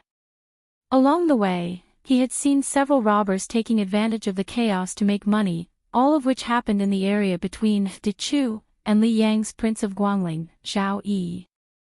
Among them, there was a group of 30 robbers, each of them riding a horse and wearing armor. Although most of their weapons were rusty, they were undoubtedly weapons from the old Guangling Road's armory. It was enough to show how the Li Yang officials, who had come from outside, did not pay attention to the outside world and only cared about the wealth of the people. However, when Su Fengnian arrived at the east, the situation began to improve. At first, he walked on foot, but later on, he encountered a group of fierce bandits who were chasing a wealthy family far away from trouble. At that time, more than a dozen young and strong guards were killed. Su Fengnian killed a few bandits who were about to attack the women and children, and a few more who were out of their minds. However, he did not chase the bandits down and let them escape. At that time, a young man who was wearing a scholar's robe, who was about to kill his savior, stared at Su Fengnian gloomily and said that he was willing to pay 100 jin of gold to kill all the bandits and avenge his family. Su Fengnian ignored him. The young man was about 13 or 14 years old and was a juror of the imperial court, but he had not yet passed the examination. He was probably a local prodigy and was highly regarded by his family. They were all eagerly waiting for him to bring glory to their family, so it was inevitable that he developed a condescending arrogance. When the young man saw that this young man who traveled in Jianghu was not chivalrous and had suffered a tragedy himself, he did not cover his mouth and said a few very unpleasant words. Su Fengnian was too lazy to argue with a child and continued on his way. However, the old man of this small noble family was kind and quickly came forward to reprimand his eldest grandson's rudeness. He gave him a carriage as a gesture of gratitude and carefully gave him a small stack of silver notes. The old man originally wanted Su Fengnian to help escort him to a safer place further south, but after testing him, he did not force him. In fact, the carriage and the 300 to 400 taels of silver were just worldly possessions. Moreover, so many guards who acted as coachmen had died, so some carriages had become burdens and had to be abandoned. Su Fingnian did not refuse, which was why he had what he had now. Afterwards, there were some ignorant water bandits who came forward to harass him, but they were all easily chased away. This made the absent-minded Su Fingnian think of many old people, such as the large group of old and young from Mount Qingqing, who did not look like bandits at all. As for the Jianghu chivalrous men, he remembered He Zhu who rode a horse to the spring god lake to deliver a message to Miss Hehe. Su Fingnian felt that he had been to Jianghu several times and had seen many so-called chivalrous women, but no matter how he counted them, perhaps only Lu Nerong from the Fish Dragon Gang and Zhou Qinghu, whom he met along the way when he met great ancestor Gu, were more in line with his impression of chivalrous women in his mind. Their kung fu was mediocre, and their appearances could not be considered stunning. If he had met them earlier, they were far from the Jianghu fairies that he had envisioned when he was a teenager. When he was young, he always thought that chivalrous women were carved from the same mold, nothing more than white clothes fluttering in the wind, otherworldly. He felt that they would not need to eat, drink, defecate, or fart for the rest of their lives. Now, Su Fingnian would definitely not be so naive as to take things for granted. At first, Su Fingnian insisted that the restoration of West Chu was nothing more than Chao Chongqing going against the current, and that he was destined to be unable to win the general trend of the world. He could only temporarily occupy a remote corner, unable to make a sound by himself. Then, he would be reduced to a new generation of young and strong generals in Liang with little merit, and help the old generals of the spring and autumn period leave the imperial court. However, along the way, he had seen many of the older generation of West Chu survivors who had endured humiliation for more than 20 years. For the time being, they still kept their mouths shut. But Su Fingnian knew that the more they endured, the more the Liang officers and soldiers would exploit them. With Chao Chongqing as the backbone of New Chu, it might not be as vulnerable as it seemed. Chapter 11:21. Once the fire and smoke of war started, many people would die, but it was destined that a small group of people would emerge and eventually firmly occupy a place in the annals of history. Now the key point was whether West Chu or Liang had more people. Intuition told the Su Fingnian that the latter had more people, but West Chu had always produced great talent since ancient times. Once they made a name for themselves, they would amaze the world with a single brilliant feat. Perhaps one or two young talents would emerge who would inherit Chao Chongqing's mantle. The carriage stopped temporarily at the northeastern border of Guangling Road. At this time, the entrances and exits around Guangling Road had been completely closed. This was the last hidden exit of Guangling Road. A lot of people with Jianghu background and connections had flooded into Wuwu City to take refuge. One of the vassal King Zhao Yi's trusted aides was guarding this place. Probably because he had received his master's instructions, he was not afraid of being impeached by the imperial censor and chose to turn a blind eye to it. Of course, if someone wanted to leave the country, it was impossible to do so without ruthlessly losing a layer of skin. Conservatively speaking, Zhao Yi's spring snow building had earned more than 2 million taels of silver in a short span of 20 years, not to mention the countless antiques, treasures, calligraphy and paintings, which were all being transported to the end of Guangling River by cart. There were probably 3,000 strong elite Zhao family's light cavalry guarding the place. Although the road here was crowded, it was not chaotic. As for the wealth of the family, as long as there was enough money, the young general of the spring snow building, Song Li, who had 3,000 cavalry, could even allow people to enter the courier road to hasten their journey. If there was not enough money, it was not a problem. As long as there were beautiful women in the family, they could offer them with both hands. Everyone in the Guangling Path knew that the distinguished scholar Song Li was fond of women and did not like dead objects. No matter how valuable an object was, he would give it away as he wished. Only he was fond of collecting beautiful women. Song Li, who was not yet 30 years old, was not satisfied even when he was already drunk on the lap of a beauty. It was rumored that there were no less than 20 stunning beauties in his family. There were women from the imperial family of a fallen country who had wandered among the common people, young heroines from Jianghu sects, and even women from aristocratic families who were willing to have an affair for him. Among these women, there was no doubt that the most famous was Banana Deer, who was ranked 6th on the New Rouge ranking. This delicate woman could be said to have had a difficult life. Originally, she had passed through the hands of many people, but fortunately, she was not labeled as a beautiful woman with a short life. Song Li's origins had always been unclear. He gave people the feeling that he had inexplicably become the new celebrity of the Guangling Path's important military location, the Spring Snow Building. However, after that, he had always been deeply trusted by the vassal king and was even close to His Royal Highness, Zhao Yuang. What was even more inconceivable was that Zhao Yuang, the grandson of the Zhao family with such a bad reputation, was able to remain calm in front of the beautiful women in Song Li's family. He was even able to respectfully address Banana Deer as sister-in-law. Furthermore, the Spring Snow Building was divided into 2 camps.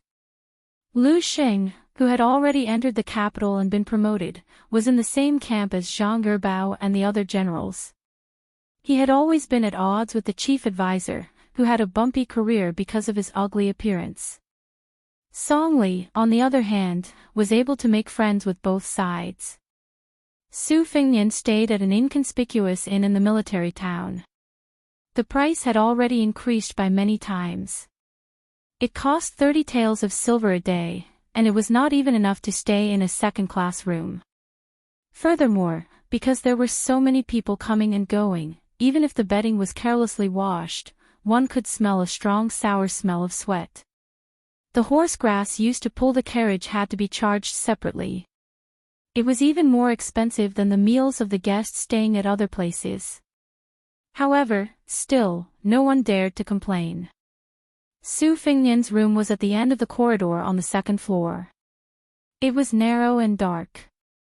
Along the way, the initial banknotes had to be converted into money and had long been used up.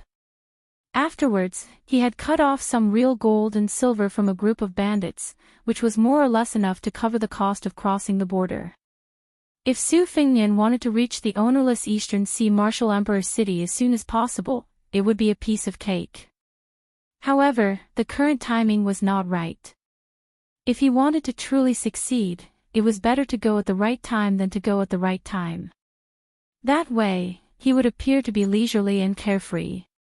Furthermore, he also wanted to take advantage of this period of time to take a few more glances at the people of West Chu.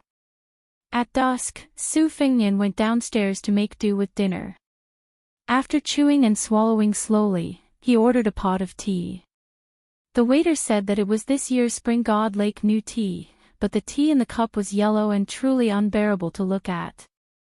Inside the building, most of the guests were talking loudly. There was wine and tea. Su Fengnian discovered that there were almost no survivors of West Chu who had left their homes and headed north. After the spring and autumn period, the territory of Liang was vast. Because there were so many powerful vassals who had been given territories by the previous emperor, a lot of news, neither light nor heavy, was blocked by the region. However, there were still some things that interested the entire court. One person spread to 10, and 10 to 100. With the support of the relatively unobstructed post office, the news spread extremely quickly. For example, who was the top 3 in the court examination that appeared only once every 3 years? As for the martial arts and rouge reviews, there was no need to talk about them. However, in this month, there were only 2 things that the people of Liang looked forward to the most. One was when West Chu would rise in rebellion, and the other was when they would hear the news of the death of the young vassal of Beiliang. This news of death was, of course, great news. In the eyes of many people, even though Beiliang had the surname Su for more than 20 years, since the butcher Su Shao was dead, they might as well give it to Qin Jibao, who had been the vassal for a period of time. Only then would everything be fine. In the eyes of the people, the new young prince was the scoundrel who occupied the magpie's nest. The king of Shu, Chen Jibao, could very well rule over 2 lands. The western front of Liang would be peaceful and peaceful. It was better than letting the prodigal Su Fengnian squander 300,000 cavalrymen for no reason. At this moment, everyone in the inn was discussing the second matter. After all, most of the people in the inn had a grassy atmosphere. As long as no one was implicated in the restoration of West Chu's country, it would not be a big deal. However, Wang Xianji, who had been given land without a single soldier, was an old monster who was called the Emperor, on the same level as the Emperor of the Zhao family. When they talked about this martial emperor, everyone was excited. In the inn, there was a table of guests with a different demeanor from the people of Jianghu. They were solemn and full of murderous intent. Most of them carried sabers of the same style. Anyone with a discerning eye could tell that this table belonged to a family of officials. Moreover, there were several retainers outside the inn with similar sabers. Their eyes were sharp, and they looked at everyone with the arrogance of a human looking at a dog. There were 3 men and 1 woman at the table. The woman lowered her head to eat and occasionally raised her head. Her appearance was ordinary, but she had a pair of spiritual eyes that made people forget the vulgarity. Especially when she looked around, it was enough to add a lot of color to her. Sitting beside her was a short and sturdy man in his 30s. The other 2 were carrying sabers, 1 old and 1 young. The old man was dressed in brocade. When he heard the boastful talk in the inn, he could not help but have a mocking expression. It was probably the expression of a person at the mouth of a well mocking a frog at the bottom of a well.